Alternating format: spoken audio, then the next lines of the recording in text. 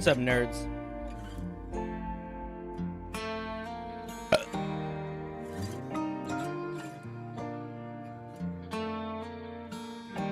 We'll be starting in a moment.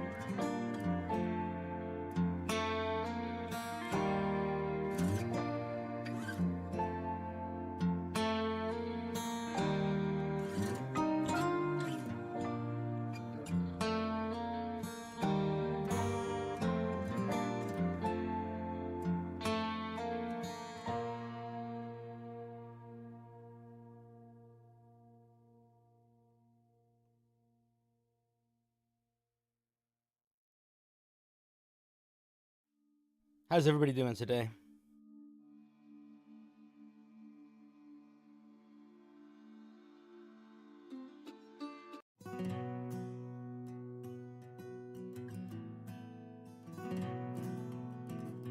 Ooh, echoes.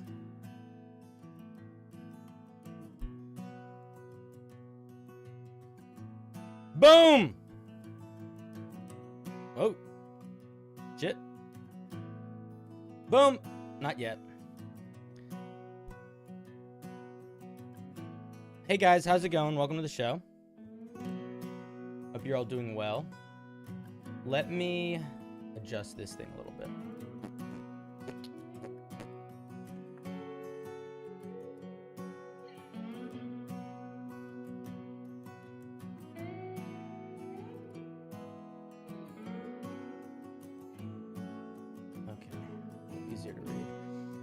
Hi guys, welcome to the show.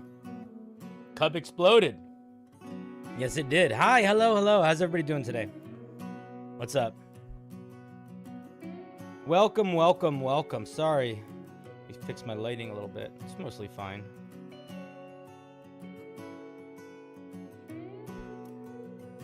What's up, King Midas? What's up, Dylan? What's up, Jem, Corey, Miles, Artist, Pixie? How are y'all doing today?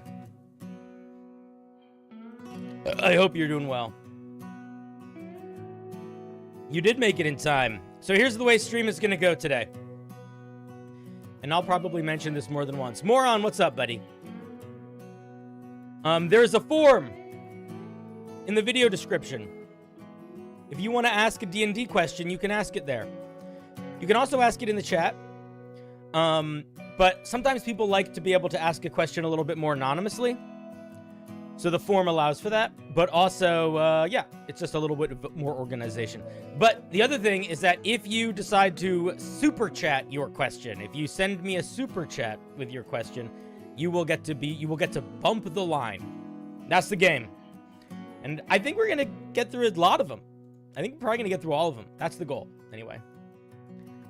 I'm optimistic.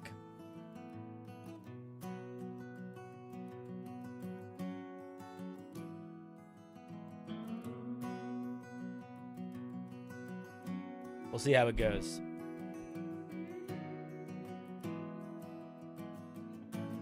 You prefer forums for being organized? Fair. This is a different mug here. This is my magic mug. Magic. What's up, Nether Queen? Why did the music turn off? Music, why'd you turn off? Please turn back on. Thank you. I got this mug as a present when I was a preschool teacher, believe it or not.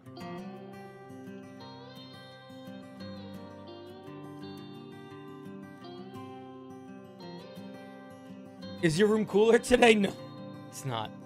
But I'm wearing less clothes. I'm wearing similarly less clothes. And I have I have ice water. Nether Queen coming in for the first question of the day. We're getting started, I guess. All right. Thank you for the 5. Hello, Cinder. How would a DM go about making their setting really big? That's a great question. I think that there are a couple things you have to think about when you want to make a setting really big.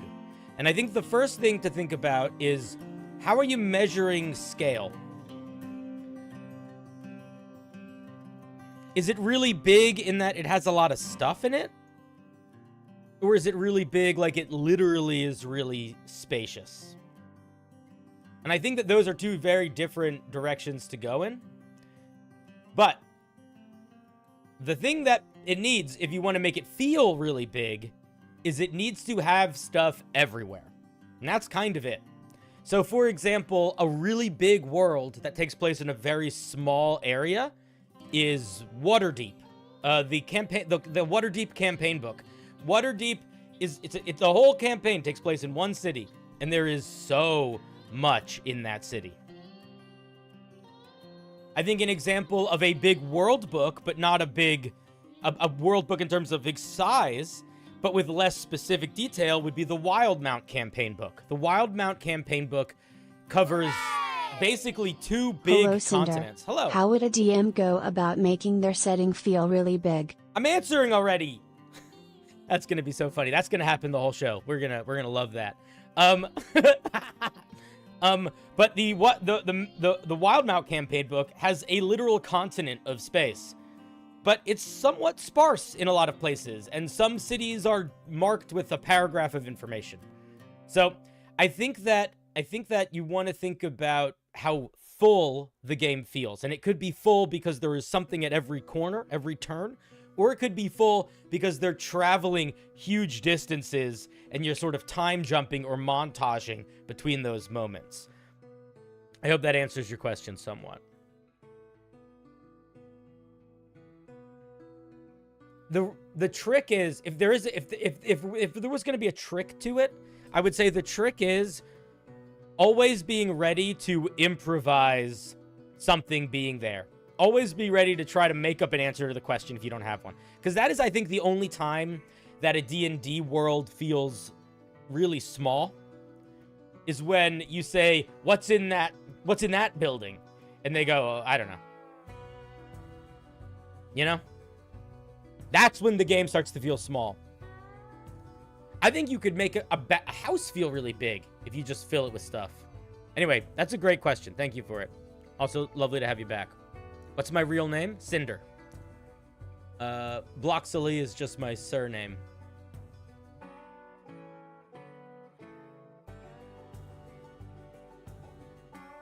All right, so lovely crew. Here's what we're gonna do. I'm gonna give people a couple minutes left before. Actually, no, we can just fucking start. This isn't. We do this. I'm doing this in order, so it doesn't matter. Okay. Let me show you how this show is gonna work. So, as Nether Queen marked, as Nether Queen made us see, if you super chat a question, I'll just answer it immediately. Or as I'm done answering the question, I was just answering. But otherwise, you can submit a question to the form, and the form is in the video description. How have I been this day? I've been pretty good. I don't have an evil twin. If I did have an evil twin, would they be Droplet Globe Sally? No. All right, so let's take a look at this first question.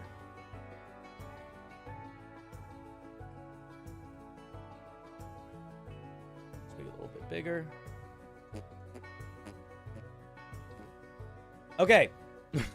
It looks silly when the word question is smaller than the... We'll make it a little bit. There we go. That way it looks like I kind of know what I'm doing here a little bit. Okay, this question comes from Alfredo Sauce. Also, folks, remember, you do not need to leave a name on the question if you do not want to. There is totally chill if you want to be an anonymous person. I am the DM of a group with 3 players. If even one player has to miss a session, we basically have to cancel the game for that day, as there are only 2 players left. Any advice on what to do is appreciated. That is a really good question, and it is also like a really honest... It's one of the only downsides of having a really small adventuring party. I think that it sort of depends on the circumstance. I think that if you are in the middle of a combat encounter or a dungeon, it can be a little tricky. You might just need to cancel the session and do something alternative. But I actually think if one of the players can't make it and you're in the middle of like just traveling, or you have a moment of downtime, it could be a really nice opportunity to run a shorter session that is a little bit slower paced and is like a one-off. It's almost like running a one-shot for 2 of the characters. Think about it like Tales of Ba Sing Se from Avatar. The players are in a town, they're trying to solve a mystery, there's something eating the townsfolk. One of the players can't make a session. Well, 2 of the players go out and explore some other element of the town for that session. And you let them do something slightly divergent to the main path, or just really chew the scenery and have some like really fun roleplay and moments with NPCs. I think if it's a game where you're in the middle of a combat encounter and you really can't like just have them disappear and do something else, you could offer as a dungeon master to run the character mechanically to get through that encounter, and then at the end of it do something divergent. Or you could do something completely different, and you could say, hey players, Jojo Banana Pants can't make it to the session today. So I was thinking, instead of running the game, why don't we do some brainstorming and do some world building together? You all have your backstories. I've done some stuff. Let's put some things in the world that I can use later and that you can have your characters know about. And just do that. Do some collective world building for your game for a session. I think that could also work really well. Good question. Boop. For you, it's 4 in the morning? 4:20? I hope it's 4:20 in the morning, 4:20 in the eve. Who knows? Oh, I should bring my applause up. God damn it. It is actually, it's not even, it's every stream. Oh, we need like a light applause. Yeah. A light applause. Thank you for the question. All right, let's grab another one. Unless somebody has one in the chat, which I don't see. Did I miss something? No. Lovely. Alrighty. The next question comes to us from Dr. Carrot. And their question is, how do you make well-balanced homebrew without any experience? That's a good question. I know I have an answer for this, but I'm kind of curious what you would say to this, chat.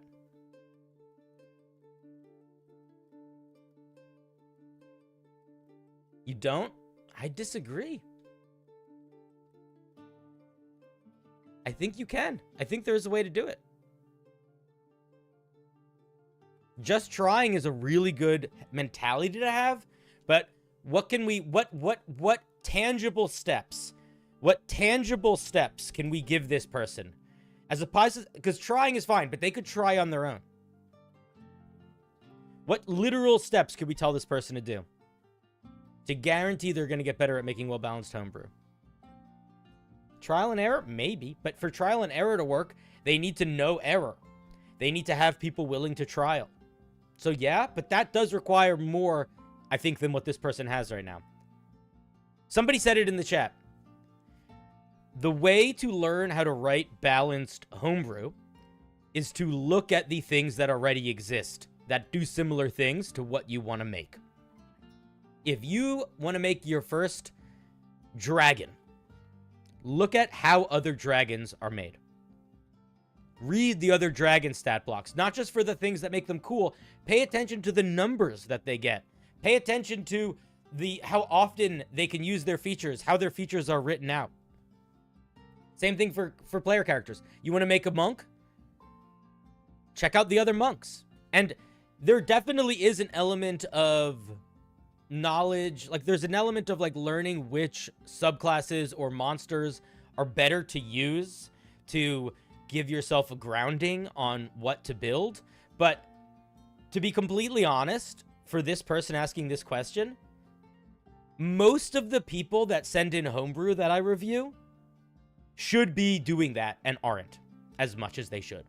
Like, the feedback that I'm saying, like I would say at least half the feedback that I give, I wouldn't have to give if the person that was making a barbarian subclass took the time to look at the other barbarian subclasses, and then also took the time to look at that one rogue subclass that they were taking a lot of ideas from, and really tear through them. So, one of the most powerful tools you can use, whether it is your first time writing Homebrew or your millionth time writing Homebrew, is references in the established published material.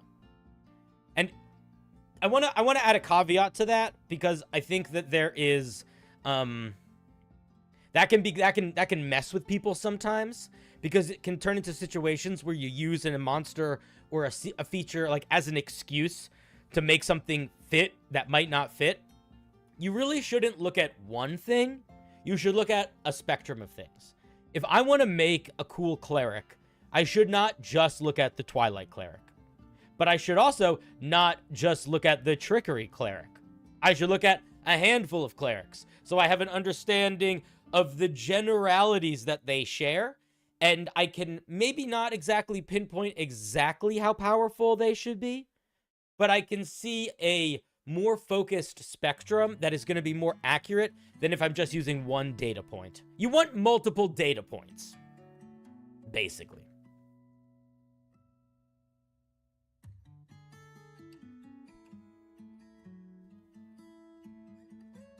Dad, I'm making you bigger so I can see you better. Hey, Sally, can you say that a wizard named Sinric is a good name? Yeah, it's a great name. It's a champion name. But yeah, just look at the stuff that exists. Get familiar with it. Start to read between the lines. Don't just be like, oh, cool, this monster is huge and gets a lot of hit points. Be like, oh, I'm noticing that monster size is now what affects their hit dice. And for every hit die a monster gets, it also is adding its constitution modifier one time to its HP maximum, sort of in the same way that players work. Pay attention to that. Oh, notice that they have proficiency bonuses. Notice that every monster that gets innate spellcasting has a very similar phrase inside of it that gives you very important pieces of information about said spellcasting. What their spellcasting stat is, what their modifiers are. Notice how older D&D monsters, the way that they give spells are through spell slots. But all of the newer designs of monsters have given away with monsters having spell slots and instead give monsters spells at will or 3 times a day or once a day. And ask yourself why? Why? Why is that? You don't need to be it that way, because it does make the monster much simpler, right? But it also makes the monster much simpler. Anyway, that's the kind of thing you should be doing. If you're trying to really get into Homebrew, just read the stuff that you're excited by and start to notice the patterns and extrapolate ideas from them. Great question.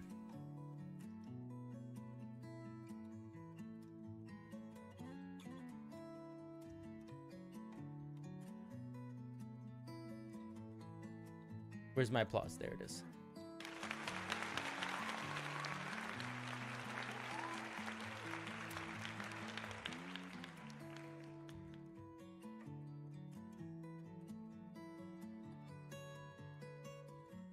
Let's see. Next question.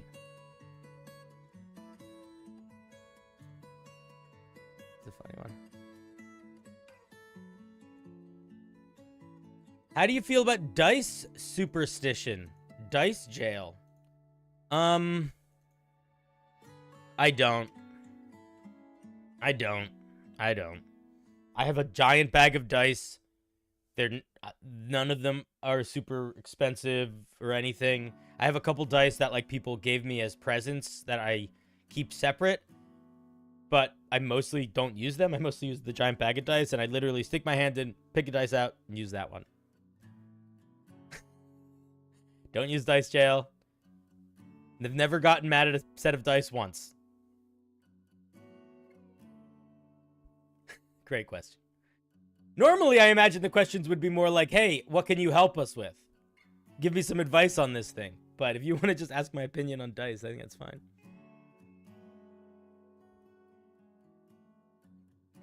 I have a couple like special sets. I have a couple special dice, but they're not like they don't have superstitious specialness to them. Like, whenever somebody has given me dice as presents, I've kept them separate because I like to, like, acknowledge that, like, that is a gift that someone gave me, and that makes me feel nice. Or I have a couple dice, like, I have like a slightly larger D20, and you can't really see it. Do you see that big metal thing down there? That's a D20 that's, like, the size of a soccer ball that's made of steel. That's the kind of special dice. But no. Not a superstitious feller. The thing is, when you spend too much time talking to the folks who pull the superstition strings, you realize it's not actually anything. All right. Anyway, thank you for your question, Anonymous. Next question.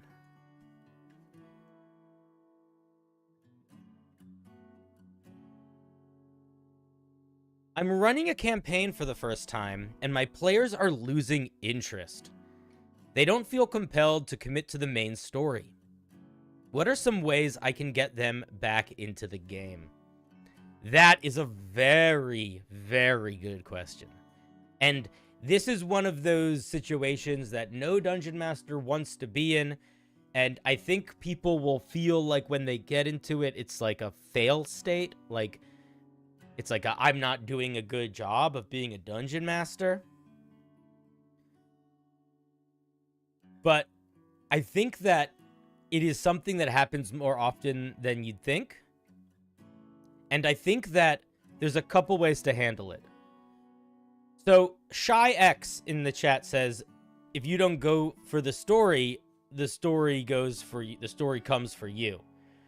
And I think that can work if the reason the players are losing interest is because they're having a hard time following the plot, or they are just the types of players that like being along for the ride.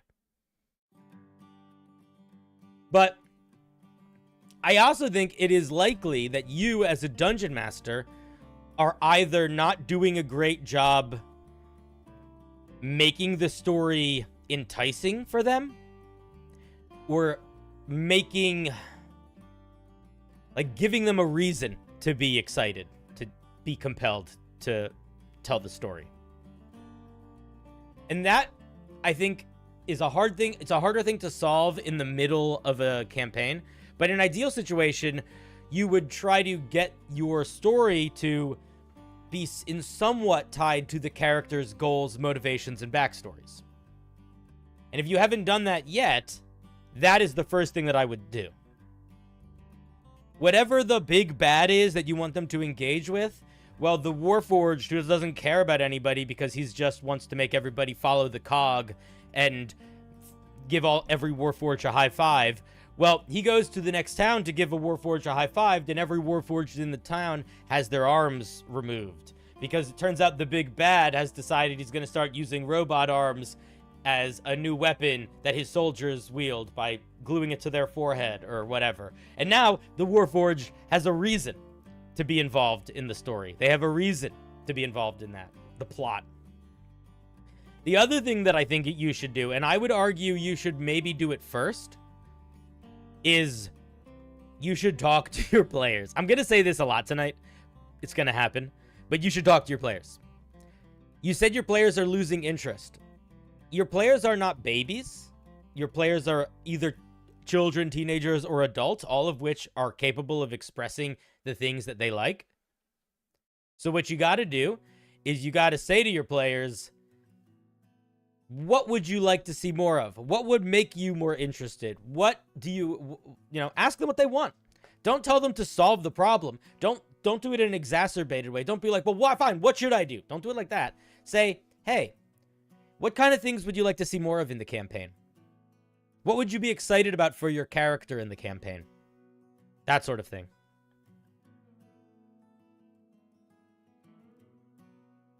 But you have to, if you haven't put the foundational work in session 0 to have the characters have their backstory tied into the main plot, then you need to be doing extra work from a story perspective and a friend dungeon master perspective to help the players find ways for their characters to engage with the main plot.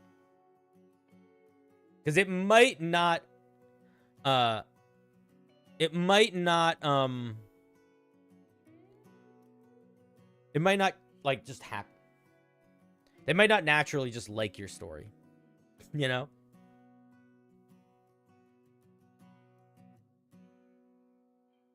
Your party really likes a goblin NPC named Glumbo, and they want to travel with him. Could you give me tips on how I could bring him along? Just bring him along. What do you mean? He's a goblin. He's gonna die eventually. They're like what? CR one half? If he survives long enough, you could start using the sidekick rules and have him start leveling up in sidekick.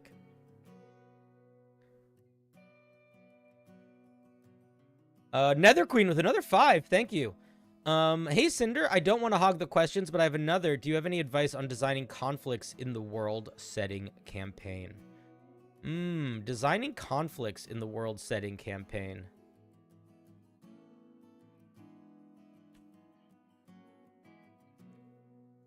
Oh, it made the background a different color. That's kind of fun.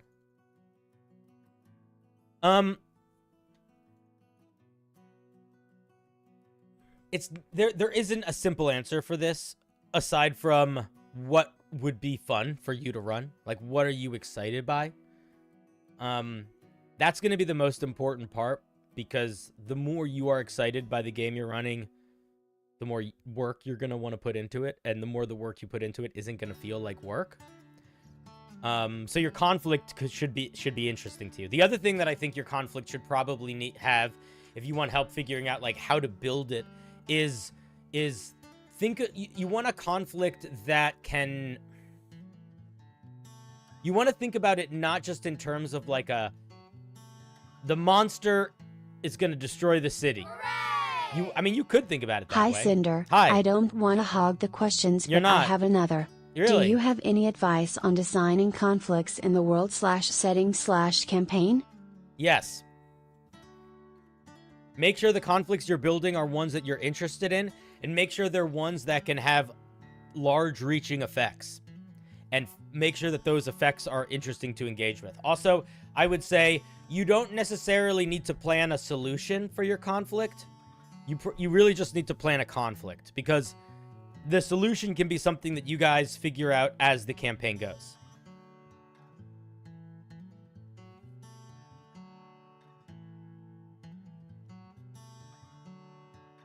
Also, the type of conflict you run is going to have a really big impact on a lot of your game. Everything from the tone to, like, the complexity. So that is also something that I would probably talk to the players about before I committed. Whenever I start running a new campaign, the first thing that I do is I come up with a couple elevator pitches of types of games I would be excited to run, and then I send those to my players, and I say, which one do you want to do? And I do that because I know the players are going to be a little bit more interested if I pick one that they say they're going to be interested in. And then beyond that, it immediately gives them some foundation to start thinking about their characters in relationship to the story that we're going to tell.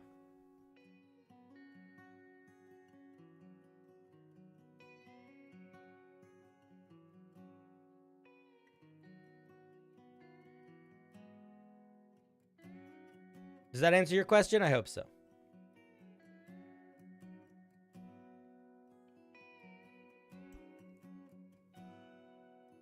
Historical resources are also a very good idea. Yeah, you can. I mean, Game of Thrones was just the War of the Roses for a while. Alrighty, thank you, Nether Queen. Let us get another question. This one is going to be from Martin.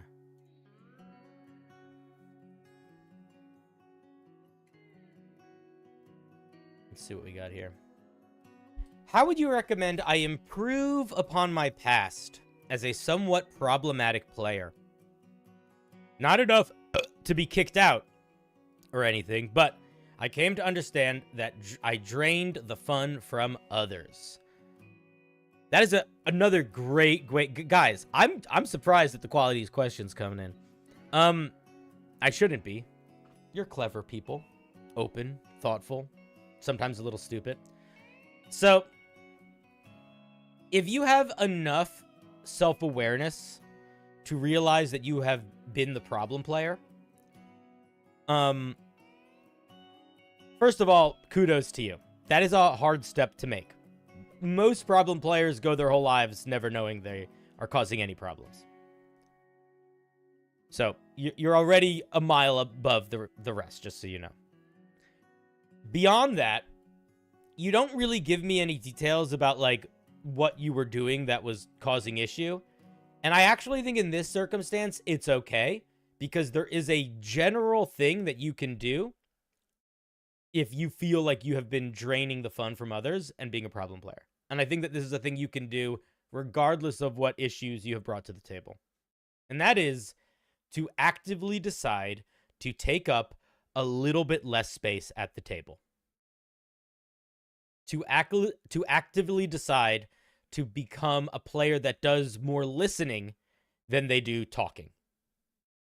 It might not be fun at first, but it is going to help you rebuild relationships with people, and it is going to help you get better at toning your own temperament into one that is more acceptable, reasonable, fun to be around. Because a lot of the time, the issue with problem players is always very specific, but always a foundational part of that specificity is that they are either completely oblivious to the needs and wants of others or taking up way too much space at the table. So that's what I think you do. I think you actively decide to be a little bit more of a reflective player and more of a player that is listening and supporting. And I think that that will help a lot. I also think it will lead to you having more fun. Because the type of player that I just described is the best D&D player. Every single person loves playing with the guy who says, how do I help you feel cool? What are you thinking about? That's the best player to have at the game. And it's not that hard to be them. I mean, it's hard, but it's not that complicated. You appreciate it? You're welcome, Cross. I'm glad I was able to help. Anyway, that was a great question.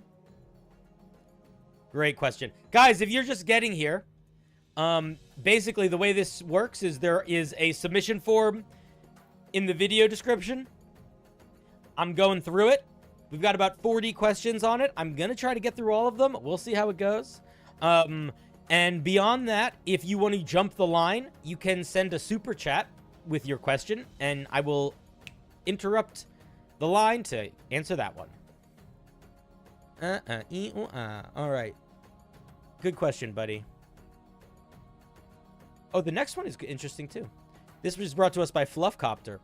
How would you handle a party that will never run from a fight, no matter how dire?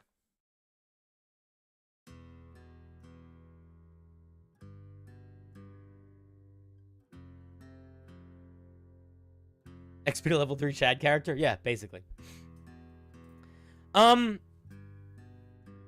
I am of such a mixed bag about this. I'll tell you the first two things that popped into my head.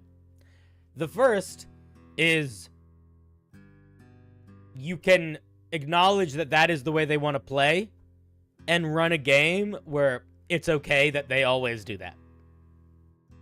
Like, you can run a game where you don't present them with fights that you aren't prepared for them to engage with. Like, that doesn't necessarily mean they have to win every fight. That just means you always have ready something to have happen in case they fight, because they are going to fight. Like, if you know that, you can just build towards that. And you can do a lot of things with that. Like, you could just make it a big, fun, smashy campaign where everybody is smashing and punching through everything. Or you could have that be like a pretty big plot point. They go fight a guy, he kicks their butts, he takes all their magic items, he clamps them with anti-magic collars that they lose access to all their class features, and he throws them into a prison cell where the only abilities they have are their basic skill proficiencies, and they have to figure out how to get out. I don't know. I don't think you should do that specifically, but a situation like that. The other thing that I do want to see, and that's also a way you could kind of like try to teach them that they won't win every fight. You could also kind of punish them, although I do hate that term, but you could, listen. Depending on your group, they might be the kind of group that is down for characters to die. If they are a group that is down for characters to die in a way that they're like, yes, I'm here for it, then I think having them have a fight where a character dies and it is made clear that that character died because the group decided not to run away, that can be a good story beat moment for the group and the players. But if that's going to be a moment that creates a lot of animosity, then I would suggest not doing that and maybe telling your players, hey, just so you guys know, I'm going to start introducing some things that where they're fights that, like, you won't be able to win every situation against everything you meet. So be aware of that. And then if they hit that button again, you have the monster, steal their magic items or something that, like, really makes them feel like, fuck, we shouldn't have done that. You know what? I wouldn't have the monster steal their magic items. This is what I would do. I would have a situation, this is, you want to make players fucking hate a villain? Here's what you do. You make a villain that's whole deal is that they consume magic. They are like a lich, but not for souls, but for magic. And you have the players encounter them. They have some moment, the players fight them, they beat the players, and all the players are like unconscious or at 1 HP or whatever, but they're like on the ground. And then you have the villain go over to each player, pick up one of their magic items, absorb the magic from it. So now they have access to whatever that magic item used to do, and the magic item becomes a mundane item permanently. And then they come, thanks, and then they go off to do their evil stuff. Wow. Your players will hate that villain more than they have ever hated any villain. Also, it's a cool idea for a monster that gets powers by stealing them from magical objects. Have I ever killed a party? Yeah.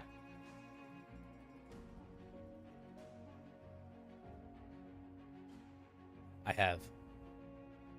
I have had one TPK, and I usually have 1 to 2 character deaths a campaign, if it's like a long campaign.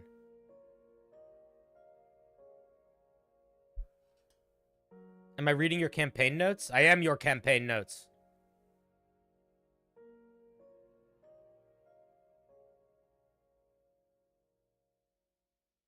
That was a good question. Boop.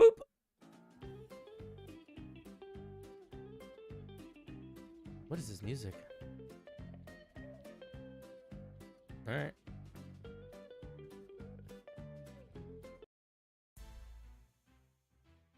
The music's getting weird. It's losing the plot. What is the best way to divorce yourself from a character you just don't vibe with? Besides yeeting the character into a trap, I don't have it in me to play a silver-tongued bard. First of all, there is absolutely nothing wrong with having them with just, okay, let me rephrase that sentence. I would not just yeet them into a trap, because I feel like that very actively breaks the immersion of the game for the other characters, and you sort of are creating a situation where all the other players now have to decide to realistically play their characters dealing with, like, the grief of losing a party member, or very unrealistically just sort of cut that person out of their brain. So if I were you, I would not do that. I would basically do one of two things. I would either tell the group, hey, I'm not interested in playing this character as a bard. I'm not having fun. Is everybody cool if I respec them into, like, a barbarian or a ranger and, like, keep them emotionally the same, but just make them something different because I'm struggling with this. And it basically the story just stays the same and you just change the mechanics of your character a little bit. That could totally work. The other thing that you could do, like Philip suggested, is you could retire the character. Instead of having them yeet into a trap, have the dungeon master facilitate them getting a letter from their grandma that's like, hey, you gotta come home and become ruler of the mushroom tree people. And you're like, sorry guys, this was a lot of fun, you guys are the best, but I gotta go rule my kingdom of mushroom tree people, so out of here. But I wouldn't just kill them.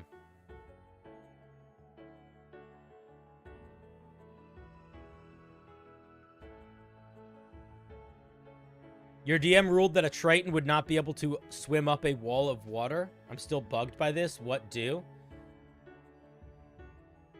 You're not going to love my answer here, but I will be honest with you about it. I have to look at the spell Wall of Water first. Because that is actually, I think, a totally appropriate thing to do, depending on how you as a group have established interpreting spells. I'll say, at my table, there is very little wiggle room for what spells do. If a spell says that it shoots a fireball, that's what you can make the fireball something else, but you can't like ride the fireball or do things like I don't bend the interpretation of spells. Let's see. You create a wall of water on the ground. You can make the wall this big, this big, this big. Vanishes when the spell ends. Any ranged weapon attack that goes through it. Spells that go through it. Each 5-foot section of the wall.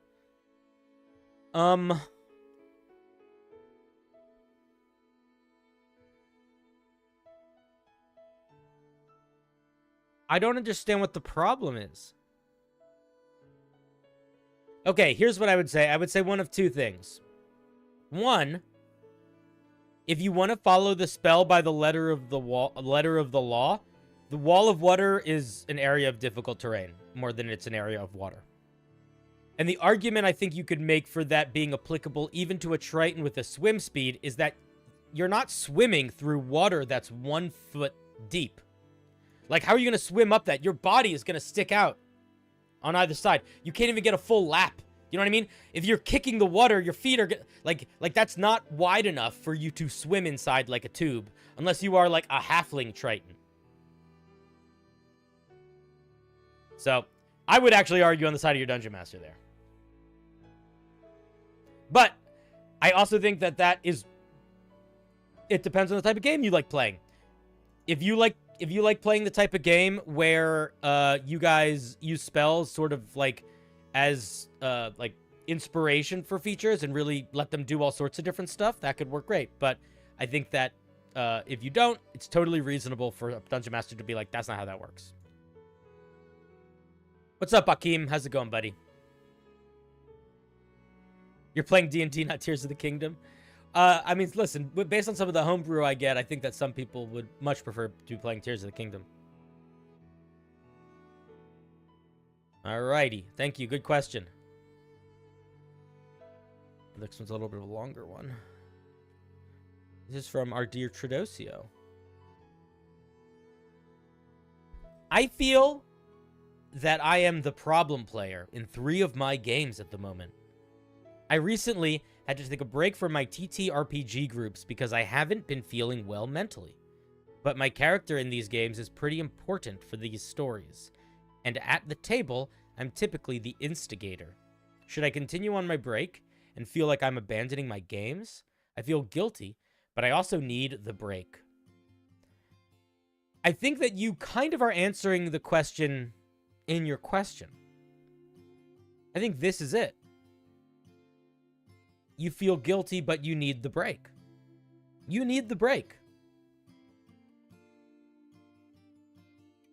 Now, I don't want to brush this aside, though, because this first part, this I feel guilty, is really important to address.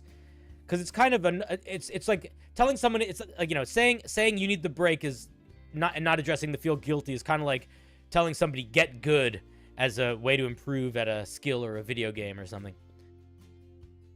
I think the way to not feel guilty, or the way to help not feel guilty, is to express the concern of that guilt and acknowledge your needs while also acknowledging that you care quite a bit about the game to the people involved in the game. And that's it. I think you say something like, guys, I need a break. My head's just not in the right space right now. But I also want to acknowledge that, like, a lot of this game has been, like, very character focused on my character. So I want you to, like, I don't want you to not keep going, but I need to take this break. So I acknowledge that that's tricky. And I love this game, and I love these characters and these players. But for my mental health right now, I just need a break. And you guys should take the story and take it whatever direction you think is going to be the most fun for you. And That's what I would say. I think you're misunderstanding the question, Shanks. Tradosio is not saying they're a problem player because they caused problems. They're saying that they're a problem player, I think, unless I'm misreading it, I think they're saying they're a problem player because they are abandoning games. Or they feel like they're abandoning games.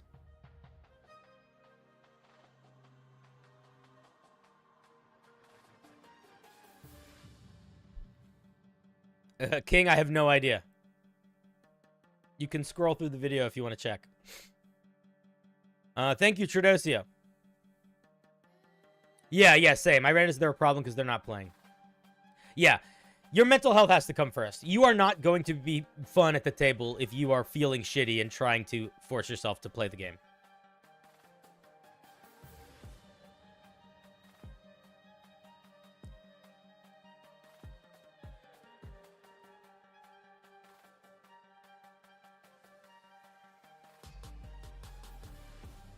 All right, our next question. Why is the music doing this? Chill.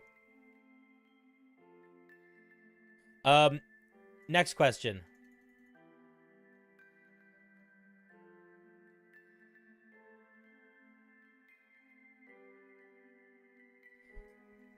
I've got too many homebrew subclasses. What do I do with them all?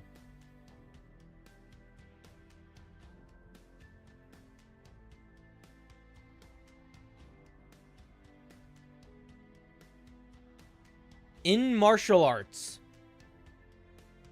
they say it is better to fear the man that does one punch 10,000 times than the man that knows 10,000 different punches. And I think that you should start thinking about that mentality towards your homebrew. It is so exciting to make homebrew. It is so fun to take that step from nothing into something. To pull ideas that aren't normally in the game and to meld them into the game. But there is an elevated aspect of that idea. And that elevated aspect is refinement. It is also an aspect that people genuinely don't do as much because it's harder and it's not as fun.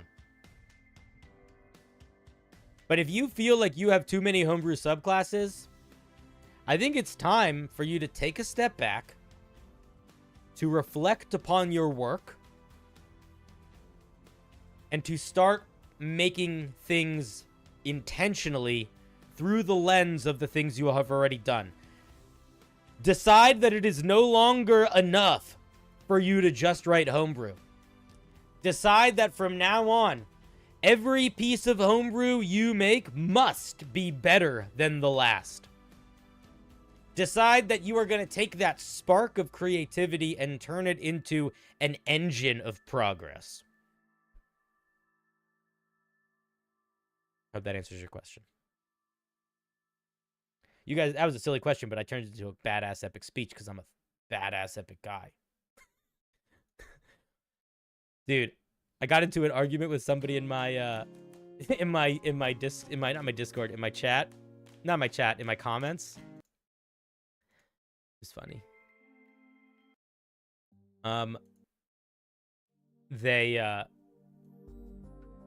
They left a comment on somebody said a comment about how they didn't like character deaths, and they left a comment like, maybe you should stop being a baby.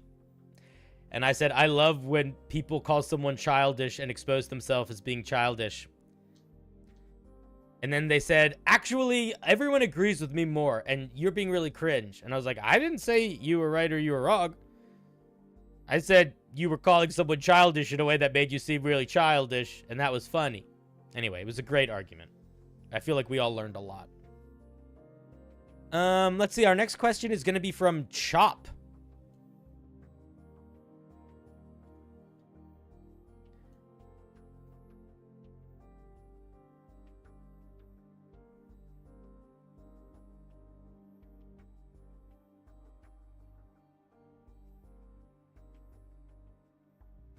second.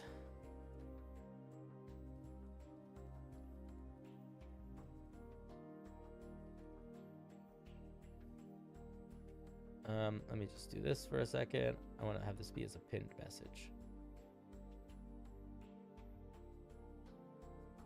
There we go.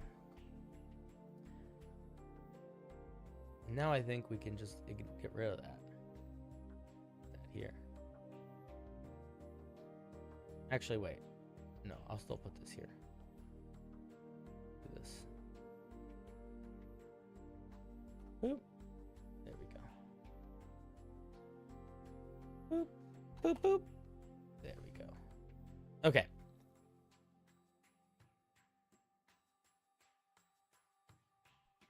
Next question. Sorry.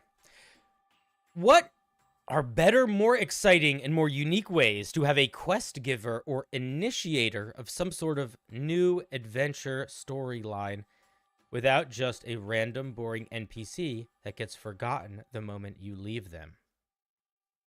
I think there are a lot of ways that you can do this, and I could give you some very broad feedback, like you make the NPC interesting, you make the NPC somebody that they care about, you make the NPC have to travel with them. But I want to give I want to give more. I don't want to give vague. I want to give some examples of actual stuff you can do, because the first thing that came to my mind is, what if the quest giver doesn't know they're a quest giver? What if they discover? What if, like, what about this? What about this? Like, the quest giver is interesting if the way they give the quest is interesting. So, what if somebody walks into a tavern and they're sitting and they're having drinks and they're talking to people. Some bandits come in. Maybe there's like a scuffle. The bartender gives them a high five. And then after the bartender gives them a high five, the bartender freezes. They stop moving. Their eyes roll into the back of their head. And a voice that sounds a little different than theirs speaks to the players. And it gives them a quest.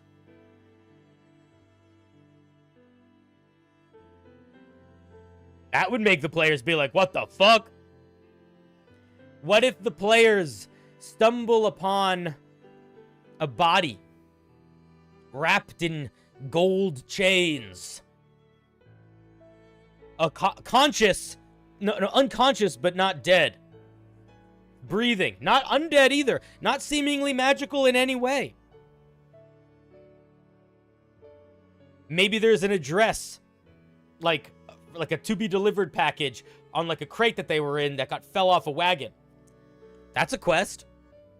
Are they a quest giver because they were the one that you discovered this person?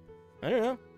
But that's what I think. I think the way to make a quest giver interesting is to just have the players learn about the thing to do through an unusual way, or to not learn about the thing they need to do, to have them decide to do the thing by having them encounter stuff that pushes them in that direction. How much is the super chat limit? I have no idea, but I don't encourage you to try to find it unless you are very wealthy.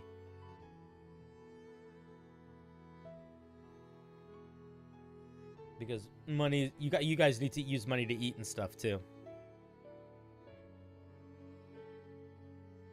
Hooray!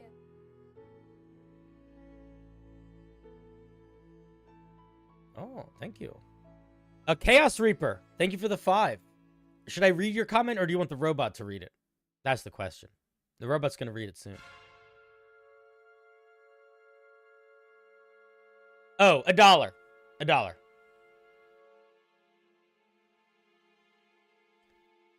$1. You can super chat less, but it's $1 to skip the line. Here. I will maybe make that more clear.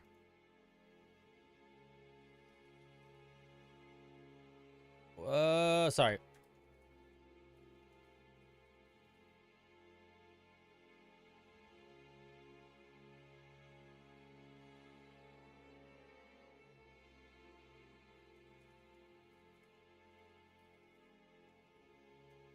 There we go. Now it will be more clear. Thank you for asking. But yeah, I don't know. that's not, maybe that's not a good answer, but I do feel like that's it, right? Like you gotta make the quest giver matter to the players through personal connections or through shared experience or through mystery, intrigue, etc. Hooray! A good way too is build the quest giver NPC over small interactions like a living person in the world they met before the quest is given. Yes, Chaos Reaper. Yes. First of all, thank you for the 5. Also, yes. Huge agree. Huge agree. When the quest giver is an established NPC, that is good foreshadowing. That makes the world feel lived in, because the potion seller that talks in a funny accent that always gives them deals and invited them over to dinner one time where they got to meet his pet cockatrice that he trained not to turn people to stone. When he gets upset, it kind of matters more. Maybe it doesn't matter more, but it matters more to the players because that character feels more real. That NPC is not just random quest giver. That NPC is Harold Schuster, who loves cockatrice and whatever job I said he had, potion making, and his daughter's sick, and every Tuesday he doesn't tell anyone that he does this, but he goes to the neighboring village and offers discounted potions because he knows they don't have a potion seller and he wants to make sure that they are able to stay healthy. You know, if your characters know that about a guy, they're gonna be like, fuck, Harold's in trouble, because now suddenly Harold is not the only one that is affected by Harold being in trouble. Every other person that Harold helps, that Harold has a connection with, that Harold interacts with is in trouble. It makes the weight of it heavier. By the way, that same logic can be applied to any NPC in D&D or any character in D&D. The more other characters know about your character, and the more you know about other people's characters, the more you will care about them. Because it's also how it works in real life. The more you know about a person, the more you care about them. It's like when you start a new job and you're sitting next to Stacy Montgomery. You don't know Stacy Montgomery, but if you work there for a couple months, you learn Stacy's got kids. She's got, she's got a family. She plays rugby. She loves anime, but she cannot stand, but she demands dubs. So she only watches ones with like good quality dubs. Like suddenly she's like a person, you know? And you're like, yeah, man, I fucking care about Stacy. I wouldn't want anything bad to happen to Stacy. Same diff.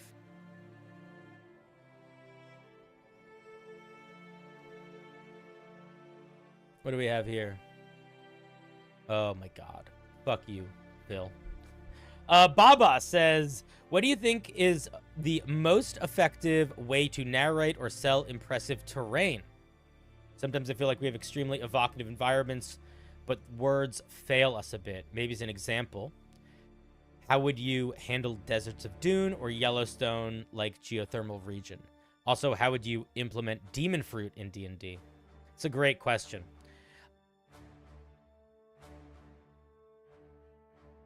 You can't exchange curses. All right, Ducky, I'll answer. Ducky, I got you, buddy. I see that you sent something. You're good. All right, Baba, I'm going to answer your question, but when the voice chat kicks in, which it's going to in a second, I'm going to take that on pause. I'm going to answer this other question. But I want to... There's something okay, let me see if I can find this very quickly. I want to read you something.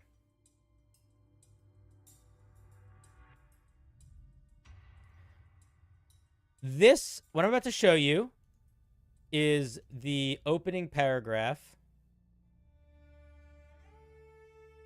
of a book.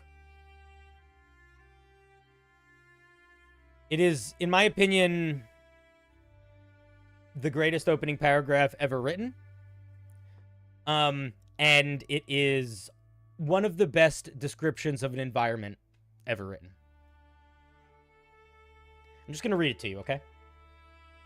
Hooray! I've had this idea for a while to turn Ween's entire album The Mollusk into a campaign. What albums would you make into a campaign? Chase, Chase, I really like that question. I'm going to answer it as soon as I'm done answering this one. Okay. First of all, we need different music for this. Fuck that.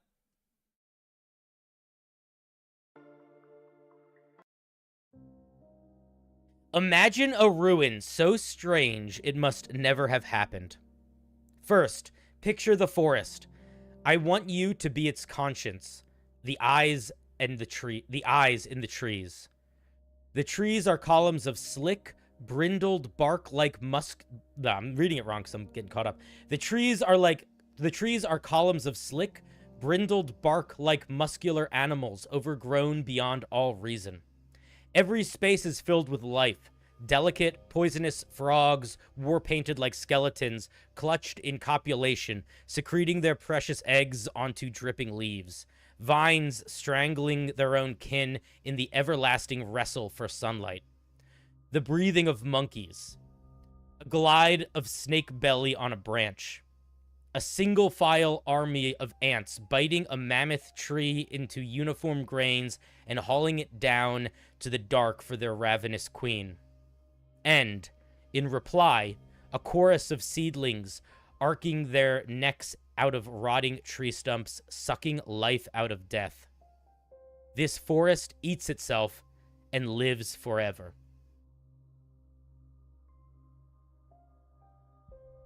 That is the opening paragraph to a book called The Poisonwood Bible, and it is describing the Congo.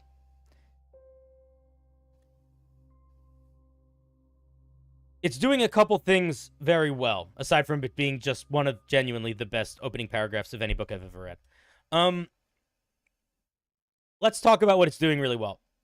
First thing it's doing really well, it's setting the tone, right?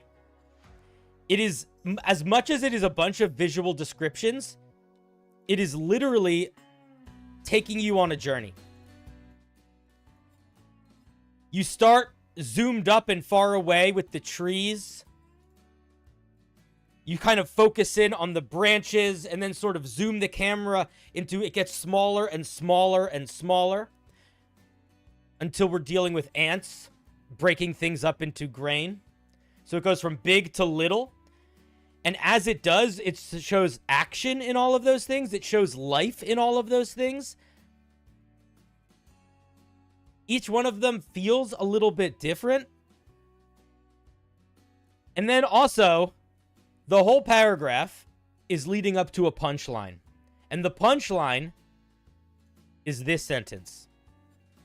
And this sentence is essentially the thesis statement of the paragraph. This sentence is what this whole paragraph is saying, get ready, because that whole paragraph is also this sentence.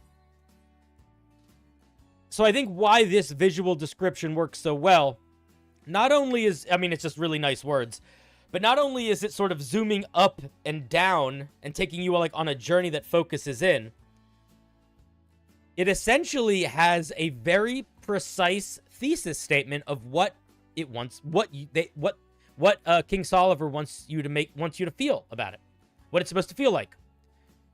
So I think if you were going to, I think that if you're trying to create a environmental description and you want it to be genuinely evocative, I think the solution is to figure out the most that thing, like, what is this? What is this place if I could boil it down to a feeling in 5 words? And then build a little narrative of a camera swinging through that place, showing you elements of that world that all lead into that thesis statement. How would I implement dragon fruit? I would tell you to go fuck yourself. Or demon fruit, excuse me. All right, what was the super chat question? Super chat question. This is from Chase. I had this idea for a while to turn Ween's entire album, The Mollusk, into a campaign. What albums would you like to make into a campaign? I would like to see the album I'm Gonna Be in Big Trouble by Trout Fishing in America made into a campaign. I would also like to see... That's the first one that came to my mind. Trout Fishing in America. Go look them up. They're pretty good. Yeah, I'm gonna say Trout Fishing in America. Any of their albums would be good, but the ideal one would be Big Trouble.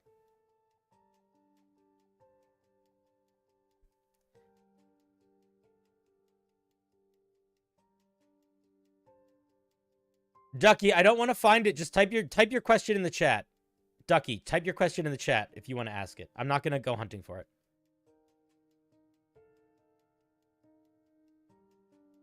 Alrighty. Your first part of your question was great, Baba. The second part made me want to punch you in the brain.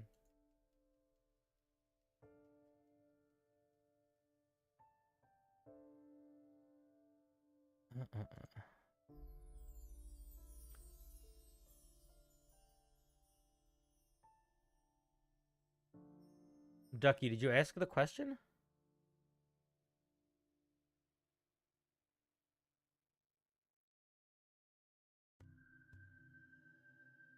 What are you talking about? Just type it in the fucking chat is what I'm saying, dude. Type it in the chat. All right. If you don't want to do that, that's fine. But you could literally just type it. You listen. If you type it in the chat, I will answer it. All right. And if it's too long to type in the chat, it would have been too long to write as a super chat anyway.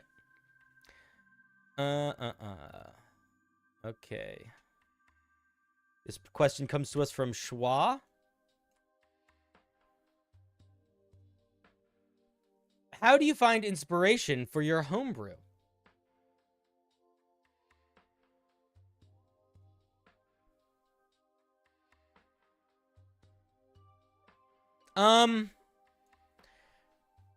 For me, it comes from either something that I think is really cool that I see in a movie, TV show, or video game, or something that my player is excited or worried about. Pretty much that. There's something there's something that's like, oh man, that would be cool. Let's try to make that. My main inspiration for my homebrew is monsters. That's my main inspiration. You want to wait? Okay. If you don't want to wait, dude, you don't have to, but I accept. Yeah, my main inspiration is monsters. But for me, I think movies, TV, books, media, things and stories that I think are cool or exciting, or I think would work well in D&D, or something that like feels like it's missing or my players want. Most of the homebrew that I or most of them that I used to make just was for my players anyway.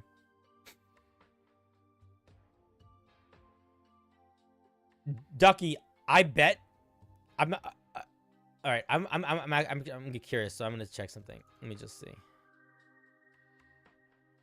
I'm curious.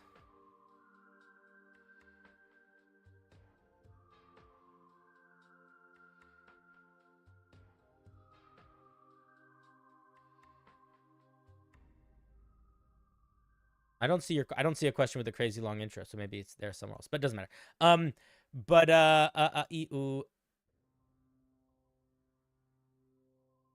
I was going to say, sorry, my brain turned to mush for a second. I was going to say, most of the time when somebody has a really long intro to their question, the intro is totally unimportant for answering the question. Just so you know. Almost always. But we'll see if that's the case. All right, this question comes from Miles. And I think, by the way, you should find inspiration from your homebrew in the same way. What's the stuff that you're excited by? What's the stuff that your players are excited by?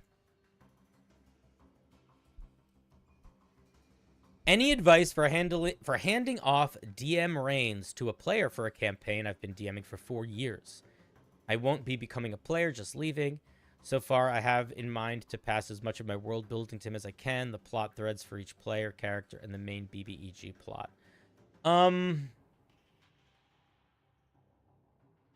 Okay. I think what you are doing is the right things to do.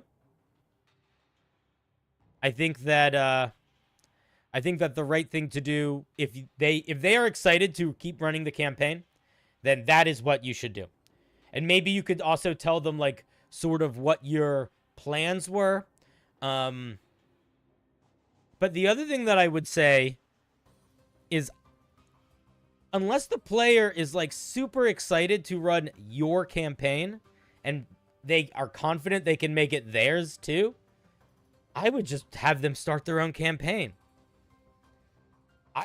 The idea that I would have to inherit someone else's campaign, that doesn't sound fun to me. And that sounds like I feel like it just lends itself to so many potential moments of like inconsistency or unplanned for things, or like, you know, I also feel like it kind of puts the dungeon master in a bad spot, the new player rather, because instead of it being them being like, hey guys, let me show you it, let's build a world together, let's play D&D together, let's run it, they will always and forever be comparing them as a dungeon master running the world to you. And I don't know if that's fair for them. So if the stuff that you're doing is the right stuff to do, but I would encourage you to tell them that they should just start their own campaign. Because I foresee, I don't know, man. Maybe it's just me, but the idea that I would have to like start being in charge of a campaign that I wasn't always running feels, unless it was like a module in a book, it would feel, I wouldn't want to do that. So I would also encourage them to consider just running their own game. All right, thank you for your question.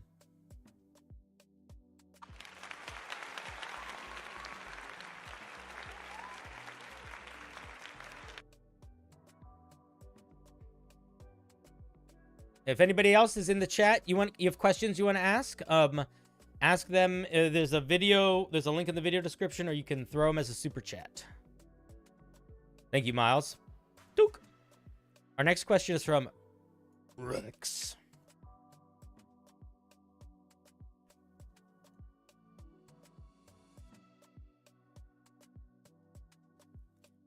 I'm worried I'll have a lot of trouble pacing the story beats of my campaign alongside the individual personal story beats of some of my players.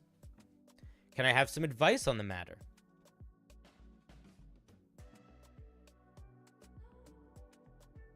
Henderman, what are you confused by?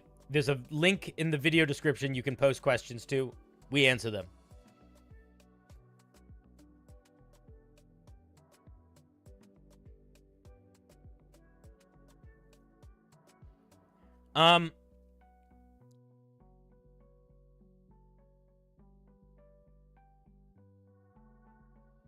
Okay.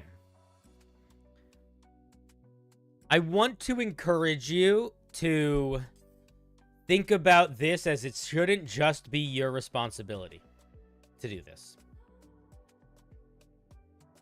If your players want their personal story beats to be a part of their campaign, they should be building their background in such a way that it mixes easily with the campaign.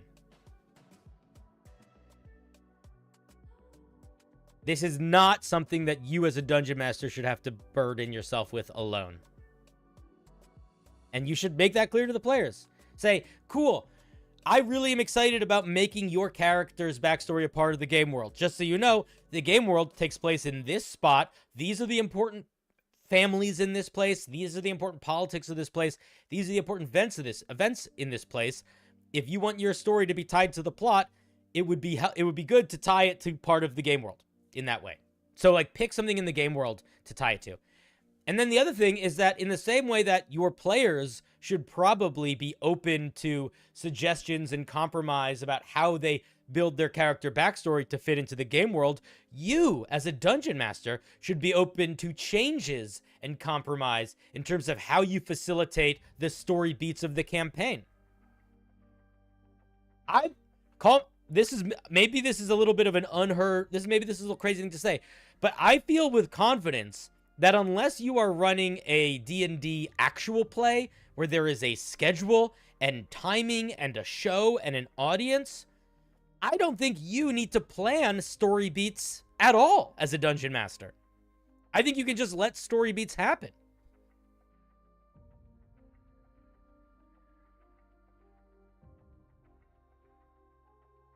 I think that if you plan too much, it's like you give yourself that challenge and you sort of take agency away. So if I were you, I would worry less about planning story beats and worry more about working with your players to make sure that they build characters or drive their characters in directions that mix in well with the world, and make sure they understand that it's their job just as much as it's anybody else's to make their backstory a part of the game. Can I give you an example? This is not an idea that I made up. This is something that I saw in a video once, but I think it's a brilliant way to show what I'm talking about here. Let's say we're running a camp. Let's say you're the dungeon master and you're running a campaign where there is a necromancer on the rise and they're raising an undead army. But I am a ranger and I have a backstory where I hate the Red Cloaks, the gang, the Red Cloaks from Fandelier. I hate them. And I hate them because they killed my uncle and they're trying to kill me. Okay? That's the plot. My backstory has nothing to do with the Lich King. Okay? So, I walk into a tavern. First thing I do when I walk into the tavern, can I make a perception check to see if there's anybody unusual around? Dungeon Master will probably be like, yeah, sure. And maybe they'll be like, oh, no, there's not really anyone unusual. Like, okay. And that player might feel like the Dungeon Master is not tying their backstory into the campaign. Because the player's looking for unusual people. And they didn't see any. But, what if the player said this? What if the player said, hey, Dungeon Master, could I make a perception check to see if there's any unusual people here? I'm worried about Red Cloaks being in this town, and I want to be able to spot them before they spot me. If you ask, it's basically the same question. You're asking for a perception check. But the second one is giving context to the Dungeon Master for that check. It is telling the Dungeon Master very explicitly why you're making that check so that they can think about that in terms of what they might include in the story. But also, it's reminding the Dungeon Master that your backstory exists and that it has an impact on your character and that you care about it. So there's a lot you can do as a player to help make the story tie in. I think it's easier as a Dungeon Master because you have, like, narrative Smash universe powers. But I do think it's easier as a player from an RP perspective because you're the one driving it. You know?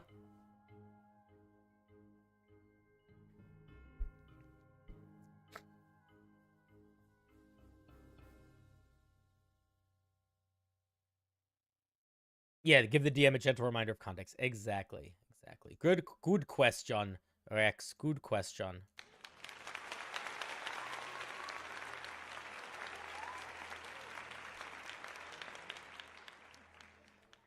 The next question is a fairly straightforward one. I can answer it in a single word. Would an earth elemental sink or swim in water? Sink. Great question.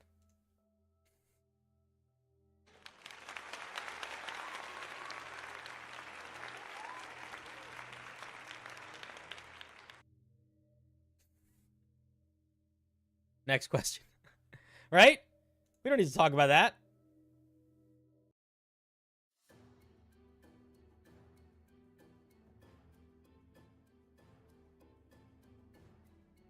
Bildo, I'm not going to address your comment because your comment is reminding me of when somebody asks the question, is a taco a sandwich? Not because they care, but because they just are trying to be contrarian. And they're trying to figure out how to have an argument with someone. But I do love you. Let's see here. Tomb of Annihilation. Nope, that's not the question. Here's the question. I'm running a Tomb of Annihilation campaign. Many DMs online say the hex crawl through the jungle is tedious. What modifications, if any, would you make to the traversal system to avoid this? Well, I think that there are, as always, the first thing you should do is talk to your players. It's only tedious if it's not the type of game your players want to play. If your players are really into the exploration, hex crawl game, they are not going to find it tedious. They're going to find it really engrossing and fun. So you should just talk to your players about it first. That being said, if you are worrying about it being tedious, then don't actually use the hex crawl system. Use the hex crawl system as essentially your behind-the-scenes system to just plan the campaign.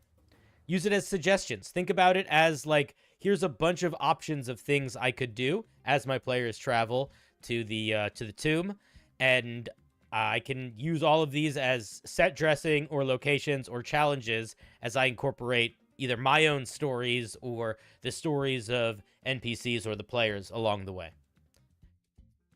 I also will say that I have not run Tomb of Annihilation, but I have read a lot of it. I find, as somebody who's not super into hex crawls, I didn't find the hex crawl system to be that tedious. Like, there's so much weird stuff on the island, like, that it's just kind of fun. Like, there's so many weird NPCs and monsters and stuff. So I also think that if you just make it colorful, it won't feel tedious. It only will feel tedious if they feel like they're not making progress or if they're doing the same thing over and over and over again. Those be my thoughts. Danke for the question.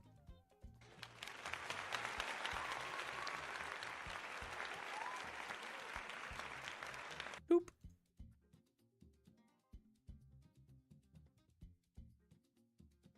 Ooh, we have a technical question.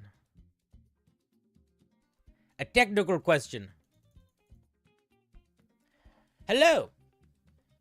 Regarding the Archfey Warlock's Fey Presence feature, does a creature affected by the ability know that it was charmed after the effect?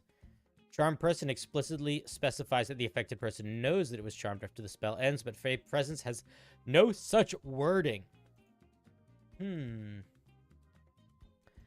My gut says if it doesn't say it, then they probably don't.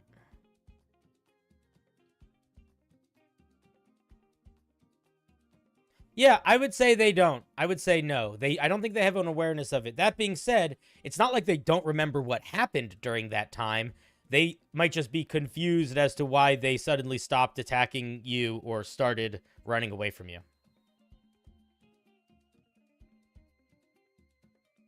But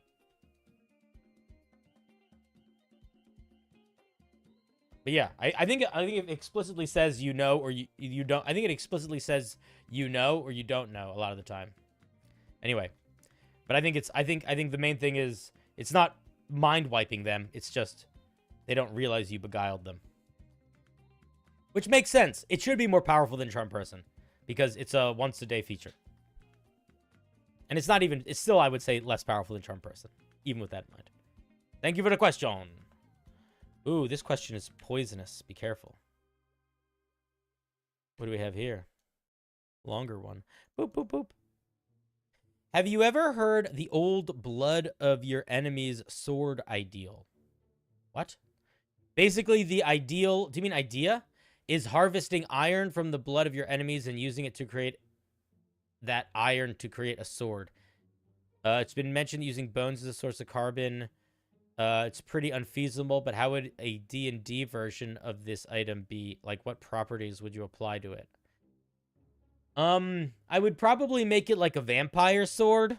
Like, I would probably make it get stronger if you attacked a creature that bled. Like, maybe whenever you hit a creature that bleeds with it, it gains some bonus. Like, it deals an extra 1d4 damage on hits for the next minute. But I would not make that feature stack. But I would basically make it like, if it's made of blood, then getting blood on it probably makes it stronger. That's what I would do. That's unreasonable, chat? I think so. Oh, that would also be cool. It could turn people into iron. Yeah, basically Craven Edge. Basically Craven Edge.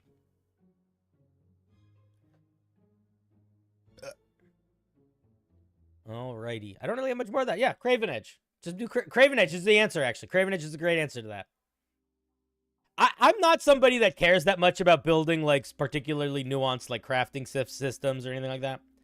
I will also say, and this is no shade on this comment, I'm so fucking over blood magic. I find it to be so boring. I find it to be completely unoriginal and flavorless and boring, and I just don't care. I care about so many people think it's such a cool idea, and I just so genuinely don't care about it anymore. It's overdone, man. So it's like fucking apple juice. I drank way too much apple juice when I was aged like 10 to 14. And then I didn't drink apple juice again until I was 27. Because I got sick of it. And I love apple juice. I liked it for those years too, but I was like, nah, too much, man. Give me something else. Give me orange. Now, biomagic, I'm a big fan of. Biomagic, I'm here for all day, every day.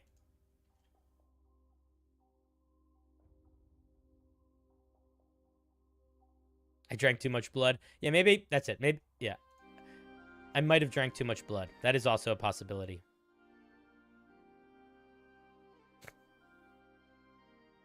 You know what got me back into apple juice was apple cider. I don't know if that's a thing that you guys have in other countries, because I was describing this to my Australian friend, and they had no idea what the fuck I was talking about. There is a drink that is an apple drink that is not alcoholic called apple cider, and it is essentially a less filtered apple juice. So it has sediment in it. It's much darker. It's much richer. It has a more kind of like spicy, punchy taste. Anyway, I think apple juice is fine. I still never get it anymore, but that's how I feel about blood magic. Over it. So fucking over it. But anyway, Craven Edge. To answer your question. Thank you for your question, Poison.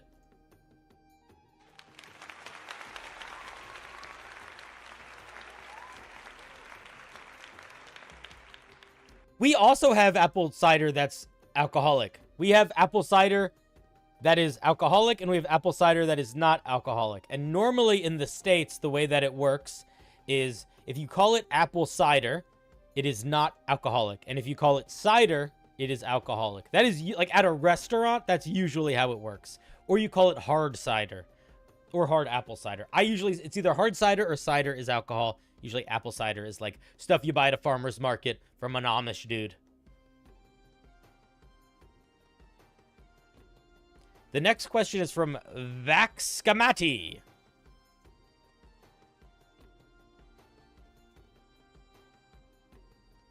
How would you make a spell creator workshop? This would be something like a dwarven magic item forge where you could mix and match the abilities, but for spells. What would the price be? Gold, permanent spell slots? I would not... Okay, I think this idea could be cool. And I think if you want to have a situation where you represent that idea through, like, a magical forge that players can go to build their own spells, I think that's a great idea. I strongly would push back against allowing them to build those spells in isolation or with, like, a Skyrim spell building system. You should work with them to build those homebrew spells outside of the game to make sure that they are reasonable and balanced. And I would probably make it not cost something permanent. I would probably make it something where they would need to collect a special resource or something, like give them a MacGuffin or a quest or something they have to go on to that needs to be brought to the forge to be refined into those spells. But spells are very specifically designed, and they do such an extremely wide variety of things. It would be really, really easy for a player to mix two spells together and make something that is so powerful, it makes everything else kind of redundant and ruins a lot of encounters. So do not build the spells with gameplay mechanics in that way. Build the spells by talking to your player about what kind of spell they would want to build, looking at other spells that do similar things, and trying to build and work and do that. And I mean, Critical Role did that with, what's his name? Dirty Mc... I have a cat. Whatever that fucking guy's name was. The Wizard. He made up some spells, but he homebrewed them. It wasn't like he built them in-game.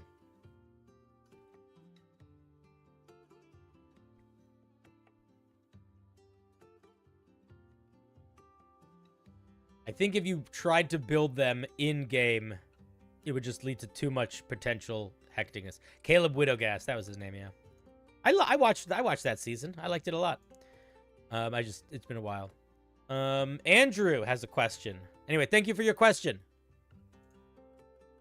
Be very cautious of the power balance when you do that. Spell making.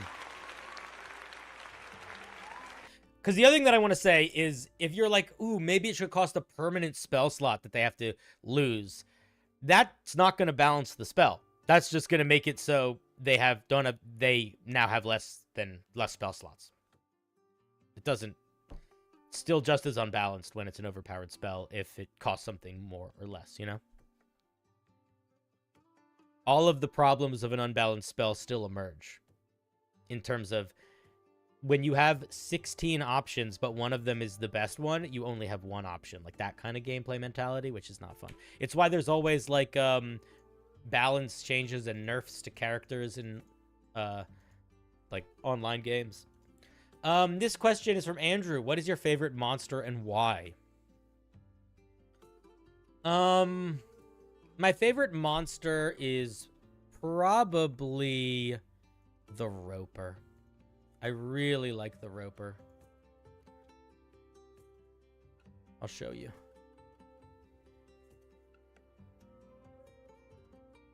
This is the Roper. Big old monster. They live in caves. When they're not moving, they look like a stalactite or a stalagmite. They move. They're fun because they create really cool encounters. They're very beefy. They have 90 hit points, but 20 AC. But they are so slow. They have a movement speed of 10 feet. That's it. They have false appearance, which is one of my favorite features in D&D.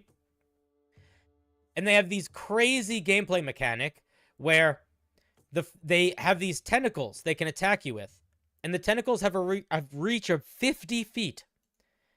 So they can hit you with these tentacles, grapple you, and then start reeling you in. And they can reel creatures in 25 feet around to try to bite you. So they're a very different type of combat encounter than a traditional monster. And they're a lot of fun. And characters can like hack at the arms to free themselves. And because they have a climb speed, they don't need to be on the ground. These things can be pulling guys up off the ground. Like, this could be like in Half-Life where those tentacles are hanging down and people are getting snagged and pulled up into darkness. My favorite way to introduce this monster in D&D was it was the first time I had a group going into the Underdark. And they were like, oh, they knew it was going to be scary and full of monsters and fucking hectic. And like, you know, the Underdark is not exactly another dimension, but it kind of is. And it is... In a lot of D&D campaigns, the reason there are big, scary monsters is because there is a passageway open to the Underdark. So I really wanted the Underdark to feel very alien. Very alien. So what I did was I had an encounter where my players saw a big old bear lumbering in a cave towards them. And they were like, oh, shit. And it growled. And I described it as looking very, like, battle-scarred and, like, big teeth. And then, as it was starting to step towards them, out of the corner of the torchlight, the players saw a tentacle, a thin, weird tendril, emerge from the darkness, wrap itself around the bear, and yank the bear up into the air. And then they heard a and a crunching noise. And it was a Roper. But that was my intro. That was my Roper intro.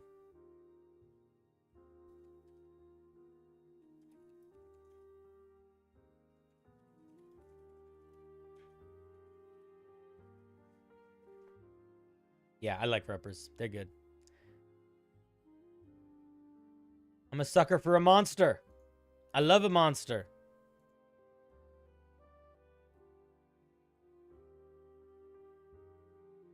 Our next question comes... Wait, let's do a little round of applause. Oh, thank you for your question. Oh, thank you. Thank you. Thank you. Thank you. Thank you.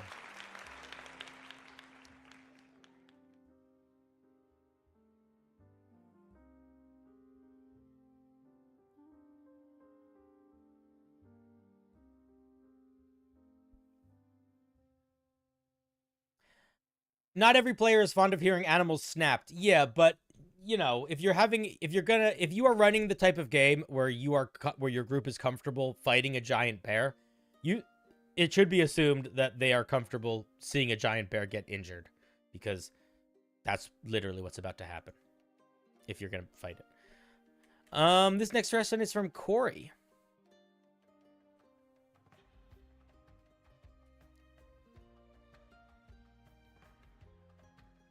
What mechanics would you recommend if I wanted to play as a crustacean creature? You should be a turtle. Here's what I would say. Be a turtle. Ask your dungeon master if you can lose the natural claw attacks. No, keep the natural claw. Yeah, just ask your dungeon master if you could be a turtle and say you can just breathe underwater instead of hold your breath for an hour. But be a turtle. That's it. Just be a turtle. Easy peasy.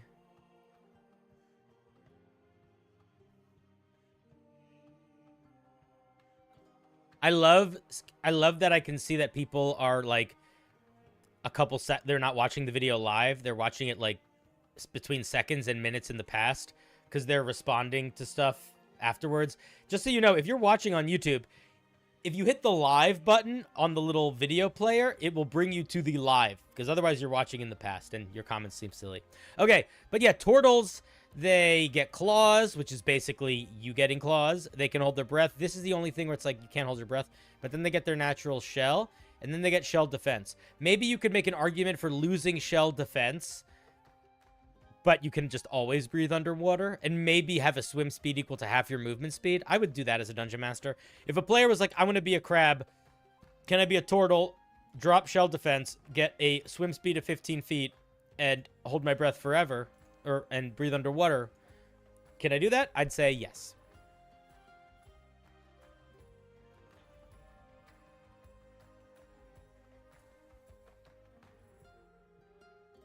Simple question, simple answer.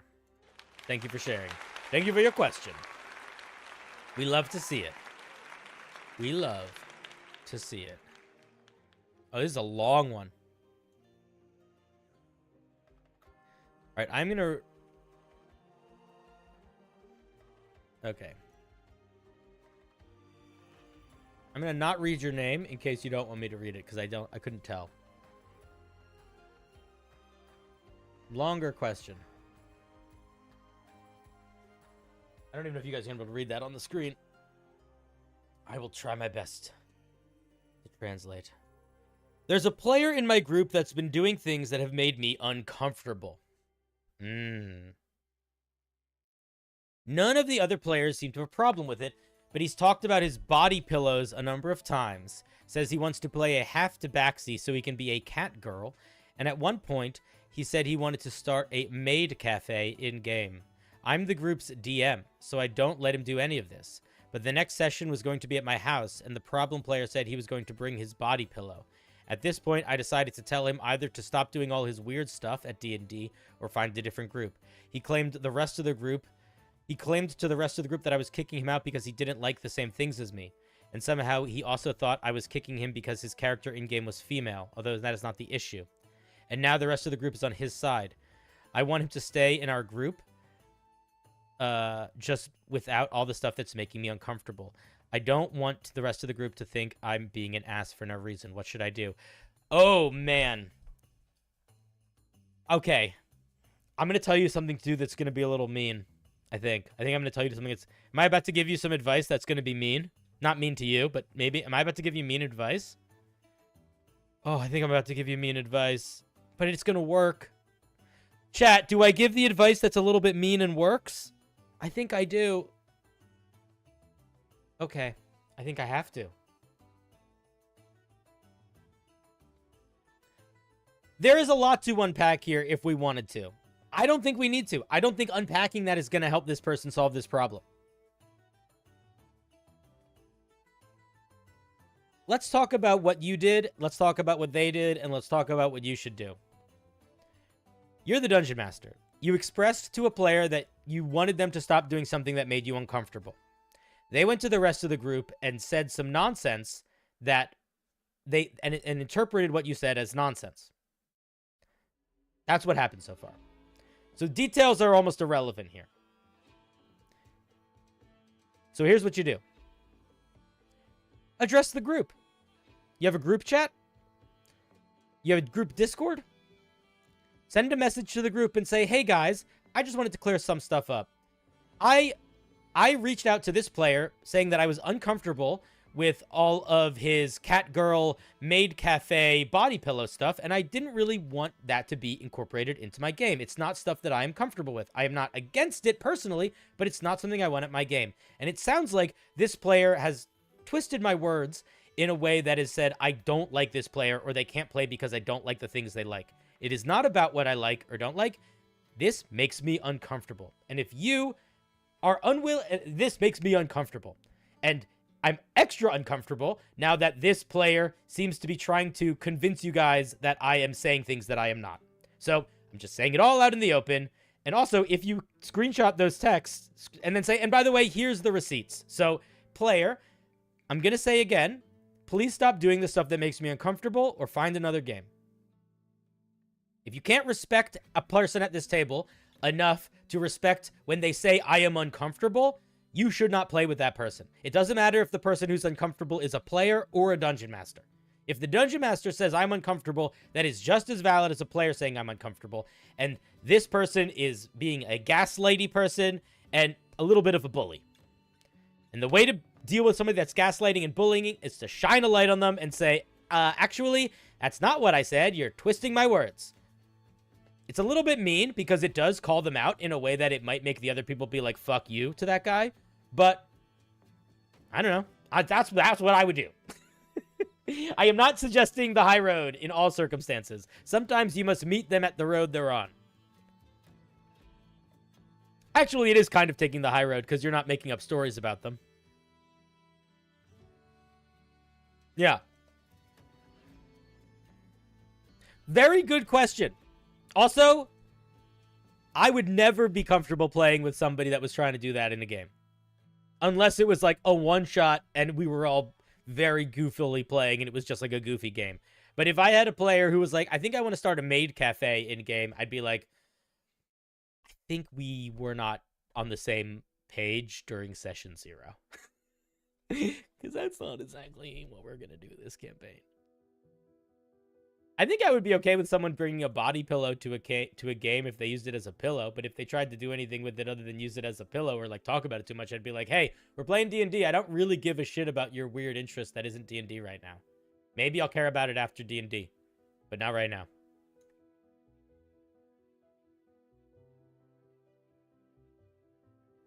If the talked about person can't do receipts, your players should trust you. I agree. I agree.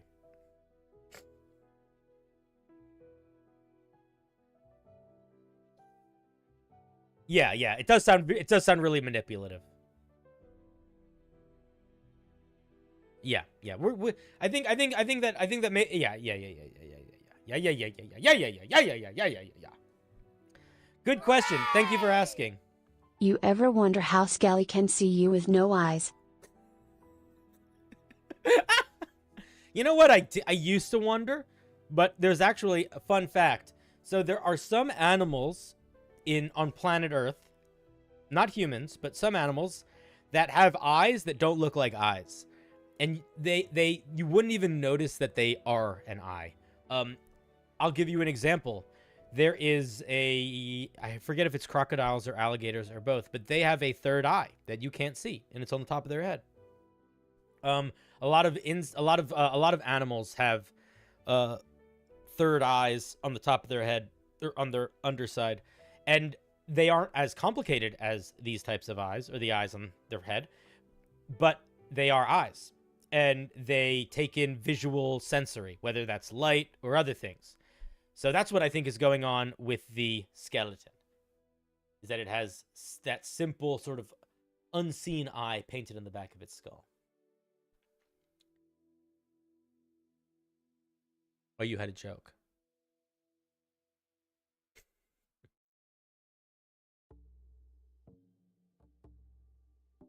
If any of you think of... No, Clint, I'm not. I'm talking about their actual light receptors that they have on their skulls that a bunch of different animals have that are essentially visual receptors in the same way an eye is, but just much simpler. And they are designed usually for hunting or defense. Or to find sunlight. Because you have a skeleton inside you, and it communicates skelepathy with the skeletons. Oh, yeah. Yeah, Clint, check it. Look it up, man. Look up if any reptiles or fish have like third eye type light receptors and visual receptors on their heads. A bunch of them do. A bunch of them do.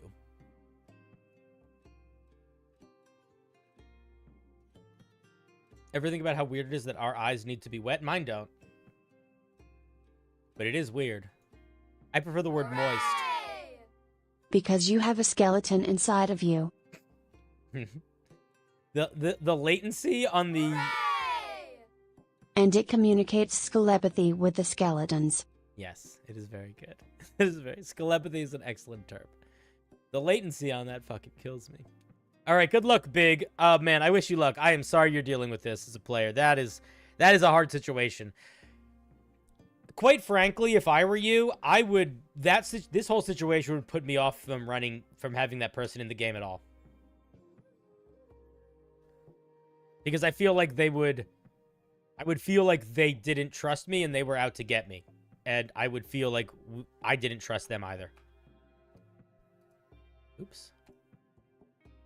So I do kind of feel like you should do what you want, obviously, but I would... To me, that's a great... Goodbye. You're a little bit cringy. You're a little bit creepy. You also are very gaslighty. Goodbye.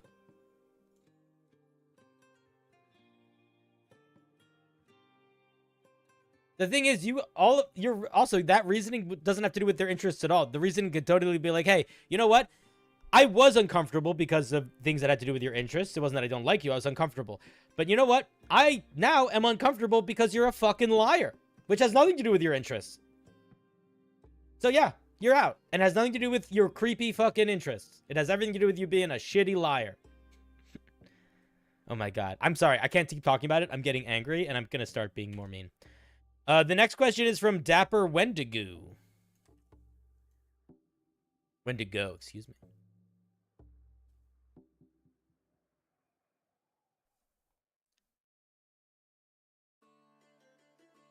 Tuataras have a third eye atop their heads that most justly detect light and darkness. Some others do as well, but theirs are the most prominent and the oldest. Yeah. See, I'm not making shit up.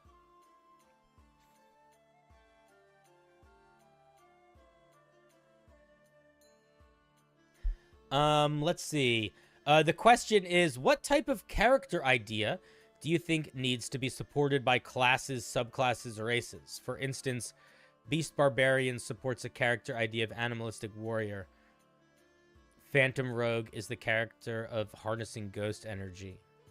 I don't understand what your question is. What type of character idea do you think needs to be supported by classes or subclasses? Ideally, any character idea should be supported by its class or subclass.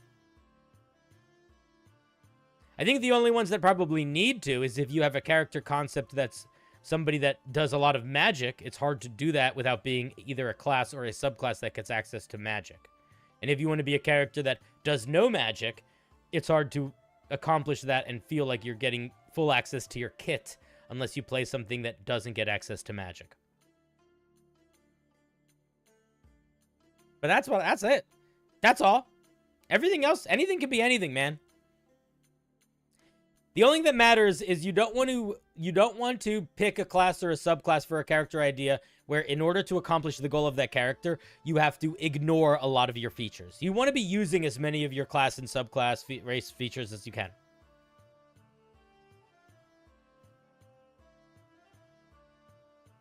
Like, what class, subclass, race should be made for D&D?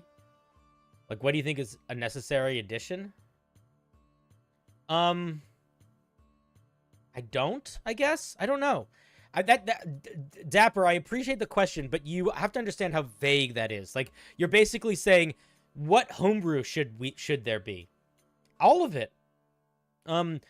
It's much. I'll tell you what. It's sort of like, you know how that there's like a judge who was talking about how can you tell what porn is, and he says it's hard to tell what it is, but you know it when you see it. That's how I feel about your answer, your question. I can point out a lot of stuff that we don't need, but to point out a thing we do need, I don't know. Because you can also justify a thing's existence by it being good enough. Like, if somebody was to design a milkshake paladin, where they're all about milkshakes, chocolate milkshakes, vanilla milkshakes, making sure that people are cool and refreshed, but also a little bit stomach achy and full of dairy, you know, that's a silly idea. We don't need that. But if you design the hell out of that idea and you come up with mechanics for it and you implement it in such a way that it is like, it feels like cool, then maybe it should exist.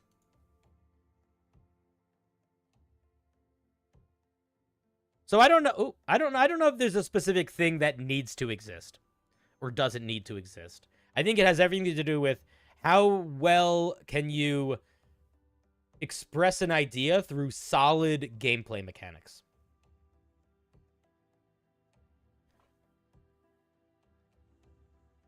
I hope that answers your question somewhat. I apologize for not giving you a specific idea. I just don't have one because there isn't one. It's opinions. They don't matter.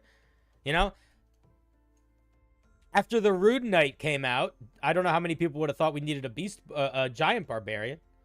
After the Undying Warlock came out, I don't know if you would have been able to convince me we need an Undying Warlock. We have an Undead Warlock. Why do we need an Undying one? But you know what? The Undead one is great. It's way better than the new one. The Undying one is great. It's way better than the Undead one, or vice versa. One of them is great. One of them is terrible.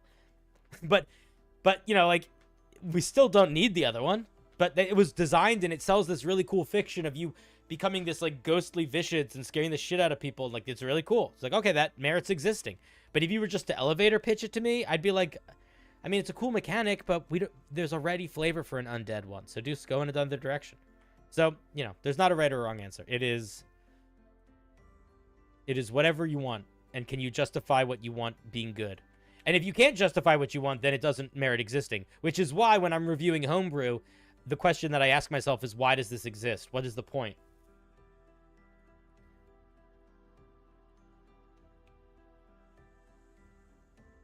Because if you have an answer to what's the point, then it makes sense. It feels like it belongs. If I'm looking at this and I'm like, this just feels like you took 3 monk features and put them on a fighter, I'm immediately like, why? Why? What's the point?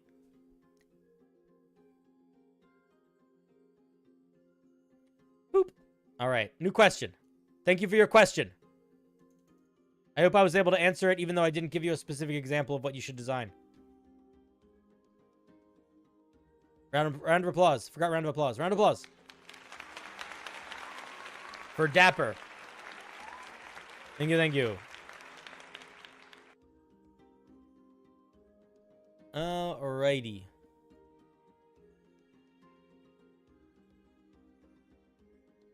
This question brought to us by King Midas. Hi. That's, hello. So me and my friends are broke and can't afford the books and enjoy playing what we call Simplified D&D, where our rules are what the DM allows or thinks should happen. I am King Midas. Why didn't you put a fucking period or comma in your whole thing? Do you have any idea how hard it is to read a sentence this long? Or a paragraph where I have to guess where the periods are? I'm telling you right now, man, I appreciate you. I'm going to answer your question, but but be better. You're better than this. You are better than this. Unless you are under the age of 8, you're better than this. Okay, let me try to figure out your question without grammar. Hi, so me and my friends are broke and can't afford books and enjoy playing what we call Simplified D&D, where our rules are what the DM allows or thinks should happen. I am mostly the DM because among my friends, I don't pick favorites and have more than 4 brain cells. Oh my God, get to your fucking question. See, this is the problem. I want to answer your question, but you don't have any fucking periods, and I'm getting tired reading this sentence. My question is, how should I make a paladin-like class? We have a healer, barbarian, rogue, mage, archer, Bard, we are struggling to make a paladin fit the simplified thing without making it better than the barbarian or the healer mixed. That is an impossible question for me to answer because I have no idea what your simplified system is. So I don't know what features you can keep on this paladin or not because I don't know what we're comparing it to in terms of power balance. I would say in order to make a paladin feel like a paladin, they need to have some sort of aura where people that stand close to them get something cool or a benefit. They need to have some sort of smiting ability where they can choose to expend a resource to deal extra damage. And they need to have some sort of healing ability, whether that is healing hit points or curing disease and poisons. Now, all of those things are one from the context of me understanding D&D as D&D. So that's the best advice I can give you because I don't know anything about any of your version of these D&D classes. I would also say that you can get most of the game for free if you don't care about using all of the new official stuff and are more interested in just having all the rules you need and using Homebrew to fill in the rest. Because I do feel like you are getting to the point maybe where this simplified version of the game is probably more work than just using the basic rules. King Midas, if you literally go into Google and type D&D basic rules, you will find free PDFs of all of the classes in D&D, more than 50 spells, basically everything. Everything you need. Look it up. You don't need to pay for anything. And then you go on Reddit and you go to the subreddit Unearthed Arcana, and it is full of Homebrew. Now, King Midas, I hope that helps. But also, for the love of God, use punctuation if you want somebody to take you seriously and you want somebody to hear you well. The reason why we write with punctuation is because it helps pace the reader. And when you pace the reader, it gives them times to subconsciously take a breather, take a breath, and to sort of read it in the cadence of your voice. If I can't do any of that, my brain gets tired and frustrated and loses attention. And I really want you as a person in the world to be somebody where when you express an idea, people give it the time of day. So you should start trying to write in such a way that it is reasonable to expect someone to read what you're writing. If you write a paragraph and you don't use any grammar, it's fairly unreasonable to expect someone to read it unless you're like James Joyce. And even then, it's a shitty read. All right, anyway, yeah, that's what I would say. Look up the basic rules. Or if you're designing your own game, keep designing your own game. But I can't really give feedback other than saying paladins in D&D, they do like cleric shit, but the unique things they get are auras, smites, and like divine sense, lay on hands. Which is like, I can sense evil, and I can heal guys a little bit with touching, as opposed to casting spells. Thank you for the question. You'll try? It's not hard, man. There's two buttons on the keyboard. On my keyboard, they're just above the spacebar and the Alt button. One of them is a comma, one of them is a period. They both are useful in different ways. But very, very good buttons to familiarize yourself with. Alrighty. The next question is from Longshanks.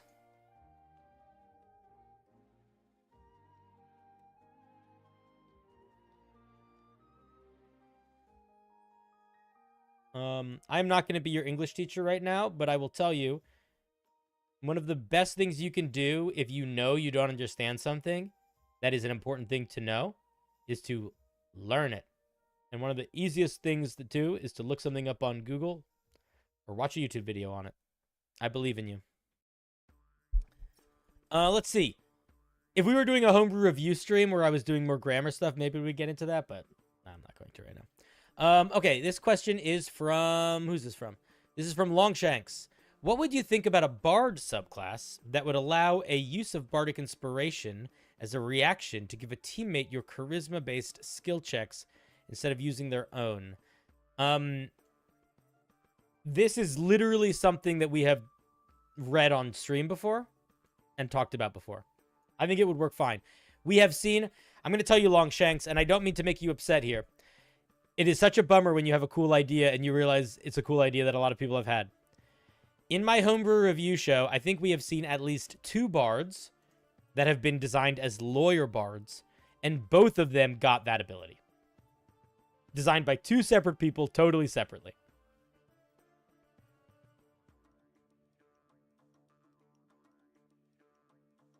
That being said, if you like the idea, it's a really cool idea. I think it's great. I mean, the reason why it's been done more than once is because people like it. People are like, this is fucking cool.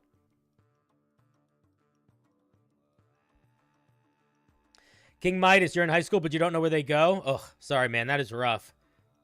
Try to educate yourself with YouTube if the American education system is failing you. But yeah, cool idea. I like it. Big fan of it. I think it makes a lot of sense. It's one of those mechanics where... It's one of those ideas where the mechanic fits so perfectly with the flavor, where your lawyer is there to speak for you, to advocate for you. So to allow you as a bard to use your charisma in place of someone else is literally doing that. Oh yeah, I made a lawyer bard. I made a fucking lawyer bard that had that power. I thought it was me that made that, but I didn't remember. I made it, but then somebody else made one too. Yeah.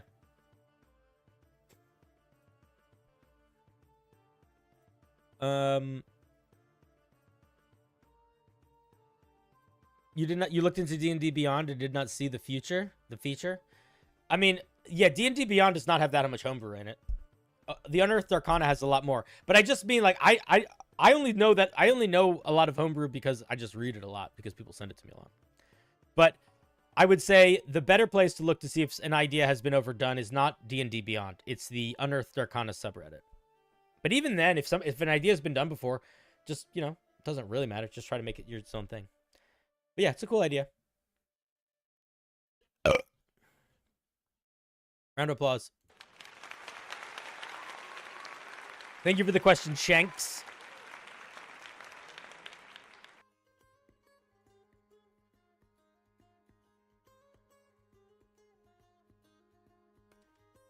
Next, we have a question from Marcus.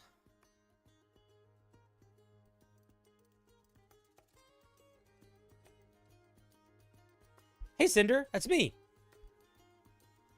I have a player in my campaign that is a Witcher in training. She's the only one of her faction in the player group. What would you do for a D&D version of Trial of Grasses?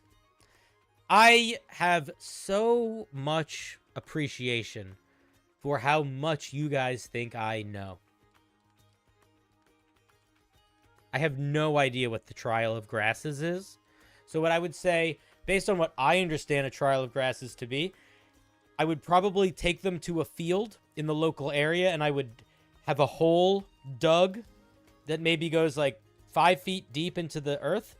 And then I would I would mark like different layers of soil, like topsoil and things as it goes down, and sort of denote where the roots go. And then I would try to come up with a series of questions that would force the player to indicate they have not just a vast knowledge of like soil composition and grass, but they can apply that knowledge to problem solving and try to come up with some out-of-the-box solutions. That's my thoughts. Thank you for the question.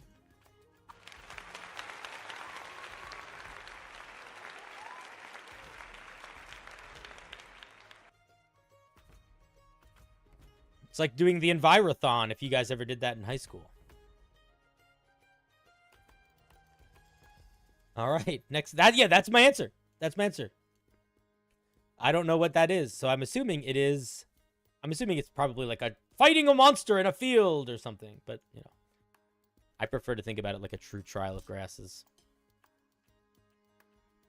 My party. This question is brought to us by Salty J. Good old Salty J. Salting up and salted out.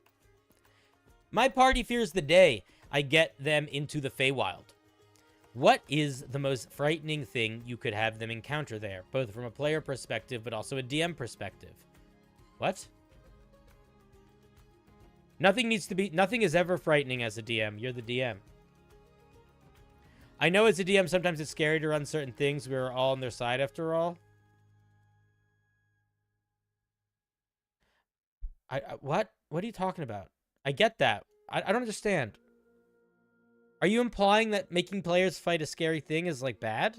I'm confused. Okay, I'm just gonna ignore this second part and try to answer your question. I think, I'll tell you what. Genuinely, the scariest thing for players to encounter in the Feywild is probably an Archfey, because it is a thing that is, like, off-the-page power. Like, you just don't know what it's capable of. But I think that there are probably better ways to handle that than be like, oh, it's just scary. And I want to offer a suggestion. This is the thing that I've done in my games before. So in D&D, there are these monsters called Eladrin. Let me find the fucking... There's Eladrin. These guys. And they are essentially like the embodiment of the Fey courts that they're from. So you got like an autumn one, a spring one, a winter one. And they're like magical, you know, magical fairy people. But all of them have these auras. Enchanting presence, joyful presence, sorrowful presence. And what these features do is that, and these are passive, they're on all the time. If a creature starts its turn within 60 feet of one of these guys, they become charmed by this guy if they fail the saving throw. So here's how you make the Feywild really scary. You have the players meet one of these, and you just don't do the saving throw. You just have it happen, at least for a role-play encounter. You just say, and here's how you have it happen. You describe this guy as seeming like, he seems like super friendly, trustworthy. They fail every insight check. They do everything, you know, describe it as, yeah, you trust him. And then you don't even need to do a great job of it. Like, the player's going to be like, why do I feel like I shouldn't? And it's like, And then if a player, and then here's the best part. And then if a player's like, I'm going to shoot him with an arrow. I'm like, sorry, you can't. What do you mean? Yeah, you can't target him with an attack. Why? I want to. You might want to somewhere in the back of your brain. But when that idea goes through your mind, it sort of muddles and fades. And as you bring your bow up to them, you hear a voice in your head. And it's your voice. It's your conscience. It says, no, we're not going to attack our friend. And you lower the bow. That's fucking scary.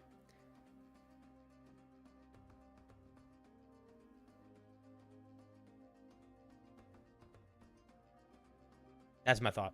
Boop.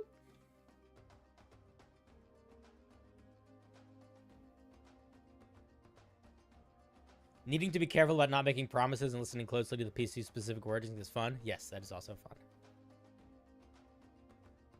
One of my favorite aspects of the charmed mechanic is you cannot willingly attack or harm a creature that you are charmed by. So, with the Eladrin, where they have these auras of charming, you can essentially create situations where they can just walk freely like through an army and no one can fuck with them because it's like everybody just can't do it. You like Dr. Pepper? I like Dr. Pepper too. All right. Good question.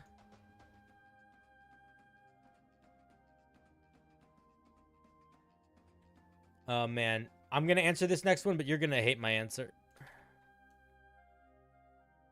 How would you go Paladin-Ranger multiclass?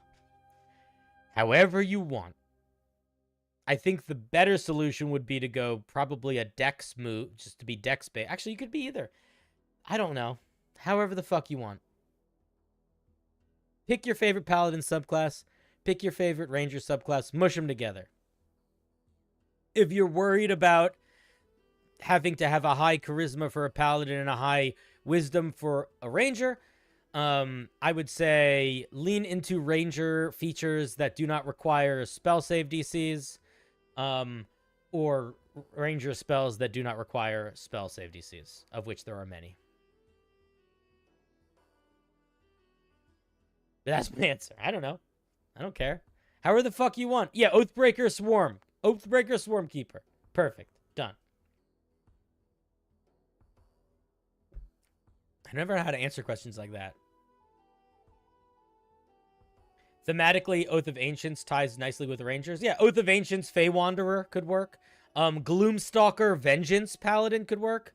Gloomstalker, Vengeance Paladin's a pretty cool combo. Monster Slayer, Oath of Monster Slayer's Watcher Paladin could be kind of a cool combo. Yeah, I think Gloomstalker Vengeance is the best one. Or Gloomstalker Conquest. Vengeance Swarm, I will avenge my hive. Yeah. Okay, cool. Yeah, you don't need wisdom to be a ranger if you don't care about wisdom-based stuff. You just need... yeah, you don't. You do a little bit more or less depending on what subclass you pick, but paladins definitely need more charisma more than rangers need wisdom. Cool. All right, Rich, I answered that question more than I thought I was going to. There's a bunch of different weird multi-class ideas for you. I think Gloomstalker, Conquest, and/or Vengeance sounds the most fun for me. But that's just me. Anyway, round of applause. Oathbreaker Paladin is bad. I don't know why people keep suggesting Oathbreaker. I think it's because you're used to playing... Maybe you got familiar with it in Baldur's Gate 3, but the Oathbreaker Paladin on the player side of things is not good. It has an aura that is bad. It has an aura that will just make monsters hit you harder.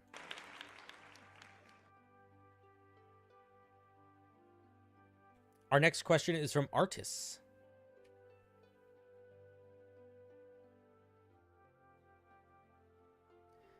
Guys, I'm doing a little time check. We are about halfway through the questions. I hopefully will get through all of them, but I will tell you I might not. So if I don't get to your question today, you can ask it again on a future stream. Or if you want to say, fuck the line, I want Cinder to answer my question, you can send it as a super chat. But I don't know if I'm going to get all the questions. I'm going to try, but I'm just looking at the time. It's almost 9:30 and about halfway through. I don't know if I'm going to get through all of them.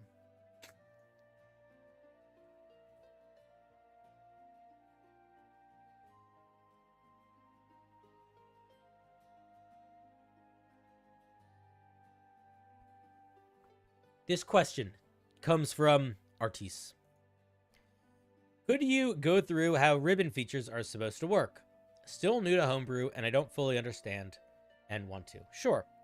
So a ribbon feature in D&D is a feature that is situationally helpful and does something to help sell the flavor of the specific class or subclass you're making. So a very basic ribbon feature would be like, you get proficiency in, like, if a real, like, let's say you had like a druid monk subclass. Like, I'm gonna make a monk that fights with plants and stuff. A ribbon feature could be that they get proficiency in this nature skill. Or it could be whenever they make a skill check related to nature, they can use wisdom instead of intelligence. Or something like that. Pretty basic. But a ribbon feature can be a lot of different things. I'll show you one that I think is a very good example of a ribbon feature that's good, but not overly too much. The Zealot Barbarian. So the Zealot Barbarian gets 2 features at 3rd level.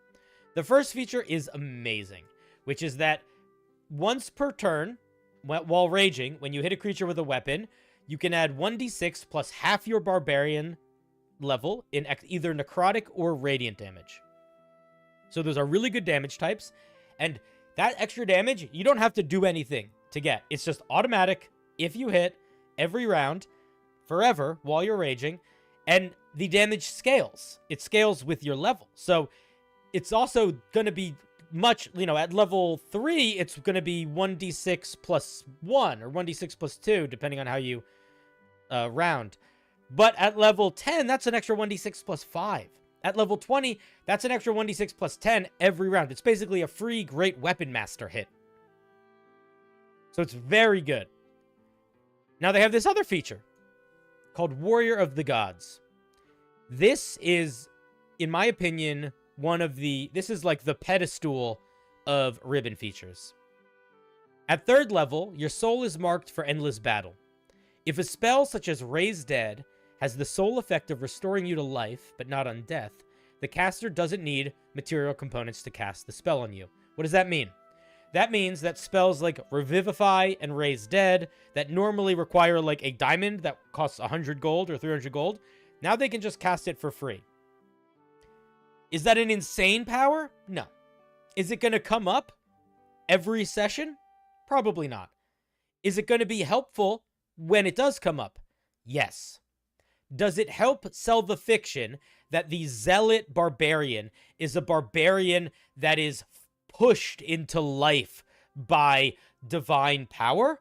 Yes, it sells that too. So that's what a ribbon feature is. A ribbon feature is something that does something situationally helpful or interesting or adds a level of nuance to you, the way you can play your character to help sell its fiction. But they do not generally make you stronger, hit harder, have more life, or anything like that.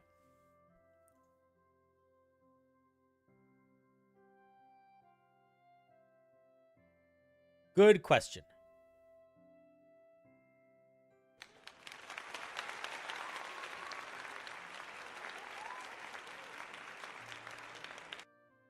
Another example of a ribbon feature. Let me show you one more. A different one.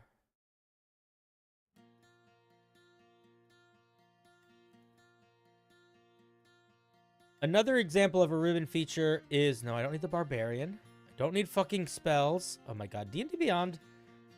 I could never do a commercial for it. It's so slow all the time. Another good example is on the Fathomless Warlock. At Fathomless Warlock at first level gets this amazing ability, Tentacles of the Deep. They can summon tentacles and hit people with them. And then they get Gift of the Sea. They get a swim speed of 40 feet and they can breathe underwater. Ribbon feature. That's it.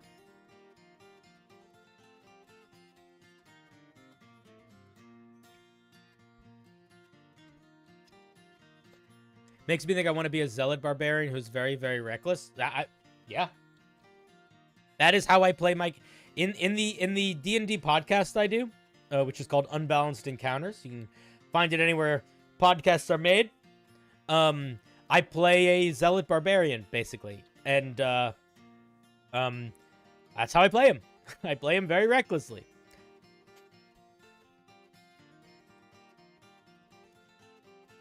Because it's fun. It's half the fun of the game. Good question, artist. Thank you very much.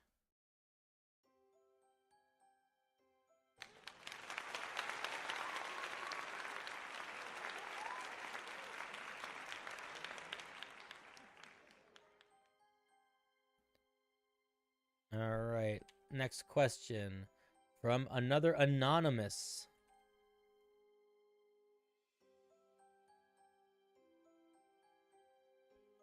You almost caught up with Rally and joined the Patreon? Oh, that's very kind of you. That's nice of you to support the show. No pressure to do that. But I'm just glad you like it and you're listening to it. It's a lot of work. We take like a 4-hour D&D session and with like add music and editing and sound effects, turn it into like an 1.5 hour long episode to try to make it a little bit more easily digestible. Basically the same strategy that Dimension 20 uses. If you ever watch their show, they record like 4 to 5 hour episodes, and then the actual shows look like they're just about like 2 hours long. Okay, let's take a look at this question. Hey Cinder, planning on using an NPC to guide the party, with the later reveal that the NPC is secretly working for the big bad of the campaign. What are some creative ways I can get around my party using insight checks to reveal the secret too early? Are there methods to salvage this idea? If my NPC ends up out of the picture early? Say if my party rolls high and they simply don't trust the NPC enough? Unless you are the type of dungeon master that is pulling a lot of tricks on people, you could just make the NPC really trustable. You know? Don't make him act fucking sus. And then that's like most of the work you need to do. The way you make your players trust an NPC is you make that NPC funny and helpful. That's it. So, They meet an NPC. They're like, who is this guy? And he's like getting chased by an owlbear and being like, oh, help me. And then they help him and he's like, oh, thank you. Thank you. And they're like, oh my God, this guy is ridiculous. And then he's like, yes, my name is Herbert Humpavink and I am a potion maker. But I can't figure out how to get all my stuff because the owlbears have been chasing me all afternoon. If you help me get my stuff back, I could make some potions for you. Or whatever. I don't know. And then he's just a goofy guy. And he's like, oh, and they're like, oh my God, he's so ridiculous. Like, yeah, but he makes fucking superior health potions. You know? They're like, God damn it, he does. So make him actually helpful and actually fun and goofy. And then they will just like him. Players usually don't get suspicious of characters unless the characters are like in conflict with them. Or they need to, like, get something from them. But if the character is just sort of like a rando and isn't, like, asking them of anything, is just sort of there and is kind of goofy and hanging out and helping them, that could just work well. And I'll tell you what, if you are worried about the secret getting revealed too early, just don't create situations where that can happen. And if this guy dies, then it doesn't matter. Then it's a dropped plot point, and you don't need to worry about it. And he can just be an NPC that the players really liked that died, and he doesn't have to have secretly been a villain. It can still just be a good memory and a good moment in the campaign of a real, actual nice NPC.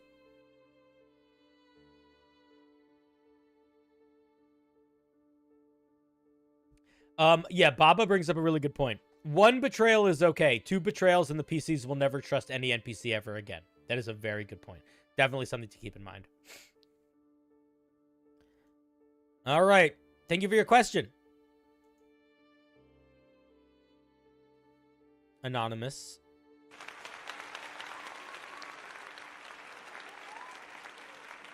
All right. Next question comes from the Darian.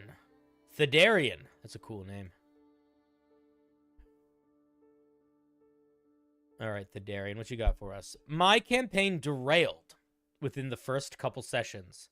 That is very normal. I just want to say that before we read anything else. That is totally normal. I didn't want to force them to stay in the first location, so I went with my group's decision. Where to go next.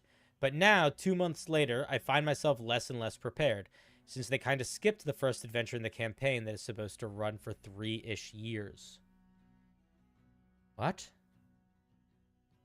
Oh, you mean the campaign is supposed to run for 3-ish years? Okay, I thought you meant maybe they skipped an adventure that was supposed to run for 3-ish years. I got confused. The first location was well prepared. The second location was a draft because I thought I had at least half of a year to build it. Now, oh, wait, you do mean they skipped like a year of a campaign. Dude, you can just change it. I'm gonna give you a piece of advice. If you design something that has to happen, or if you design a place that you need the players to go, let me start that sentence over. If you have a place you really want the players to go to, and you give them 3 directions to go in, you are deciding to not make them go to that place. You can give a player 3 different paths, and they can all lead to the same spot. Let's say you build a haunted house. There's spooky monsters, and you want the players to investigate that haunted house. First player says, I want to go into the woods. Second player says, I want to get into a fight at the bar. And the third player says, I want to go see the horses. And you're like, I need them to go to the fucking haunted house. I just spent 3 years building a haunted house. And now I have to make up the fucking horses and the field and whatever the fuck tavern fight. I didn't even have a tavern in this town. No, you can still send them to the haunted house. Here's how you do that. When they go into the woods, they find a skeleton in a wedding dress holding a locket that's old and rusted. And when they open it, they see a picture that looks like a young husband and wife on one side, and on the other side, like an image of the town with half the buildings missing, sort of focusing on the one house, the haunted house. Or you have the one person go talk to the horses, and they're like, oh, horses are cute. And then you have one of the stable boys be like, oh my God, and like runs in all panic, and they're like, what? And he goes, no, it's fine. I just had to get by the old manor house, and I don't like to walk by it. I like to run by it. And they're like, why? It's like, oh, that place is haunted as fuck. They're like, really? Yeah. And then you have the stable boy tell them the story of the haunted house. Or you go to the tavern and you do the same fucking shit. So here's what I would say. If you build something that you spend years on that you need them to go to, or you feel like you don't have something, make them go there. Otherwise, you shouldn't spend that much time building that thing. You know, don't build the other solution that I would give you, and it's the way that I run my games, is I don't build encounters that have to happen. And I don't build locations that have to happen. I kind of just build an area. And I have a sense of it enough to, like, know the different vibes of different places. And I have important NPCs and important world events that are happening in that world. But they don't usually have to be tied to a specific person at a specific place. Like, if the players decide to go to the town, to a town far off to the distance, I could take the weird evil wizard that we're going to meet in the main city, and I could just make him in that town.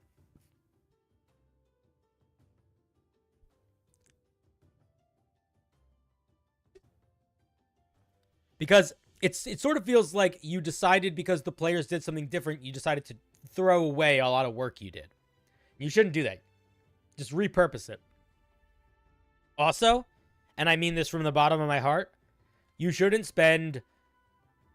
not be planning a campaign in the context of years. So many circumstances can change. Scheduling can change. If you're putting in the amount of work for your campaign where you're like, I'm going to plan this 6 months out, you are doing yourself and your players a pretty big disservice. Because, like this, you sort of are creating a situation where if your players don't do what you want, they have less fun. So you're sort of encouraging them to have less agency. Also, as Bazalul says, the players don't know your plans. You can always change them. And they don't know. They won't know. They won't know where the haunted house was. They won't know that they went to the wrong town. All right, those are my thoughts. Good question, but holy God, I really struggle with. I would really struggle with writing a campaign setting over a year and not opening that up, doing that in isolation, like not at any point having that be either a collective thing or like starting to just try and use it. I don't like doing that much writing without playing. I feel like the playing helps improve the writing.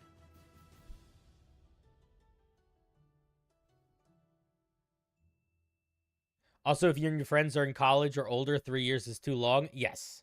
Yes, 3 years is reasonable if you are in middle school and high school, because you can pretty much guarantee y'all will be around for a hot second. Just because most of your campaigns have been 2 years, that doesn't mean that I think it's a good idea to plan a year in advance for your campaign. Like, maybe it's a good idea for you, but I also think it's going to lead to situations like the one you're facing, which you are now facing. So I think try not to scrap the stuff that you built and put your hard work into. Try to repurpose it. And if it is so specific in the way that you've built it that you can't repurpose it, I think you should re-examine the way you plan.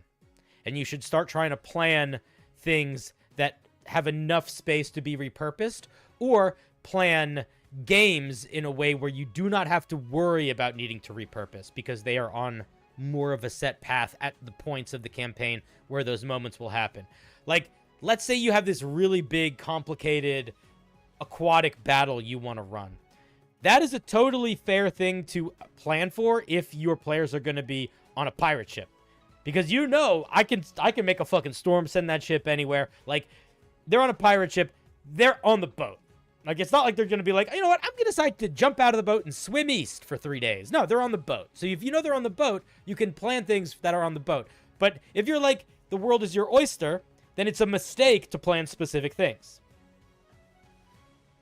If you want to plan a specific journey for them to go on, you kind of need to talk to your players about that and make it clear to them that the world is open, but there is this specific journey to go on. Those be my thoughts. Thank you for sharing, Thedarian. It's a cool name again. Thank you for sharing.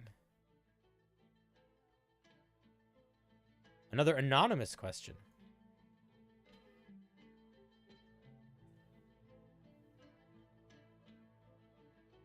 You're welcome. Thank you for asking. So, this is a question from Anonymous. Would you recommend for DMing for a party of 15 new people? What? What? No. I'm going to keep reading.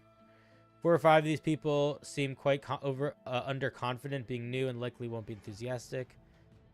And 2 of them I've DM'd for and very enthusiastic about everything they think, even small ideas. They will shout out over anyone that would wait to talk.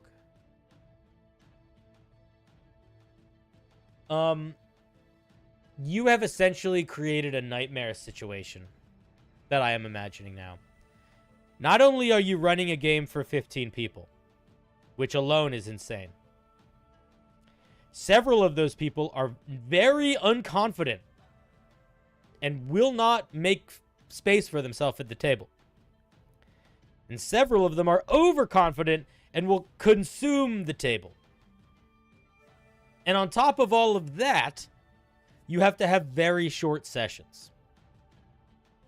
If you were just asking me how to run a game for 15 people, and you weren't asking me anything else, I would say you should split that into multiple groups and encourage another person to help start dungeon mastering too. If you were just asking that. But the fact that this is truncated on top of so many things, like think about it like this. Think about it like this. Think about it like this. Think about it like this. The most important thing players need to be good at, if you want to have a lot of players at your table, is they need to have very good awareness of how much space and time they take up. They need to be very good at compromising their space and their time. Because the only way a group works with 15 people is if each one of those people let me just, you know what, let's like this. Think about it like this. If you have a group of 4 players, they have to split the attention 4 ways. Which means they have to split the time 4 ways. If you have a group of 15 players, you now have to split the attention 15 ways. And each of those 4 big time chunks are tiny because you're splitting the time 15 ways. So not only do each of these players need to be very comfortable not talking that much, they need to be very comfortable being loud when it is the time to talk. And they need to be good at working together to navigate knowing how that's working.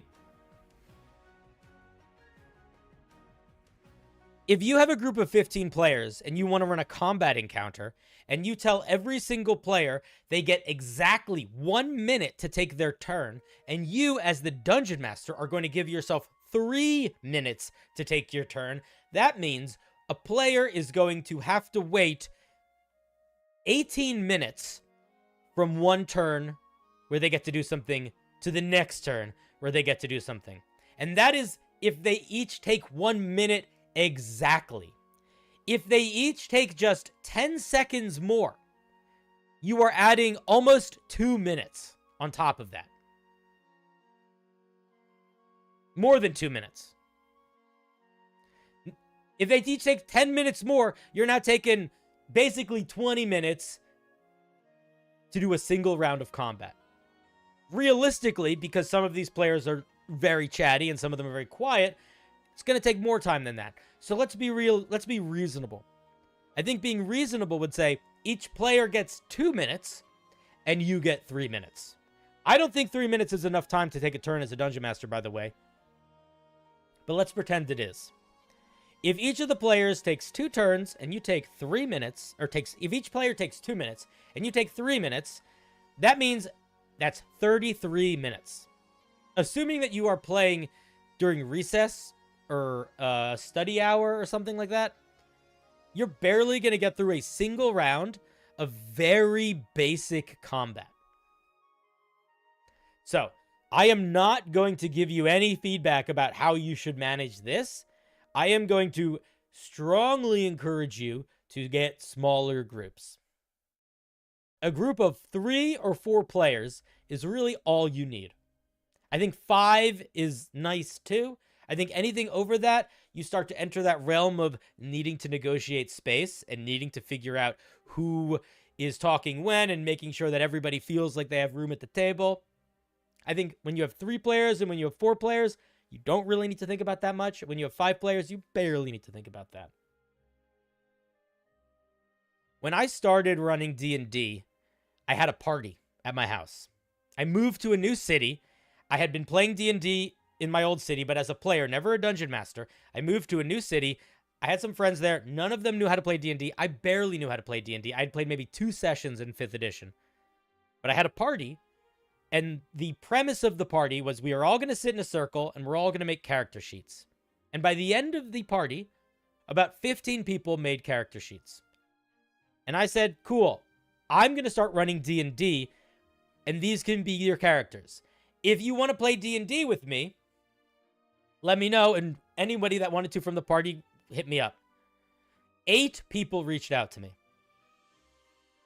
I tried to run a game for 8 people, which is a little bit more than half of the amount that you were running it. That was 8 people that were getting together basically once a week for like 4 hours. Long sessions. Long sessions for adults. For people that have jobs and kids and stuff. And it was too much. I ended up having to split that group into 2 groups. And I don't know if I think I'm a better dungeon master than I am now, but the amount of like social refereeing I had to do for other adults to make that work, the amount of times I had to tell people to be quiet or like got frustrated with people for talking over me or talking over each other. Like it stopped being fun. And that was just 8 people. And there's also like, we were all sort of new. Nobody really knew the table etiquette, that sort of thing. But even with that in mind, man, you cut this party up. You cut this party up, my guy. Cut it up. Snip, snip. Because that would be cray cray.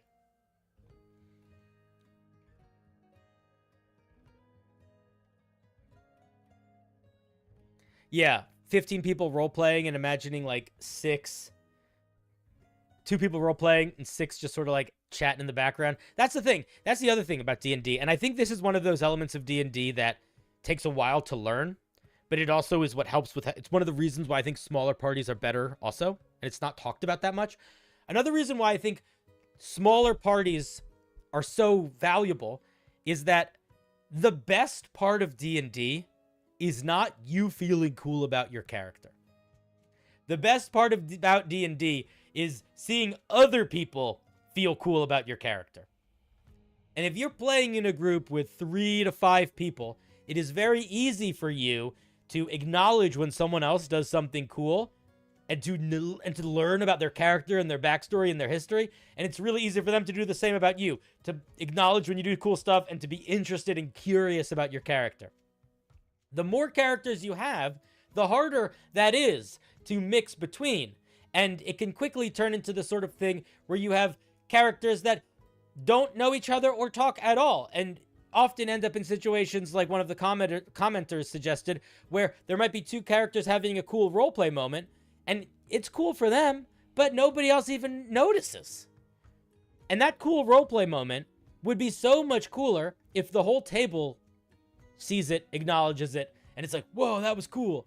D&D is not about your own little journey as you're playing D&D. D&D is about the shared experience. Now, everyone has their own perspective of that shared experience, and if you ask anybody about a D&D game they've been in, And if you ask any table about a D&D game, I'm sure each individual person is going to have different things they bring up and share about what was important about it or what was memorable about it. But even if they have differences about like the big things they remember or what's really important, they generally share that experience and that memory.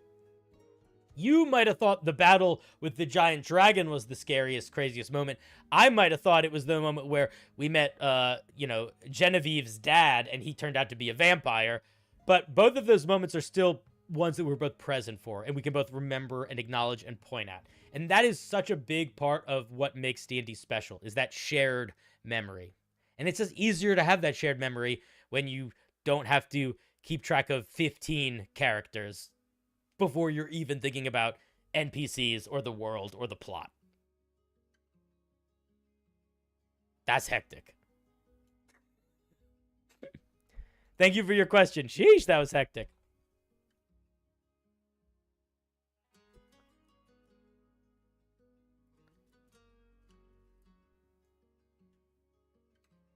My 9-man open world started out as 9 and quickly reduced to 3-man groups. Yeah, that makes sense, Casper. Makes a lot of sense. Let's see. This is from John. What you got for us, John? Hey, Cinder. That's me. I'll be running a D&D one-shot for a group of people who've never played D&D before, but have played Pathfinder. They're coming from out of town for just the day, so there's no time for a session 0. Any advice on how to best manage my getting them up to speed while still allowing them space to enjoy the short plot and role-playing? Thanks. I would make it a simple campaign. I'd probably make them level 3 or lower, and I would build character sheets for them beforehand. And let them know that the game has some different rules than Pathfinder, but similar vibes. So you are going to help guide them through it. Just that. Easy. Yeah, pre-made characters. A cool shared moment was I cast levitation on the first campaign and the ranger shot down the direwolves. Yeah, that's cool. That's fun. You cast levitation on the ranger and they become like a floating turret. That's fun. All right, thanks for your question, John.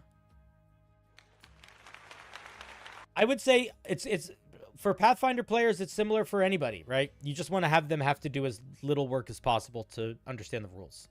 But since they play Pathfinder, they're probably much more familiar with the vibe.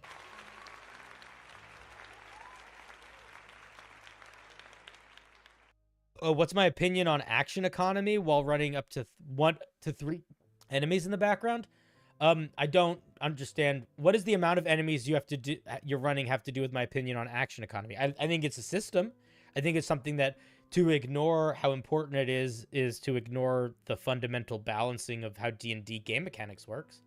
But I also think that that's what it is. It's like, what do I think about gravity? I don't know. I don't jump off a building unless I have a parachute. I think action economy is something you cannot ignore. But I think that it is, and that's what I think about it. Like total? But what do you mean? You're not asking a question, dude. What are my thoughts on action economy? It's important to acknowledge it and to pay attention to it when you're balancing for power.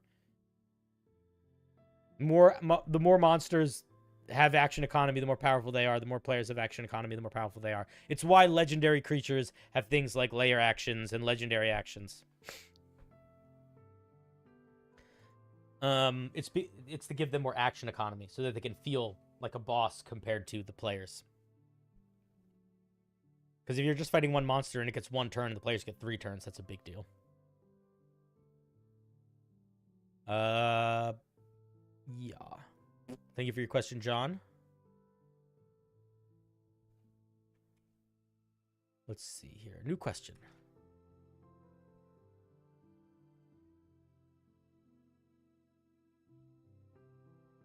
I have ADHD. No. We're just doing Q&A in words tonight. We're not doing call-ins. Maybe I'll do call-ins later tonight if I'm still streaming, but We're just doing Q&A. So the way that it works is you can post a question in a form, or you can super chat it. And if you super chat the question, it will jump to the front of the line. I have ADHD, and one of my biggest struggles as a DM is finding a way to organize and focus on what needs to be prepped versus whatever subject I happen to latch on to in my prep time. I need to get everything ready for a session, but I end up just spending 4 hours hunting for the perfect map or art for NPCs who aren't going to show up for months later. Any advice on how to regiment that to get done what needs to get done before I start hyperfixation? You should have a list, like a checklist of everything that you need literally to run the game. In order for me to run the game tonight, I need to have an NPC that the players are going to talk to. I need to have a tavern they're going to go to. I need to have an encounter in the woods, and I need to have an encounter in the cave. And just do the checklist.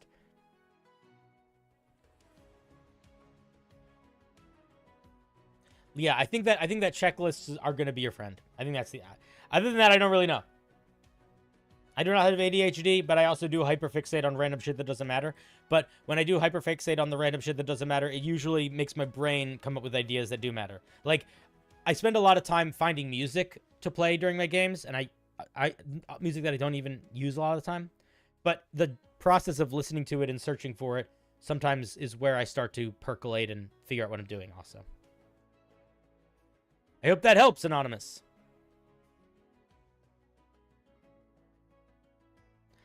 The next question is a very simple one.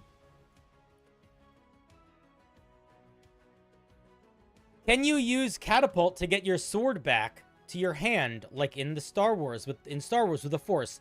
Yes, you can, but it will be stabbing you. If you use catapult to pick the sword up and hurl it at yourself, you are going to have to make a dexterity saving throw or take damage as the sword slams into you. A much easier way to get the sword back is to use the spell Mage Hand, which lets you pick stuff up that's far away, much like the Force. So I would say that probably is the better move. Probably. A much... Oh, I was echoing. It's weird. You could also be an Eldritch Knight fighter. Yeah, that's true.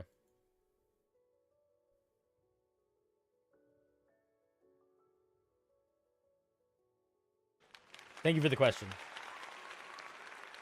If you succeed on the dexterity saving throw, won't it miss and fly past you? Yes. But you can willingly fail it if you want, I think. I don't know. I feel like for a dex saving throw, I feel like a dexterity saving throw is a reasonable thing to willingly fail because dexterity represents you like moving out of the way most of the time. So you can just be like, nah, I'm just going to take it.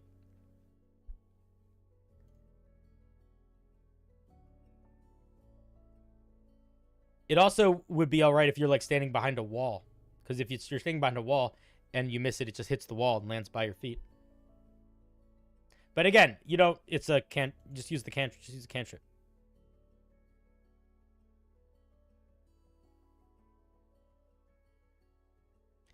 Ooh, we have another question from a new dungeon master named Ladle. What you got for us, Ladle?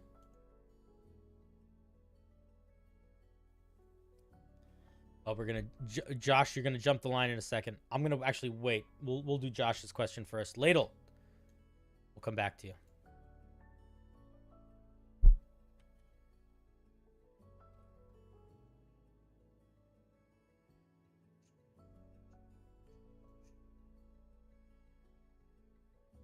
Josh's question. The robot is gonna ask your question soon. I didn't want to like do a question. Yeah, we'll do it in a second. I'm currently running a cyberpunk-esque setting, and my players have entered an area similar to the Feywild. I'm having trouble modernizing the Archfey and the Fey government. Would love some help. Okay. I got you. I got you so covered. Modernizing the Fey, I'm gonna say one word. Dubstep. Hooray! I am currently running a cyberpunk-esque setting, and my players have entered an area similar to the Feywild. I'm having trouble modernizing the Archfey and the Fey government, would love some help. Dubstep, electro swing. Look up the word. Look up the word electro swing and just listen to some of that music, and use that. That is the vibe. Weird psychedelic electronicas, heavy drug use, lots of neon lights, fog, synth wave. Think like it's like it's like the most trippy parts of Blade Runner. That's what you do. Lots of purple and red. Nightclubs, Burning Man. Yeah. Burning Man. Yeah.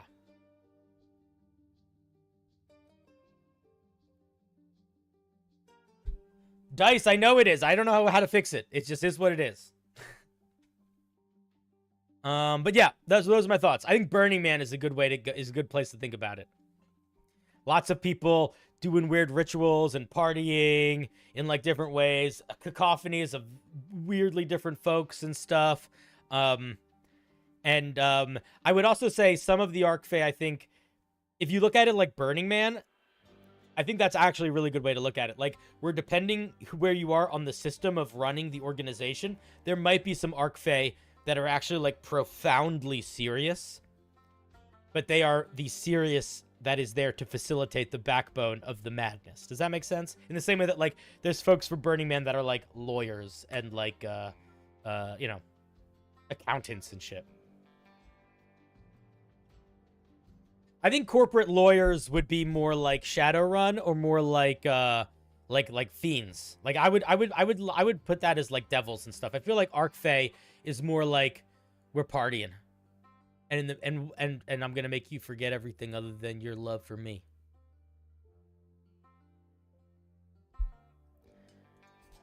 I hope that helps. That's a good question. By the way, also, Josh, thank you for the 10. But also beyond that, I love this idea. This is like some of my favorite world building brainstorming, to be like, if we modernized the D&D things, what would be what is a very fun headspace to be in. And I think that if you are excited by that process and you're enjoying it, that type of excitement can often be like a very powerful part of the engine of keeping the train of the campaign going. Because when people are excited about the way the world is being interpreted, they're always like curious about it a little bit more, right? I would immediately be like, I want to know how everything exists in this world, and I have to explore it to learn. Cool question. All right, let's get back to Ladle. Ladle! Thank you for making room for our super chatter. Let's see what we got here. What was your question again? Well, you haven't read it yet. Boop, boop, boop, boop, boop. Hey man, I'm relatively new DM. I've only run about 10 sessions at this point, but recently my Bard player got his subclass and chose Eloquence. I'm not too sure how to let him actually use his abilities without steamrolling every social encounter, guaranteed. If you had any input to deal with how a minimum 19 persuasion check, how does he have a minimum of 19? Okay, let's think about that for a second. He's got a plus... He's level 3. So he has between a +3... He has either a +3, 4, or 5 in his charisma. He's got expertise in persuasion, so he's doubling his proficiency. So he has a +4 to his persuasion check. So he's got 5 charisma and expertise in persuasion. That would get him to a minimum of a 19. And that means he has expertise in both persuasion and deception. Okay, here's the thing, Ladle. Persuasion isn't mind control, and deception isn't magical stupid pills. So, while sometimes it's good to set the DC of a thing where it's like, 10 is whatever, 15 is whatever, 20 is whatever, like, and like how hard a thing should be, you should also think about how realistic a character's response is going to be. Somebody rolling a 26 on a persuasion check might not get what they want. If I am running a foul little demon imp character And the players are fighting monsters in the town. They go to a cult, and they kill the whole cult. And they find this little demon imp in a cage. And the Eloquence Bard says, Demon imp, we're best friends, man. I'm here to help you. I'm going to let you go. But you gotta give me the info on your master. I need to know their true name. And you can trust me. We are buddies. It doesn't matter if they roll a 26 on a persuasion check or a 26 on a deception check. If that imp knows that it will be killed by a demon lord for sharing their name, they're not going to fucking share their name. So you might be more persuasive. You might always roll pretty well on persuasion, but unless the things you are using persuasion and deception to do are reasonable, creatures are still going to respond somewhat reasonably. You know, the imp might be like, oh, you know what? I really can't, because if I do, I actually will just die. But I do really care about you, so I will tell you that I saw one of the culters take this book, and they left before you guys got here, and maybe it was in there. And, like, I wish I could do more, because we are best friends, and I do love you. You know? Like, do something like that. But you don't need... They should not just be winning every social encounter.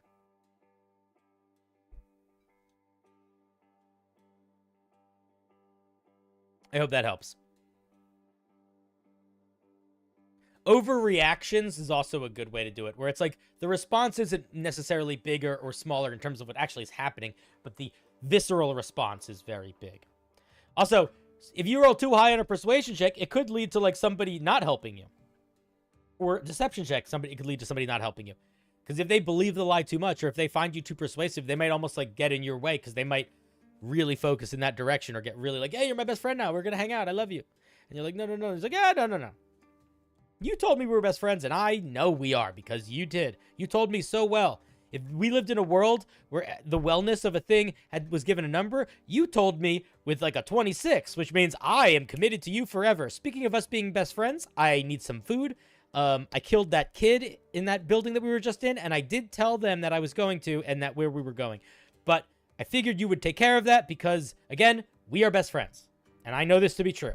You know, like, it can be bad if you get a character with too much persuasion, deception. You can turn it around depending on what's happening. So that's what I would say. You don't need to necessarily think about it like a superpower in that they can just do whatever they want. It's just, you know, it just helps in those circumstances.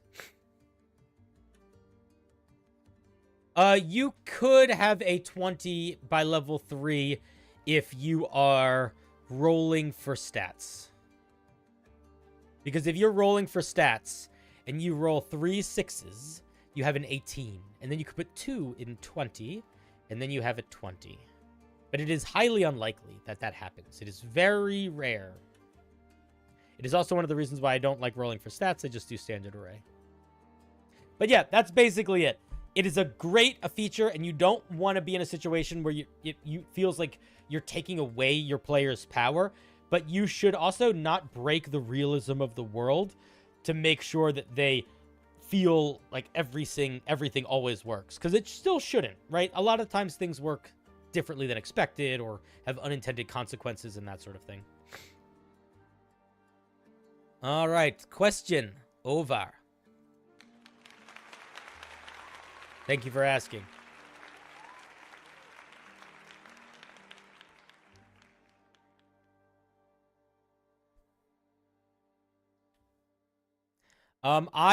This question I'm probably going to skip because it's just somebody asking me how to homebrew something. And I don't know if I don't really want to talk about that. I'm at a loss for we can look at it. I feel bad skipping it. I'm not going to talk about it for a long time. And they told me I could skip it. Okay, I'm at a loss for a 14th and 18th level sorcerer ability based on Fey and illusions at this point. I have it getting Arcane Mirage and Programmed Illusion at 14th and Illusionary Dragon and Weird at 18. It just feels like a cop-out. Yeah, it sounds like a cop-out. It doesn't sound like you're making a sorcerer. It sounds like you're just giving a sorcerer access to a bunch of illusion spells. So here's the question that I would ask you. what does this sorcerer need to feel like this vision that it can't get from just taking a spell? Because you have to remember that a sorcerer is a full caster. So giving a character that normally doesn't have access to spells in their subclass is fine. And it's still, yeah, it's a little boring, yeah, but it's fine. But giving a sorcerer features that just it could already get is not good.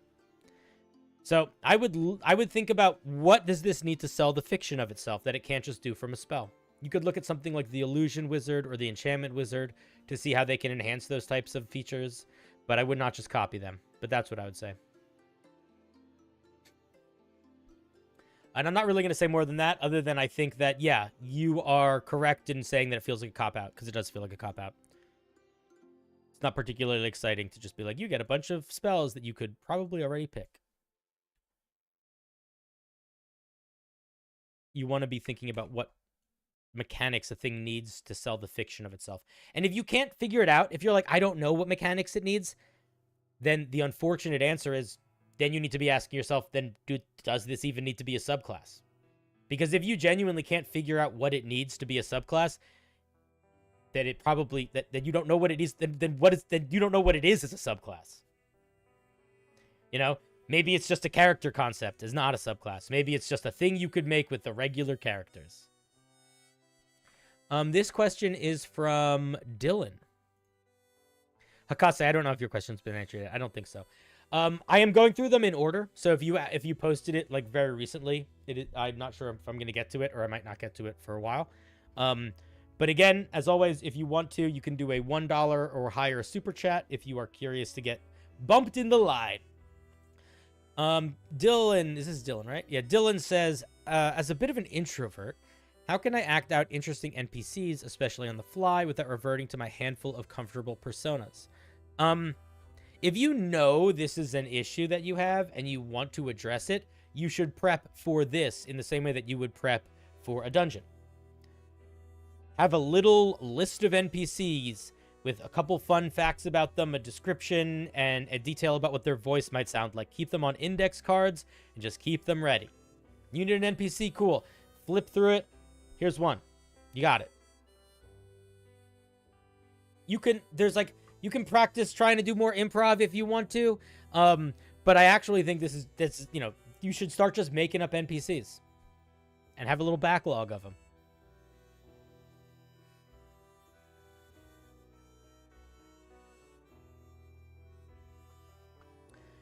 Yuki, I have no idea, dude. I don't think so. We've gone through 39 questions so far. I apologize if you don't know if I answered yours yet. I don't think I did. You can also skim through the video and look. All right, thank you for the question, Dylan. Also, quite a few people did not put their names on their questions, so I don't know. Because I said you could be anonymous, because I don't really want you to have to, you know, if you have a question that you're a little bit nervous to ask, still want you to be able to ask it. Holy shit, why is your question so long?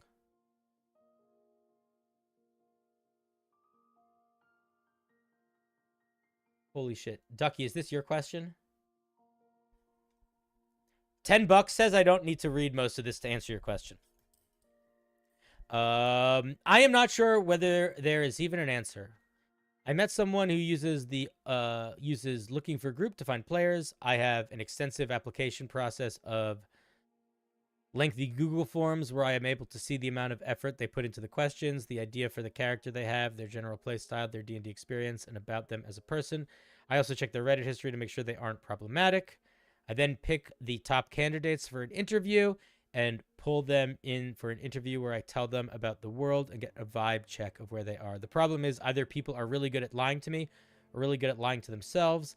My question is, how can I raise my chances of not hitting problem players, even if that's possible? I think that you are over-engineering the process.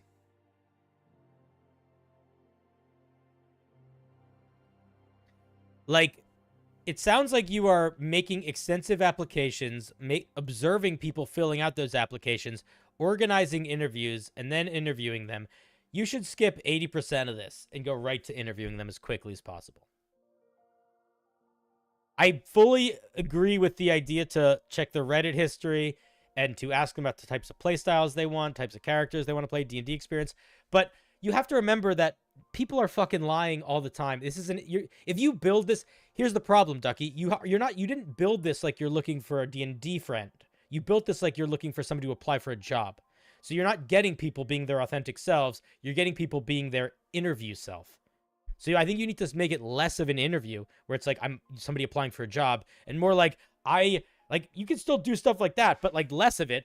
But then at the end of the day, remember, like, you're not looking for a coworker. You're not working for someone to work for you. You're looking for someone that ideally is going to be your buddy and be your friend. So I think you got to simplify this process. Also, the quicker you can get to talking to somebody, the quicker you can much more realistically tell if they're the kind of person that you want to be around or not. It is much harder to fake the person that you are if you're on camera and on voice or in real life. If you're just in a Discord chat or maybe even just a phone call, it's hard to tell. Get them on camera, get them chatting as quick as possible.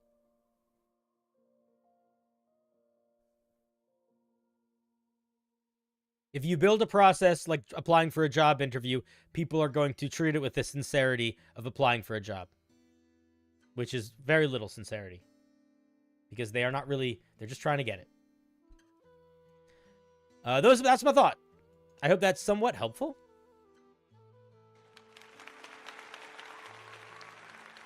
Thank you for sharing. You can ask a follow-up if you want. Next, we have a question from Draco Avalon. I have a question I just posted. Just want your opinion, plus I like giving. Well, that's very kind of you, but you didn't ask me a question. You just posted it in the forum. I want you to ask it in the chat. I don't want to have to hunt for it. So, ask it again in the chat, please. You're great, but skip the line if you're ending soon. Who's that for?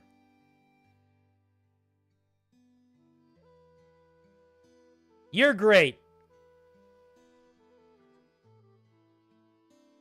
Chaos Reaper. Tradosio says, if it was me, I'd just invite them to a normal call and just hang out with them in a group. You get more social vibe based on 30 minutes. Yeah, Tradosio, that's actually what the thing to do. That's 100% the thing to do. Yeah, Ducky, that's the problem, is you're setting up this thing for an interview process of 50 plus applicants. You shouldn't do that. Hi, I have a question I just posted. Just want your opinion, plus I like giving. Well, that's very kind of you. You're great. But line skip if you're ending soon? You said that wrong. That's okay. Yeah, man, Ducky, you shouldn't be interviewing 50 plus people for a campaign. You're shooting your net too wide. Like, think about it like this. If you worked for a company that needed to hire new people, you could throw up job applications on Craigslist and LinkedIn and get 100 plus and use all the right keywords and get 1,000 applications and sift through them and maybe find something. Or you could put a very specific type of application out there that is not intended for everyone to see it, is intended for the right vibe of person to see it, and then have that process be super fucking quick. Instead of getting 50 applicants, maybe get 10, but be way more likely to find somebody in that 10 that you actually want to work with.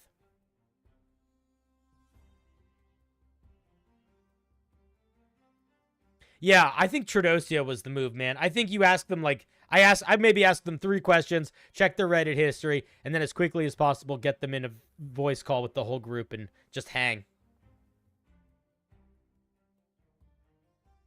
What do you think of a campaign where all the dragons live in a empire? I think that's fine. I think that's cool. That sounds fun. The thing is, my opinion about campaign settings doesn't really matter. What matters much, much more is your opinion about campaign settings, and specifically, your player's opinion. If you are excited by the idea of running a game where dragons live in an empire together, then you should run that game. And maybe if you're not sure if your players are going to like that game, then you ask them. Then you go to your players and say, hey, I'm thinking about running a game where there's an empire of dragons. Does that sound cool? The players might be like, yeah. The players also might be like, I want to be a dragon. So you just got to be ready for that. Play a video game with the person. If they game, you'll quickly learn a lot about them. Yeah, that's true.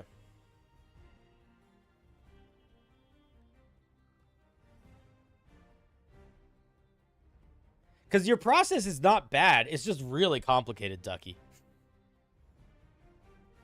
Draco, did I answer your question? I hope I did. I normally when people ask me for my opinion on like their homebrew settings, I don't want to be like, that's cool or that's boring, because it doesn't matter. My opinion is not what matters. What matters is the people who's playing in it. So if you are very excited to run a Dragon Empire campaign, you totally should. You totally should. Next, we have a question from Abdal. Abdal, his name's Abdal. There's certain names that just make me want to sing the song Jolene, and I don't know why. Okay, let's see what we got here. Let's make sure this is all... Let's make sure this is all nice looking. Okay. Question. I want to use a sphinx to send my players back in time so they can witness certain events and how they unfolded through the eyes of other characters. They will act as them, which is good because it will be like a mini short campaign inside of the main one, where each character can try a new class race. What kind of buffs can I give them in correlation to the memories they've experienced? That question is confusing. So, are you... Okay, I'm going to try to answer it. It's unclear to me whether you're asking for them to get buffs while doing this mini arc, or they're going to return from this mini arc with buffs. Let's assume you mean they're going to return from this mini arc and their original characters are going to have some buffs. That's what I'm going to assume is happening here.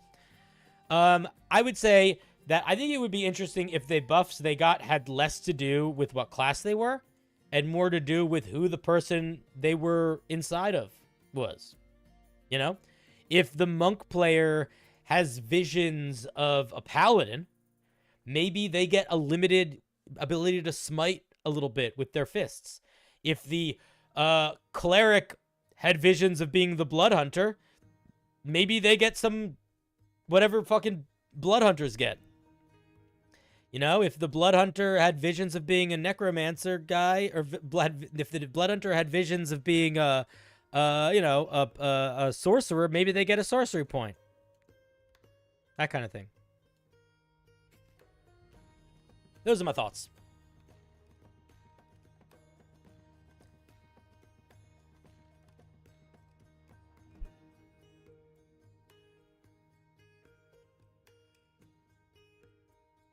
Give them character sheets of people from that time and have the choices they make affect the current timeline. That's very hard to do. I'm not going to push back. If you want to run a time travel game, do it. It's a struggle.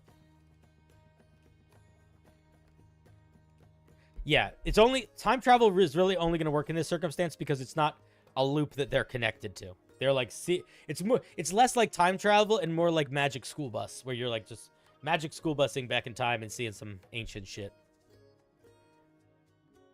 All right, Abdal, thank you for the question.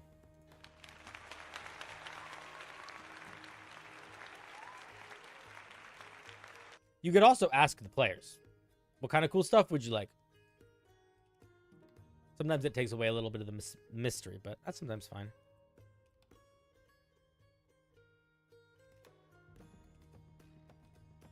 Boom, ba boom, boom. What do we got here?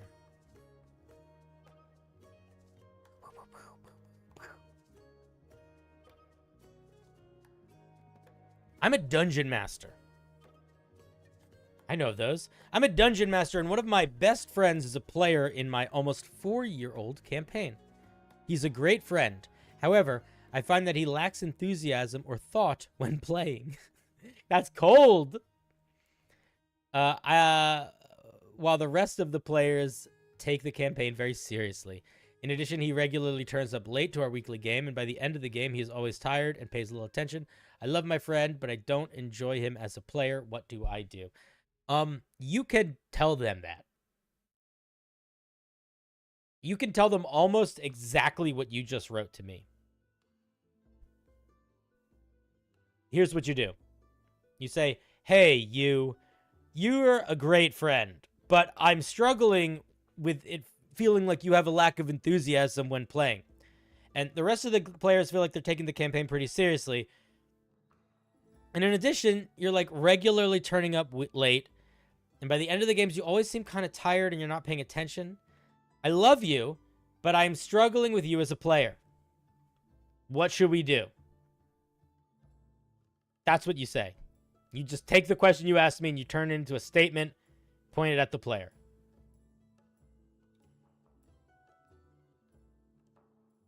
Because the player might not want to play. They might be like, you know what, man? I just like hanging.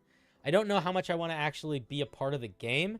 And then you have to decide, okay, cool. Am I comfortable with there being a player who's not really involved? And that's fine.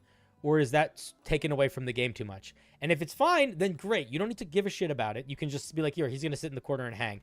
But if it's taking away from the game from the other players, or it's like annoying you or frustrating you or making it in some way less easy for you to run the game, or just emotionally you're like, I don't like this. You could say that. You could say, all right, then you know what, man? It's making the game not as fun. So even though you just want to hang, we should hang. Let's hang. Let's go to the movies. Let's go bowling. Let's take a walk. Let's play another board game. But I really need everybody that's going to be playing D&D in my D&D group to feel like they're present. So I think that it's best if we're just chilling and not playing D&D. Totally reasonable thing.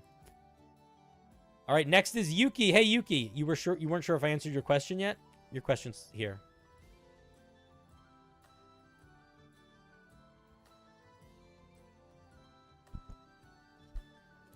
I'm about to start a campaign where I am a character who isn't completely fluent in Common.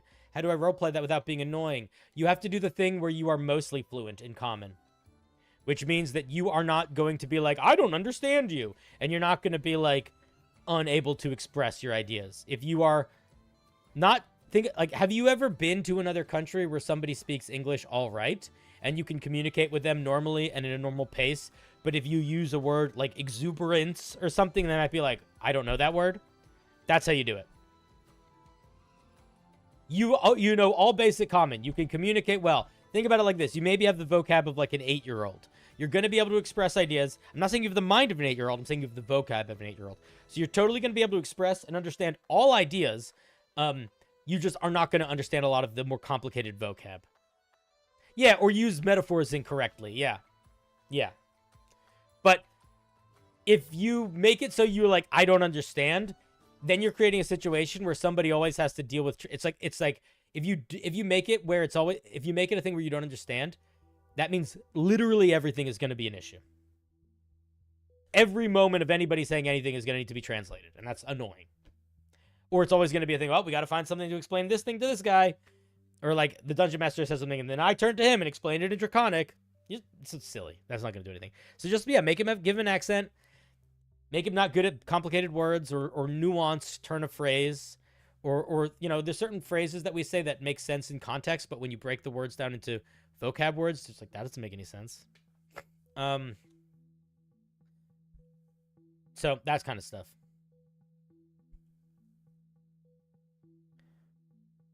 The best way to be not annoying is to not get in the way.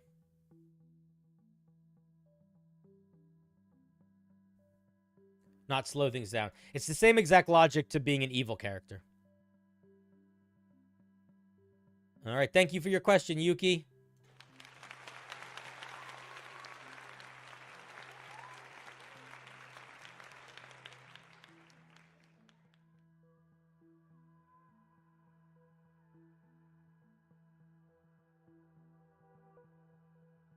You're welcome. It's a good question. You're all asking good questions. I think there was one question that wasn't good. And you'll know who it is. That way everybody gets really paranoid. Pasta, you asked 2 questions, you son of a bitch. I might not answer the second one. I'm just kidding. It's just how was your day? It's fine.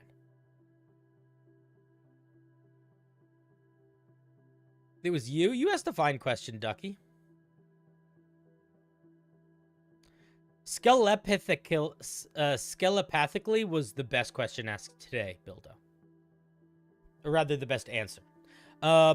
Question, how do you create a fun, intriguing dungeon that wouldn't have traps, monsters, engineered puzzles, such as an ancient city from a lost civilization? It would still have traps, monsters, and puzzles. You just would not treat them as traps, monsters, and puzzles. Because a trap doesn't need to be a literal trap. A trap could be every round the water level rises 1 minute because this ancient city is sinking into the ground. And the puzzle could be we have to figure out how to find the way out. And it's not sinking fast, but it's sinking.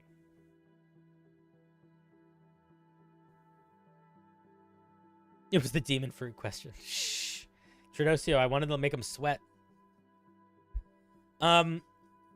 But yeah, that's what I would say, because a trap isn't a trap. A trap is a roadblock or it's a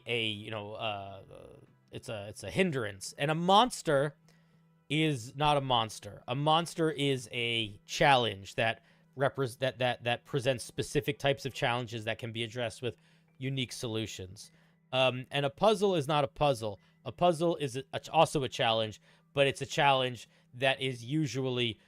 Like, if a monster is a challenge that is in the space, a puzzle is a challenge that is the space. Because, yeah, you might as well say, how do I make a dungeon intriguing without giving the players a way to engage with it? And the thing is, you kind of don't.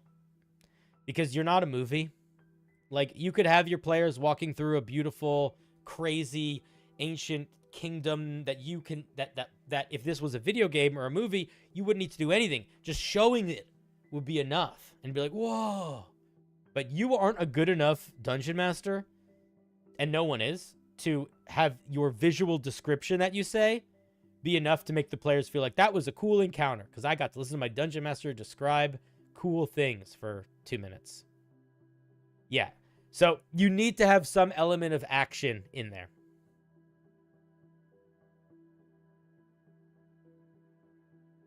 Yeah, you use the environment, but that's what I mean. Use the environment to create puzzles, traps, and monsters. You know? If you go to a city made of glass, for example, and you know, every time you step, there's a chance it might break, so you have to move quickly or slowly, like that's a puzzle trap, but it's also just a city made of glass.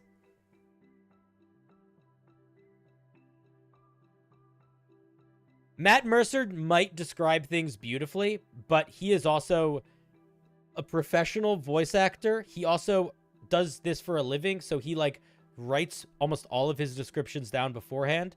And he also has like, they have staff now that like help with some of that stuff. I don't mean they help like write scripts, but like it's the same with Dimension 20. They have writers that help them write their descriptions. The other thing is, there is never a scene in Critical Role. Maybe there is one or two, but there's never a scene where Matt Mercer is describing a thing, and then that's the only thing that happens. Like, there's always still stuff that happens. And then the other thing is you are not Matt Mercer, and that is okay. But to be like, if Matt Mercer can do this and it's cool, so can I think is being unrealistic about what your players might be excited by in D&D. Oh, have fun at plans, Tradosio. I hope they're fun. I don't know if you are. Okay, I'm going to be really honest with you. I know with the confidence that the sun will rise tomorrow that your players are less interested in you giving a 5-page narrative description of a place than you are interested in Matt Mercer describing a place. You might be Matt Mercer. Doesn't matter. If you're Matt... Okay, I'm 100% right, because if either A, you're not Matt Mercer, in which case you your players are definitely less interested in what you have to say than what you feel about what Matt Mercer has to say in terms of like reading a paragraph of description.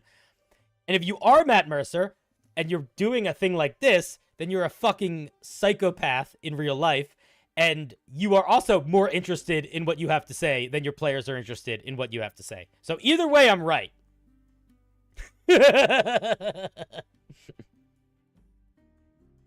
Okay, those are my thoughts.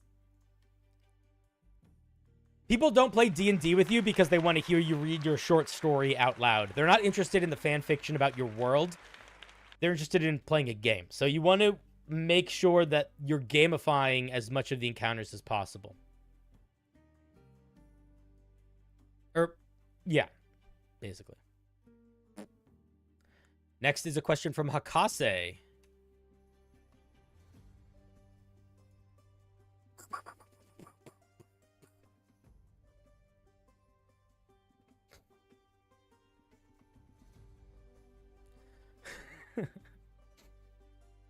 Oh god, you guys are all so weird. This is from Akase. What balance concerns should be considered when trying to write a low-level feature that can frighten creatures? There are a lot of low-level features that frighten creatures already, and you should look to them for guidance. The two that come to mind are the Archfey Warlock and the Undead Warlock. There's also a bunch of stuff with, like, there's a bunch of guys get stuff at 3rd level, too. It shouldn't be that strong, is what it comes down to. All of the frightened conditions that things get at low levels either are a big resource eater or they last a round. And sometimes both. Especially if they don't require concentration. That's where the real power of class features that frighten things are, is that they allow you to give a creature the frightened condition without dealing with concentration. Most frightening features and abilities, or rather most spells that do frightening require concentration. Yeah, Form of Dread is a good example. You could also look at the Conquest Paladin. You could also look at, like I said, the Archfey. But yeah, it's you have to be reasonable with it in that frightened is a pretty powerful condition, and there's a spell called Cause Fear. It's a 1st level spell. You can frighten a creature, I think, for a minute. I don't remember if they get to make the saving throw at the end of each of their turns or not. And it requires concentration.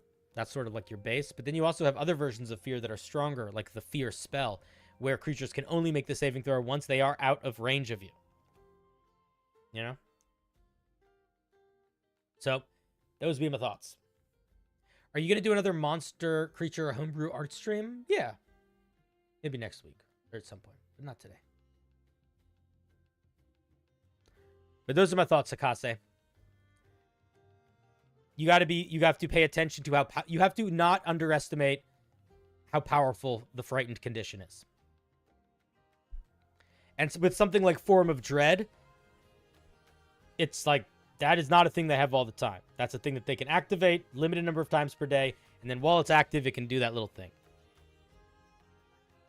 As always, don't ever use one data point for balancing your homebrew. Use multiple. And keep in mind the context of the thing you're making. If you're designing something for a paladin, a warlock might be applicable to look at in some circumstances, but you do have to remember you're building a paladin. Thank you for your question. Also, Akase, if you're building another subclass, here's the challenge that you have. At least 2 of the subclass features need to just be 1 feature. They can't be 2 separate features that they get at the same level, and they can't be a feature that has 3 or 4 or 2 features inside of it. This is the thing that you've done so much in your past homebrew is you bloat. You're a bloater. Next one I want to see no bloat. Get it out.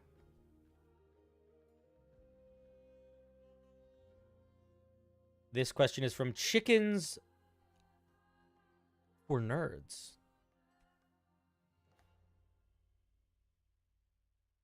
You're making a scary rogue. It's going to be fun. Cool. I like a scary rogue.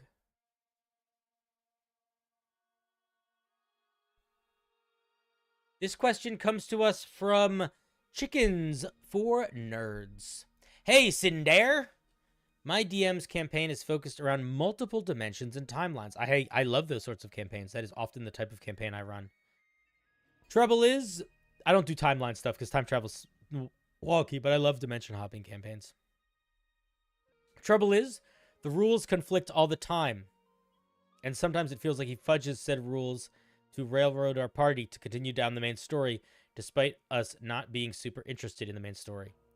Tried to reach out to him, but he has a hard time accepting criticism. Any suggestions on what I can say to help clear the air? Thanks in advance.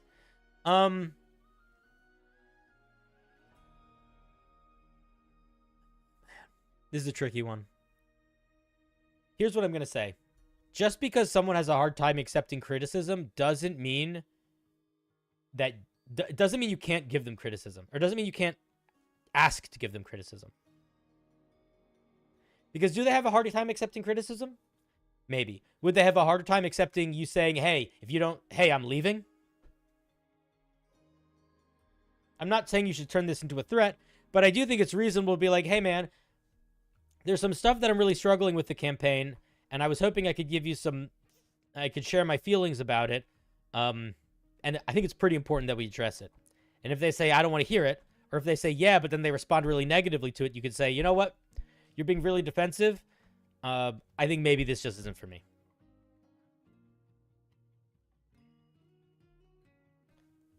Now, in terms of what they're doing, it sounds like they are changing the rules on the fly. Just call them out. Just be like, hey, isn't that... You say, hey, man, you said that worked differently last session. So what is it? Is it that or that? But honestly, if they are actively changing the rules and they're refusing to take feedback, then you have a choice to make. You either decide, I will accept them for their flaws, and I will just play the game that they're trying to run. Or you decide, this isn't fun for me. I'm leaving. But the solution is not to decide, this isn't fun for me, and I'm going to keep my mouth shut and play.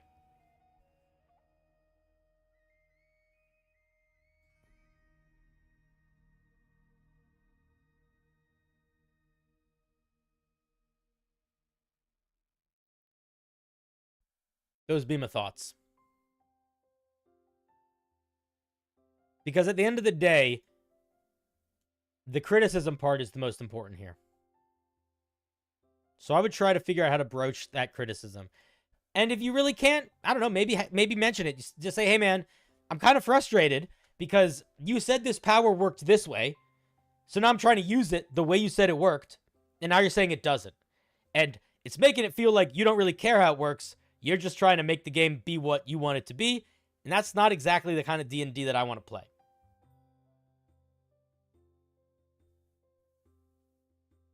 You also don't need to do any of that. You can just decide, I'm going to play a different game. Listen, I have left many D&D games because I didn't vibe with the way the Dungeon Master ran things. And it didn't need to be a whole giant thing. I just decided it's not... I don't need to give this person this criticism. I don't want to have to go down that road. I also don't want to hurt their feelings. So I'm just going to be like, I'm good.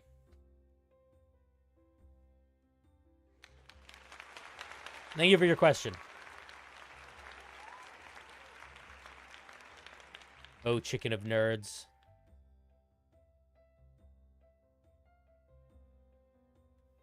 This is a very vague, open-ended question, and I get asked it all the time, but I will give it a little answer here, too.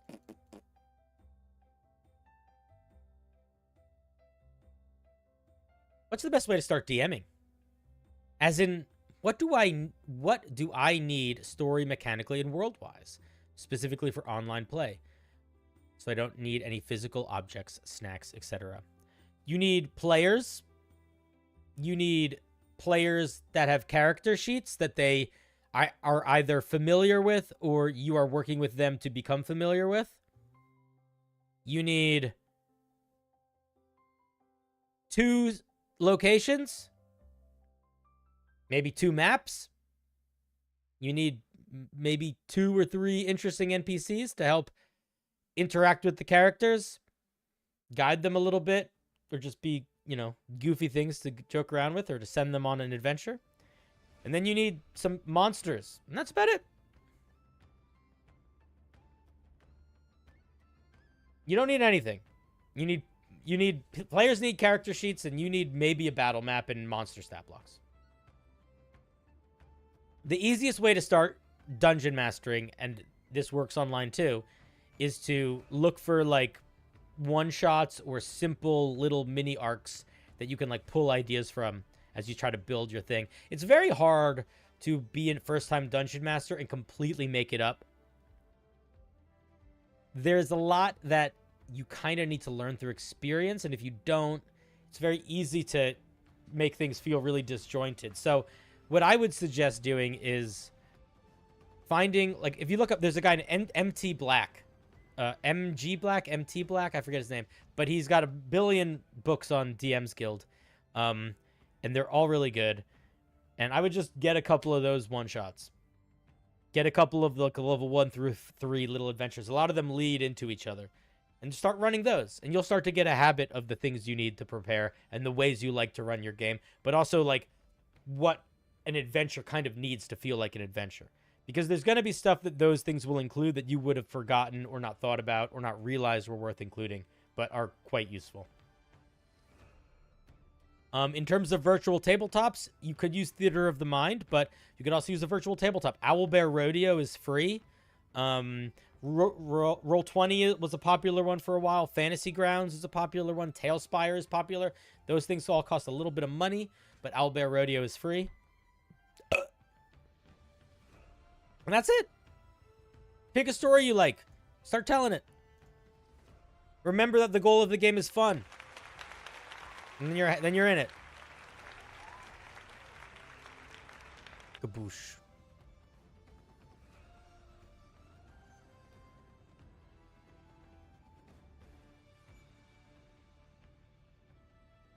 Okay, I'm going to answer this question very quickly because it's a silly question. It's not that silly of a question. I like pirates. How can I include them without seeming like a one-note guy? I think you could ask that question about literally anything in D&D. I like goblins. How can I include a goblin without them seeming kind of one note?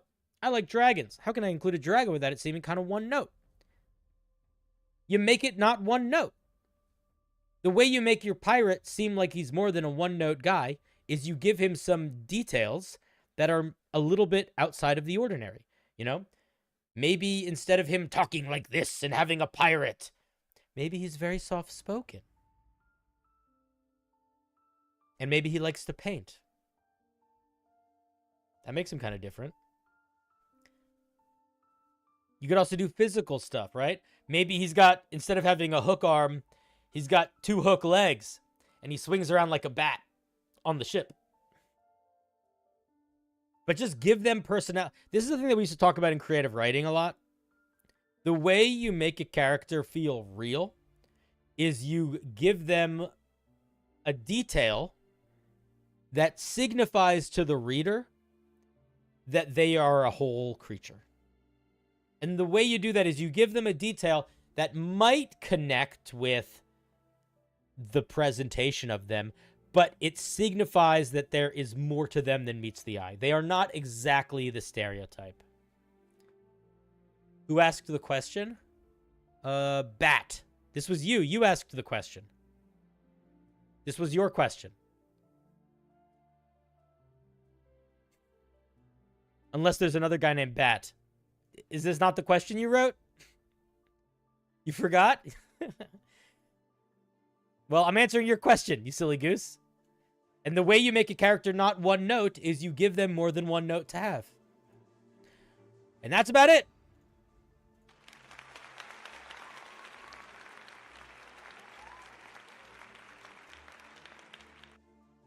It's exactly the same rules I would tell you if you were in my creative writing class. You want to give them some features that make the reader not just know that, ideally you want to give them features that don't just indicate to the reader that they like something unusual, but they indicate to the reader that that is just a part. Like, you don't need to give them 30 crazy unique details. You just need to give them the right unique detail that makes the reader feel like they have 30 unique crazy details. This next one is from Emma.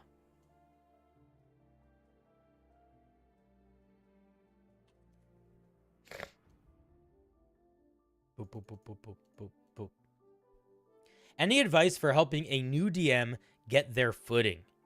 I'm a player in their game who's an experienced DM, and they've played in many games, but this is their first time DMing. There are a lot of ways you can help them find their footing, and I think some of them you can do from a player perspective, and some of them you can do from a character perspective. From a player perspective, you should ask them what sorts of things they need. Like, just ask them. Say, like, hey, if you want to talk anything through, let me know. You could also tell them things that you have done that have worked. I wouldn't tell them things to do differently. I wouldn't be like, you shouldn't do this, you should do this. I don't think they're going to like that, because that could become like a feeling of a backseat driver. But what you could do is you could tell them, without them asking, like on a casual Tuesday, be like, hey, I'm so excited to play in a game with you. These are a couple things that really helped me in my dungeon mastering, if you want to see them, and then send them to them. The other thing you can do is from sort of the character perspective, and that is to make sure you are playing a character that is trying to participate in the story the dungeon master clearly is trying to tell. New dungeon masters, usually, it's very obvious the story they're trying to tell. They're not great at hiding it in the world yet, which is fine. It's expected. It's reasonable. So don't make that a conflict. Either jump at the opportunity to tell the story they're trying to tell and be really engaged with it, or if it seems unclear, you can kind of just say that. Like, if the dungeon master just throws you into a random world and they're like, figure it out, and you're like, this is not enough, like, we need a little direction to start, have your character be like, all right, let's find a quest giver. You know, be really fucking obvious, lean in. That's what I would say. I would say, as a player, your job should be to try to imagine what the dungeon master wants and to try to help facilitate that. And then as a friend, I would offer them either emotional support and or resources that you know about and or strats that you have used that have been helpful. But you shouldn't be like, do this differently, because that's going to make them go like, well, fuck you. Anyway, great question, Emma. Thank you for asking. Lovely question. Kaboosh. Oh my god. Everybody calm down. This next one is from a Ninja Turtle.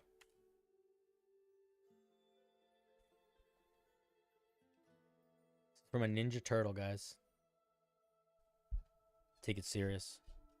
First time player, and I think I made my character Beast Barbarian too static. Beast Barbarian is my favorite barbarian. I'm enjoying playing it both mechanically and RP, but I'm worried that I'm mostly just reacting and giving occasional one-liners, not feeling my own agency. When you play, how much of the character do you already know and want to show the other player versus how much do you want to try to find out in gameplay? There is not a right answer to this question. I like to kind of make up my character as I play. I like to have a couple basic ideas and maybe a couple important backstory beats. But I usually figure out who my character is through play. And I think that's a really good way to do it. You just have to be thinking about it while you're playing. Like, you just have to be really willing to have your character be very outwardly expressive. Like, your character has to say, like, I care about that. I think we should do this. Because if they don't do that, then they're just all internal and they don't feel like they're anything. So, aside from giving occasional one-liners and reacting, you should have your character start expressing themselves. As you guys are traveling, instead of there just being a travel montage, the Dungeon Master says, cool, and then you guys travel for 3 days to get to the next town. Then you say, during that travel, can I have our characters have like a conversation? And then you just start it. Guys, I was really been thinking about like goals, and yeah, I got these big claws and these big teeth, but like, are they really big enough? I've just been feeling like You need bigger claws. And then you were talking about how you wanted to get a super sword. You know, maybe we could do this. I don't know, whatever. Just like start the conversation. Start the conversation. The other thing that you can do, which is a really nice way to make your character feel very present in the world in like an emotional way, is to kind of turn that lens onto the other characters. This is weird. It sounds counterintuitive, but it's true. One of the best ways to learn about your character is to ask other people about their characters and to think about how your character is responding. So if I have my character go to your character and they say, "Hey, I noticed that every time you shoot an arrow, you pull out that little crystal and you kiss it and whisper something. What's the deal there, man?" And like ask them their story and engage with it. You know, follow-up questions. Think about it like, you know, have you ever gone on a date? If any of you have ever gone on dates before, one of the best ways to make yourself seem appealing, and also it's just a way to be a good person, is when you're talking to them, when you're talking to the person you're on a date with, instead of, you almost want to like, don't just listen to what they're saying, but like ask questions that lead to more things that you'd be curious about. You know, lean in. It's the same kind of thing. Because then not only are you as a player going to be sort of thinking about how that affects your character, that having that knowledge or the reacting to it, but it creates this like feedback loop where if one player starts to do that enough, the other players start doing it too. What's a date? It's a weird fruit that's very delicious. Anyway, great question, Ninja Turtle.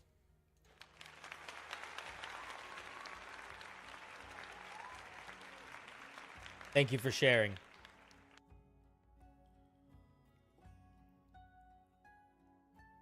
Next, we have a question from our dear Pixie Palettes.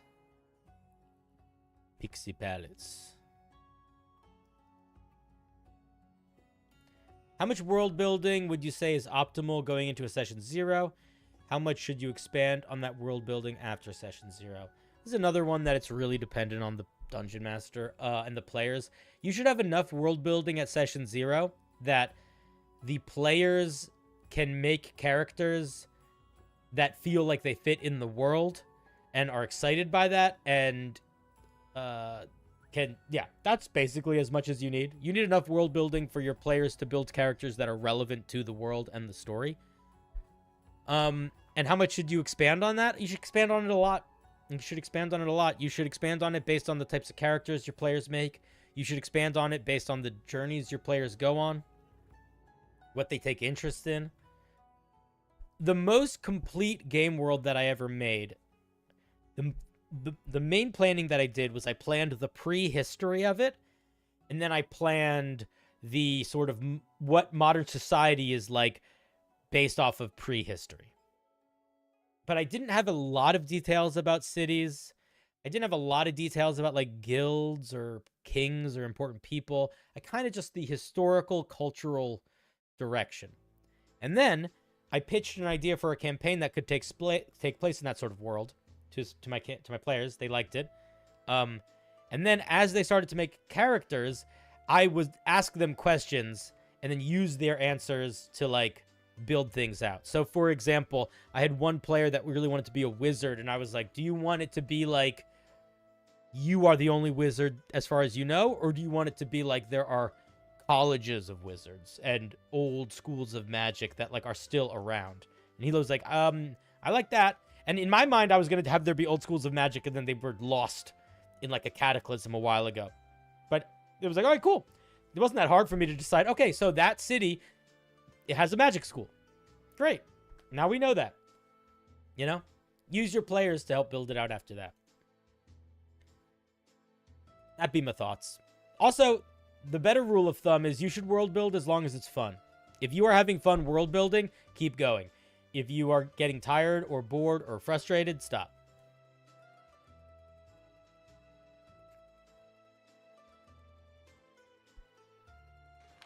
Thank you for sharing.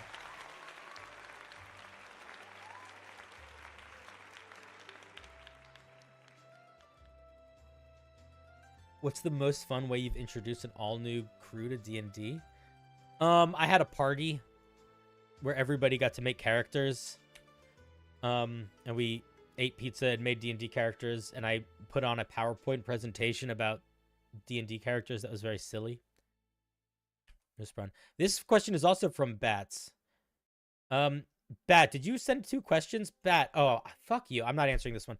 Hey, Bat, when I notice people using 2 different email addresses so they can send in 2 questions, it really frustrates me.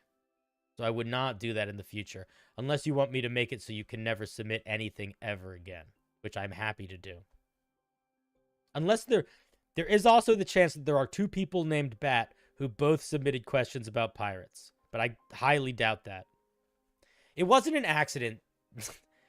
Oh my God. Bat, I need you to admit right now that it wasn't an accident. You can't accidentally log into a different Gmail account to submit another form. Admit that it wasn't an accident right now. Own up to it. I will have so much more respect for you if you do. I will have infinitely more respect for you if you do.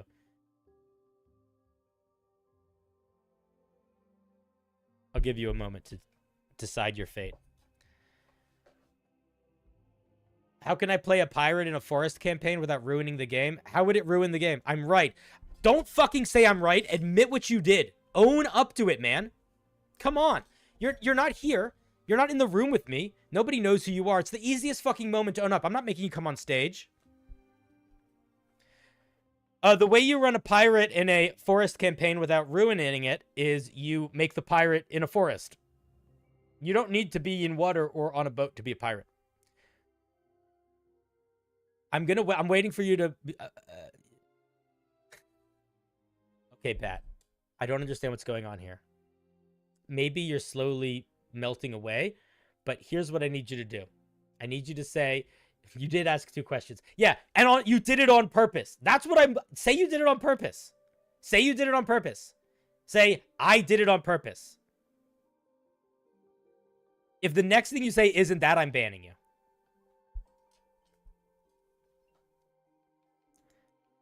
Oh my God. Thank you, Jesus fucking Christ. And if you lie to me again, you are never going to participate in anything I do ever again on stream. Just so you know. But I thank you for admitting it.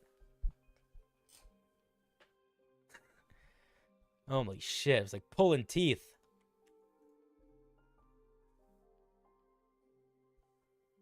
All right, let's take a look at this question.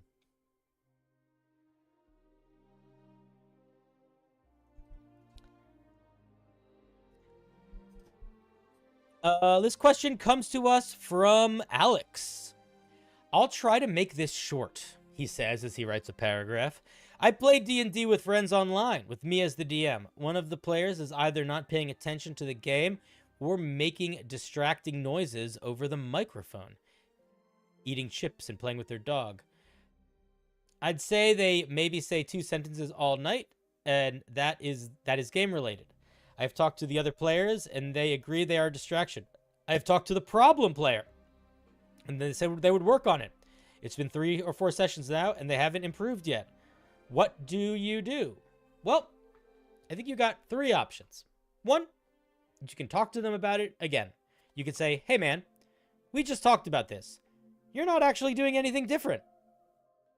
So, what's going on?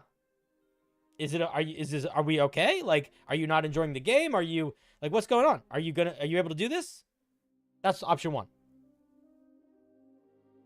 Option 2 is, I was going to say, with what I'm with Schwaz, instill a rule. Guess what, buddy? You are now permanently on mute unless you turn on push to talk. And just kind of forget they're there. Option 3 is decide as a group that you guys are going to put up with it and keep the player around and not ask them to change again. And then option number 4 is to be like, hey man, this isn't working. I asked you to make it different and you didn't. So so bye. Find you this game. I think that the way that you want to play D&D isn't working for me. It doesn't work. Okay, here's what you do. Yeah, you kick him out. That's the other option. You kick him out. Here's how you kick someone out without being a dick. You say, hey man, I think the way you like playing D&D and the way I like playing D&D aren't really aligning. or don't really align. So I think that it's probably best if we play separate. Because this kind of question comes up a lot. We have a lot of these ones. Your first time catching me live. What's up, Dustin? You love my content? I love your content. So if we boil this down, if we melt away all the details of this question and we look at it honestly, what is this question asking? The question says, hey, I have a problem with someone. I addressed that problem and they did not change. What should I do? And when that happens, you have to make the choice. You can accept that they can't change and accept them. You can accept that they can't change and not put yourself in the situation, have to put up with it. Or you can try to make change happen again. But those are really only the three things you can do. I would talk to them one more time. I would say, hey man, if we can't figure this out, I think this game is not really the right game for you. I would not turn it into an us versus you thing. I wouldn't try to make it be like I talked to the players, they all said you're out. I would really make it about the style of gameplay. And yes, the style of gameplay that they are playing is I'm not really participating or paying attention, but you're not going to say that because you don't want to be mean. So you're just going to describe it as a style of gameplay. Hope that helps. Kajoosh. Thank you for sharing, Alex.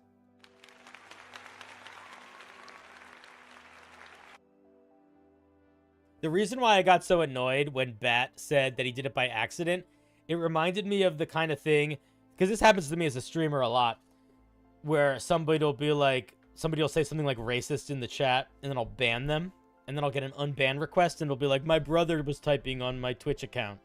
It's like, just don't lie. Don't lie to me. It's obvious, man. We get it. Most people that are streamers deal with people being like, oh, oops, I deal with people that casually don't hold themselves accountable more than they deal with normal people. So we know not to trust any of you. And beyond that, a lot of streamers are adults. And it is, as an adult, when a teenager or a kid lies, it's super easy to tell. Dude, I'm over it. You don't need to apologize anymore. You're good. You're good. You're good. We've moved past it. I asked you to own up to it. You owned up to it. In my eyes, you are now a champion, and you should not feel upset. You should be proud of yourself for deciding that we could all move past this together. Or you should decide that you are disappointed with yourself because you got peer pressured by a streamer into admitting you were wrong. One of the two. Either be proud of yourself or ashamed of yourself. But either way, I am not upset with you. I'm chilling. We're chilling.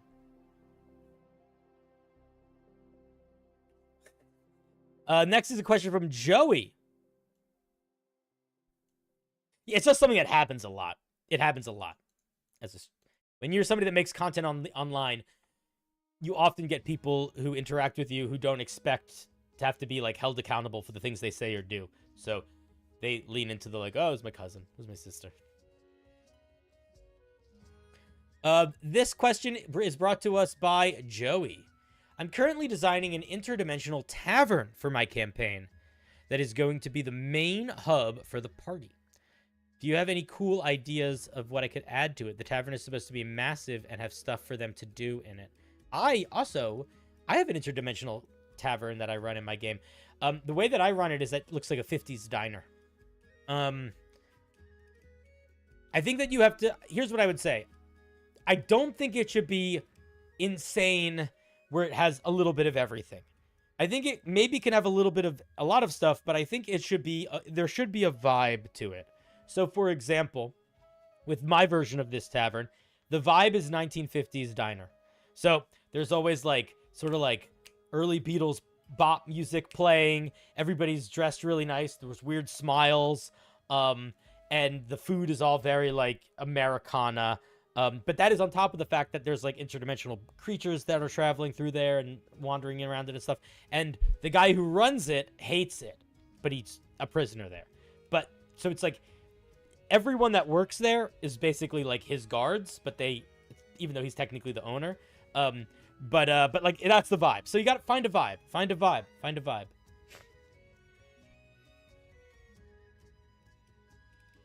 Yeah, there should not only should there be entities from all over the multiverse, there should definitely be some just weird stuff in there. You know, maybe there's a table, maybe there's a room full of chess sets that play that you can play and they play you automatically. There's not need to be a person there because it's a colony of mimics that has started to evolve to get sustenance from getting people frustrated by beating them at chess. So it's a room of people where they go and they try to beat this colony of mimics at chess, and then when they inevitably lose, the mimics absorb their annoyance. You know?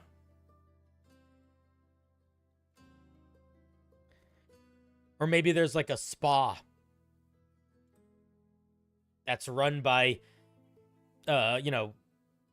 fire elementals and water elementals, and they kind of like are always...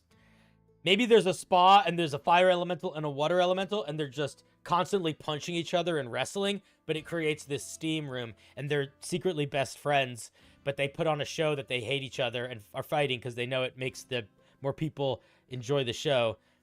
But after hours, if you were to like sneak back in there, you'd see them just like hanging out playing cards. Those are my thoughts. Thank you for your question.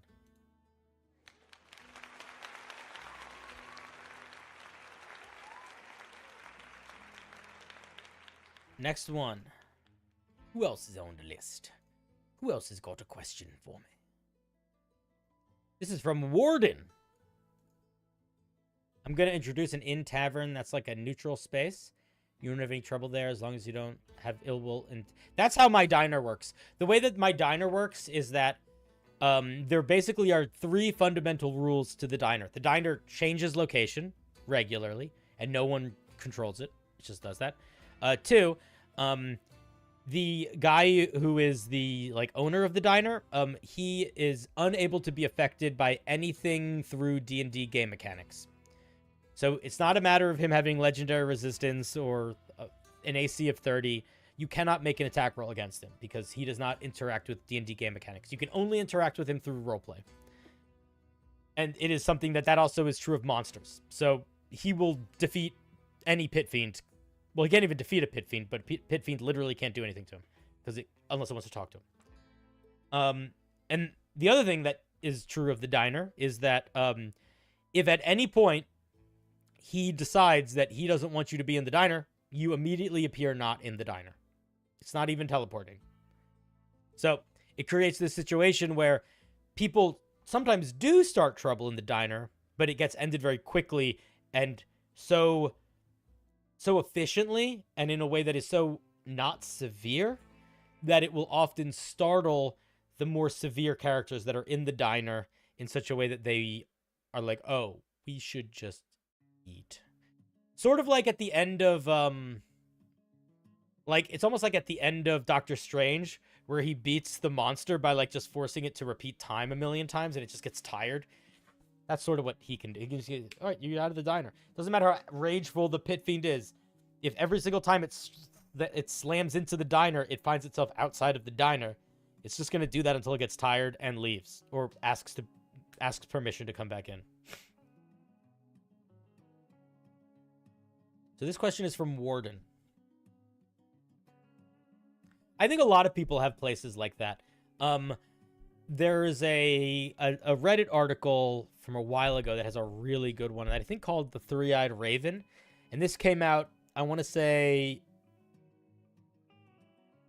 like, I don't know, like 10 years ago. It came out before Game of Thrones, I think. But it was a cool one. Had all sorts of fun little NPCs in it. Okay, let's take a look at this question. I'm wondering how to make a villain have a good reason to be evil without making them just doing evil for evil. For example, I was making a sea hag that was drowned, and now she wants revenge, but she is taking it out on the town of the royal that betrayed her because he didn't find her pretty. Really, that's a weirdly shallow. I would make your villain less shallow. I was thinking maybe he didn't push her. She just fell after he denied her. I'm going to be really honest. That just made me cringe so hard. I'm going to answer your question, but the idea that she's a villain because somebody didn't think she was pretty enough, I feel like is so lame. Like, I mean, like that, first of all, if I tried to run like something like that for my campaign, my players would call me out and be like, that's bullshit and stupid. But also it's just like fucking sexist and problematic. I just wouldn't do that. But how do you make a villain have a good reason to be evil? Villains should not think they're evil. They should think they're doing the right thing. Why does my hair color look off? Probably because your eyes are broken. But yeah, that's it, man. You like they don't have to be a villain doesn't have to be evil. How about this? Here's an idea for a villain. You were raised in a mining community. Your whole family are miners. Everybody's mining. You're collecting special arcane ore that gets sent to the wizard's sanctum. And the wizards, you know, they pay the town or whatever. But the miners don't really know. They don't know how to do anything with this arcane ore. They just mine it. Well, one day, something happens with the arcane ore. And it becomes, like, hectic. And starts to go crazy. And then explodes. And destroys most of the town. Well, you survived. And as you left town to make your way to the wizard's community down the road to ask for help, barely surviving the journey, by the time you get there, you learn that the wizards have been collecting this arcane ore because they're using it to fuel powers to allow them to cast more spells per day than they normally could. The problem is it has this weird after effect of it seems to sort of leave resonant charge in the air. And if that resonant charge is allowed to build up, it can make the arcane ore quite combustible. The wizards did not do a good job of making this clear to the miners, and because of that, your whole town is completely destroyed. Everyone you've ever loved. And when you go to ask for help from the wizards, not only do you learn it was their fault, you learn that, like, they don't even really notice or care. They're just kind of excited that they figured out how to use the arcane ore. So on that day, you decide, I am going to kill every fucking wizard. And you'd spend the rest of your life, the next 10 years, mastering the art of fighting spellcasters, getting anti-magic armor, learning how to create areas of silence, how to throw a bola so that it wraps around a creature's arms and head so they can neither speak nor move their hands. And you start a cult that is an anti-magic cult, and they start going around killing clerics and wizards and stuff. And because you know that wizards are genuinely taking advantage of other people. They are genuinely having people work themselves to death so that they can do their magic. Now, one might argue that magic is also pretty helpful, right? It makes the trains run. The magic is what keeps the eldritch beings away. It's what's used to fight off monsters. So, like, from some perspectives, the magic is really good. But from your perspective, the magic is horrible. So you become the BBEG. You become the villain. You become the I'm going to end magic in the world bad guy. Are they evil? I don't know. They might do things that make them evil. They might take that. They might find themselves in a position where they are so confident in their beliefs or so deep down the path that they make choices that are definitely evil. But do they think they're evil? I don't know.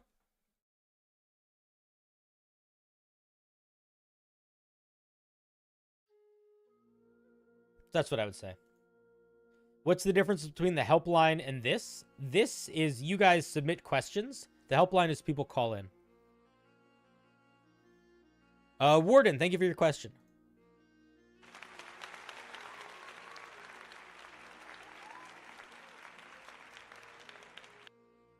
Alrighty. The next is from Chaos Reaper. What you got for us today, buddy? I want to DM a game with friends who never played D&D before. They don't know how to make They don't know how to make a character and are finding it rough to understand the classes. I was wondering, do you think it would be a good idea to give them semi-made characters that I play and to use as NPCs? Something similar to characters from Baldur's Gate 3 that you could play. I would just make them pre-made characters. Dude, if you go to the Wizards of the Coast website right now, you can download pre-built character sheets from everything from level 1 through 10 of every class. You should not be making people design characters the first time they play D&D. The only reason I was able to make people design characters the first time they played D&D was because I literally turned it into a party where I gave them food and drink and put on a show for them. It's a lot of work to make a character if you've never played D&D before, and it's a lot of work that doesn't make any fucking sense. Don't worry about explaining the rules. Don't worry about them learning the mechanics yet. Tell them the vibe of a bunch of pre-built characters and let them just pick one and then start playing.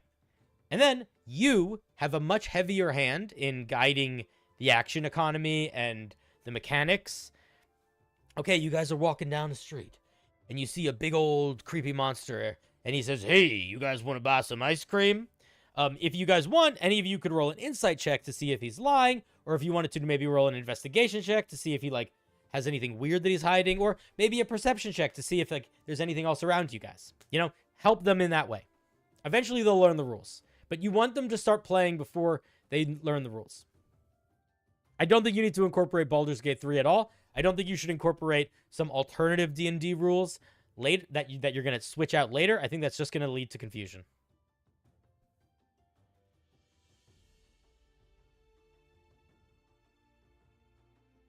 All right, Chaos, those are my thoughts.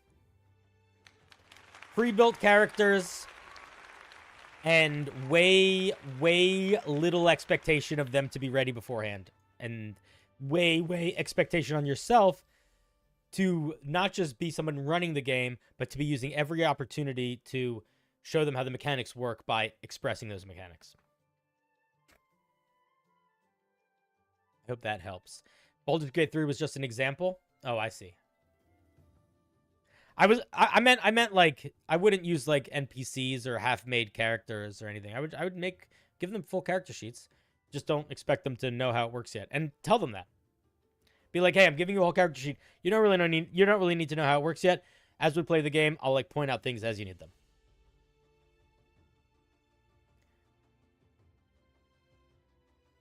We have another anonymous one. Some of these questions are going to be if any of these questions are too similar to old ones, I'm just going to be like, I kind of answered this already today. "Hey, I'm a new DM. What do you think of a campaign where most of the dragons live in one thriving empire?" I answered that already. I think it's fine. I think whatever you're excited to run for your campaign is great. The only other thing you need other than you to be excited is for your players to be excited. And that is it. This question comes to us from Murden. What's the best way to get an in-person campaign without friends or local game store? Local library? Facebook meetups? There's a lot of local D&D groups on Facebooks, depending on what city you live in. Libraries will often host D&D games.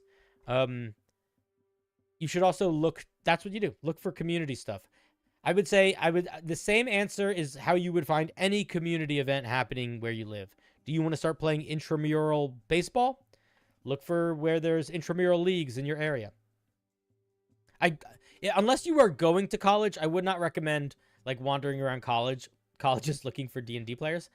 But look for clubs, look for groups, look for local activity groups.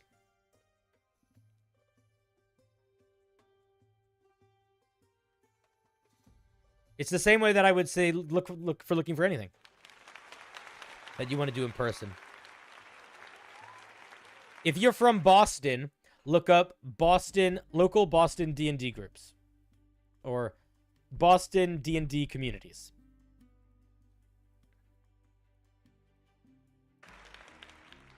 Alrighty.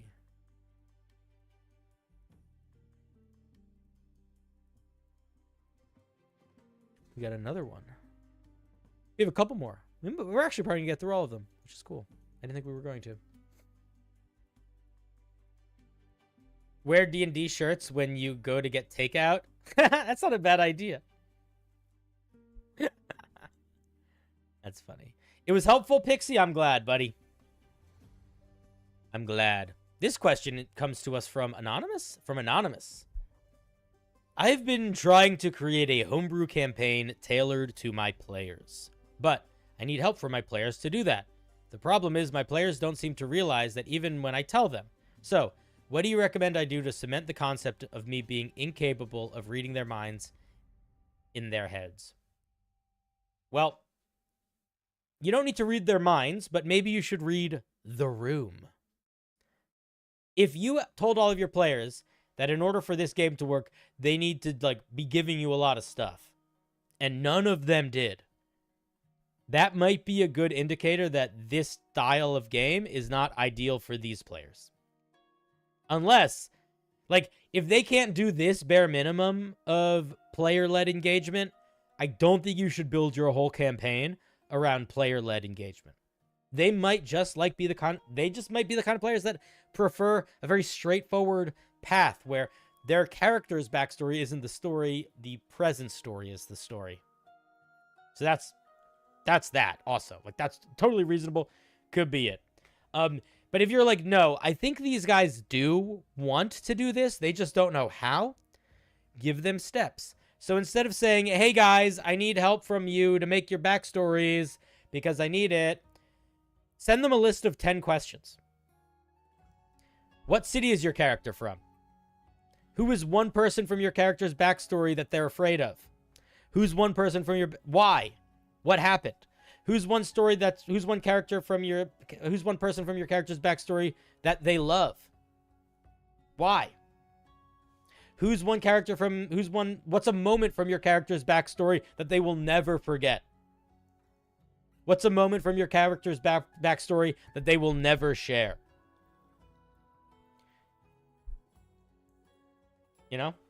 Give them specific details to answer. If they can't do the blank sheet of paper, don't give them a blank sheet of paper.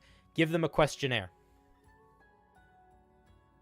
But honestly, if it feels like you're pulling teeth and you haven't even gotten started yet, I would maybe not be so reliant on them and let them play the game a little bit before you worry too much about needing them to build it for you. Because players building out the game with that is amazing. It's the best when it works. But if you are trying to convince your players to be excited about something that they either don't know how to do or aren't excited about, that's not fun. That's too much work. You have to show them that it's exciting. And you show them that it's exciting, not by telling them to do it, by, just playing the game. And having stuff happen that makes them think, oh, shit, I should have cool backstory stuff, because then I could do that kind of thing too. You offered a starting feat for filling out a questionnaire? I wouldn't do that. But that's a fine idea. I like giving people a starting feat anyway. I don't want to create the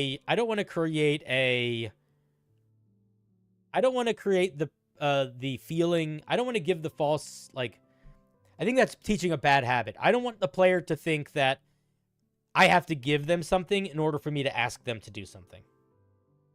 And I don't want to feel like a player should be rewarded for doing the bare minimum. I want a player to do the bare minimum because they know they should, because they respect me as a person and they understand that I'm putting a lot of work into this game. And I want them to also know that I am allowed to ask things of them. And to a certain extent, it is reasonable for me to expect them to do those things. I don't need to give them a cookie. They can just be adults, and we can all play together. So, yes, that works. I'm not trying to criticize you at all, Casper, but I do feel like it can create a bad habit. All right, those are my thoughts.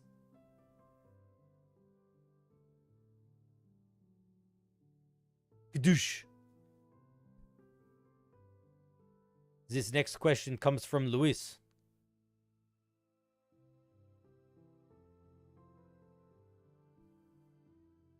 Yeah, you can get a cookie anyway. I'd rather just give a cookie. I don't want to do a cookie for a thing. I'm just going to rain cookies down. This question is from Luis. I have been running my first campaign for over 24 sessions now. Amazing. Congratulations that it's going so long. But I feel like I'm losing track of my players. All my cousins and brother, as they kind of stopped RPing altogether. So I tried changing the program I use for D&D. We play online, and I think it made it worse. What should I do? Have you talked to them about it? Have you said, hey, players, I feel like we aren't doing as much roleplay as we used to. Why do you think that is? Are we just having more fun, being more combat-centric? Am I not doing enough to make there be plots and NPCs that you guys are interested in? What should we do here? The other thing that you can do is you can subtly force situations of roleplay. For example, you have a big battle with a monster. During the battle, when somebody attacks it with their greatsword, say, hey, barbarian. What is your character thinking about as they swing down their great axe into this Goliath monster?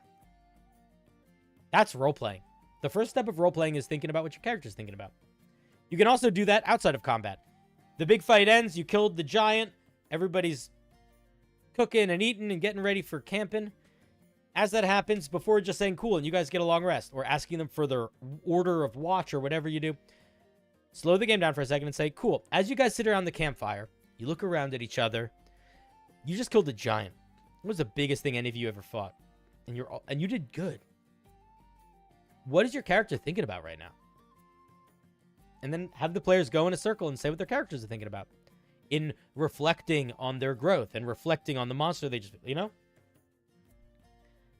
The best way to get players to roleplay is to create situations that basically get them, you know, thinking about what their character is thinking about. And sharing that.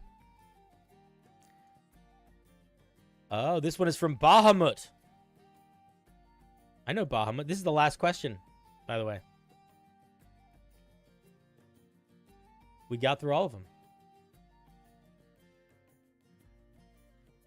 I have been reading Banneret Purple Dragon Knight subclass. I personally think it could make for a decent tank-type class. My question is, would I be wasting 2 levels if I took those levels into Barbarian for unarmored defense and reckless attack? Here's what I'm going to say. If you decide to multi-class Purple Dragon Knight and Barbarian, you will have 2 very useful levels of Barbarian and a whole lot of pretty bad levels of Fighter. Purple Dragon Knights are notoriously not good. I would say anything. Yes, multi-class. If you're gonna be, if you're like, I'm gonna be a purple Dragon Knight, multi-class as much as you fucking can.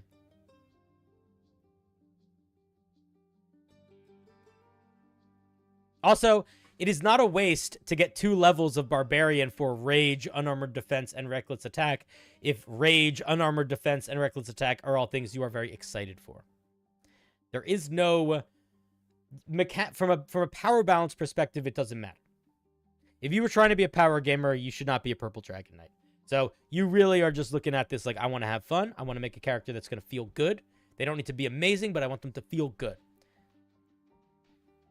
D&D is one of those games where every character is at least okay. So you're going to be at least okay. And I think multi-classing into Barbarian is great if that is the thing you are the most excited for.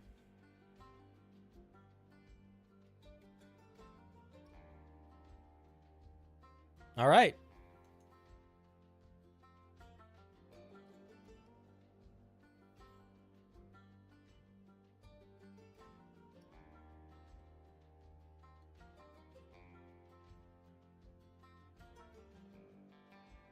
Folks,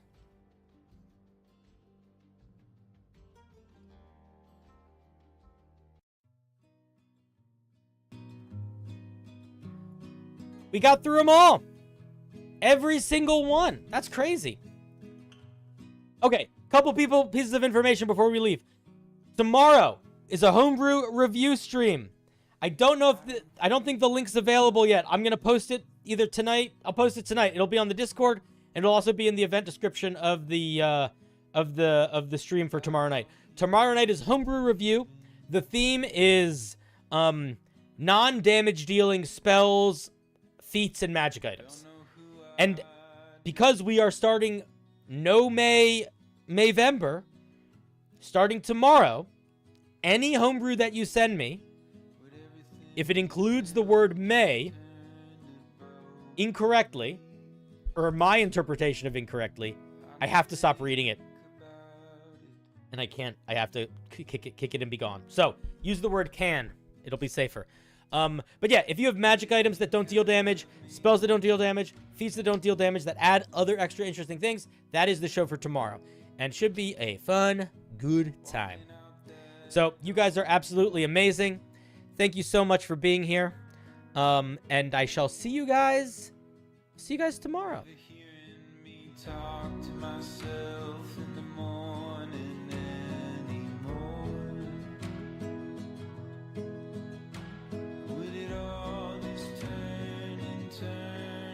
Oh, look at all these people. Nether Queen, Jake, Cole, Christopher, Burning. Oh my goodness. And we got some super chatters. We got Nether Queen, Kaiju, Chaos Reaper, Chase, Hulkill, Dookie, Bildo, Josham, and Draco. Have a great night, guys. You are all amazing. Thanks for being here. I'll see you tomorrow. Like and subscribe, or whatever.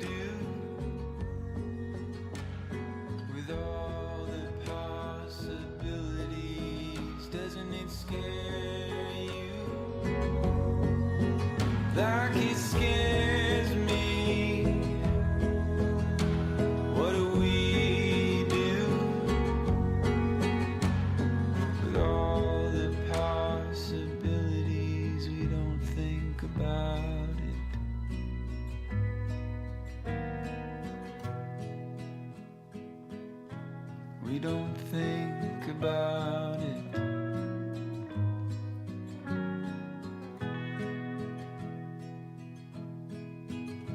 We just fall into each other's arms.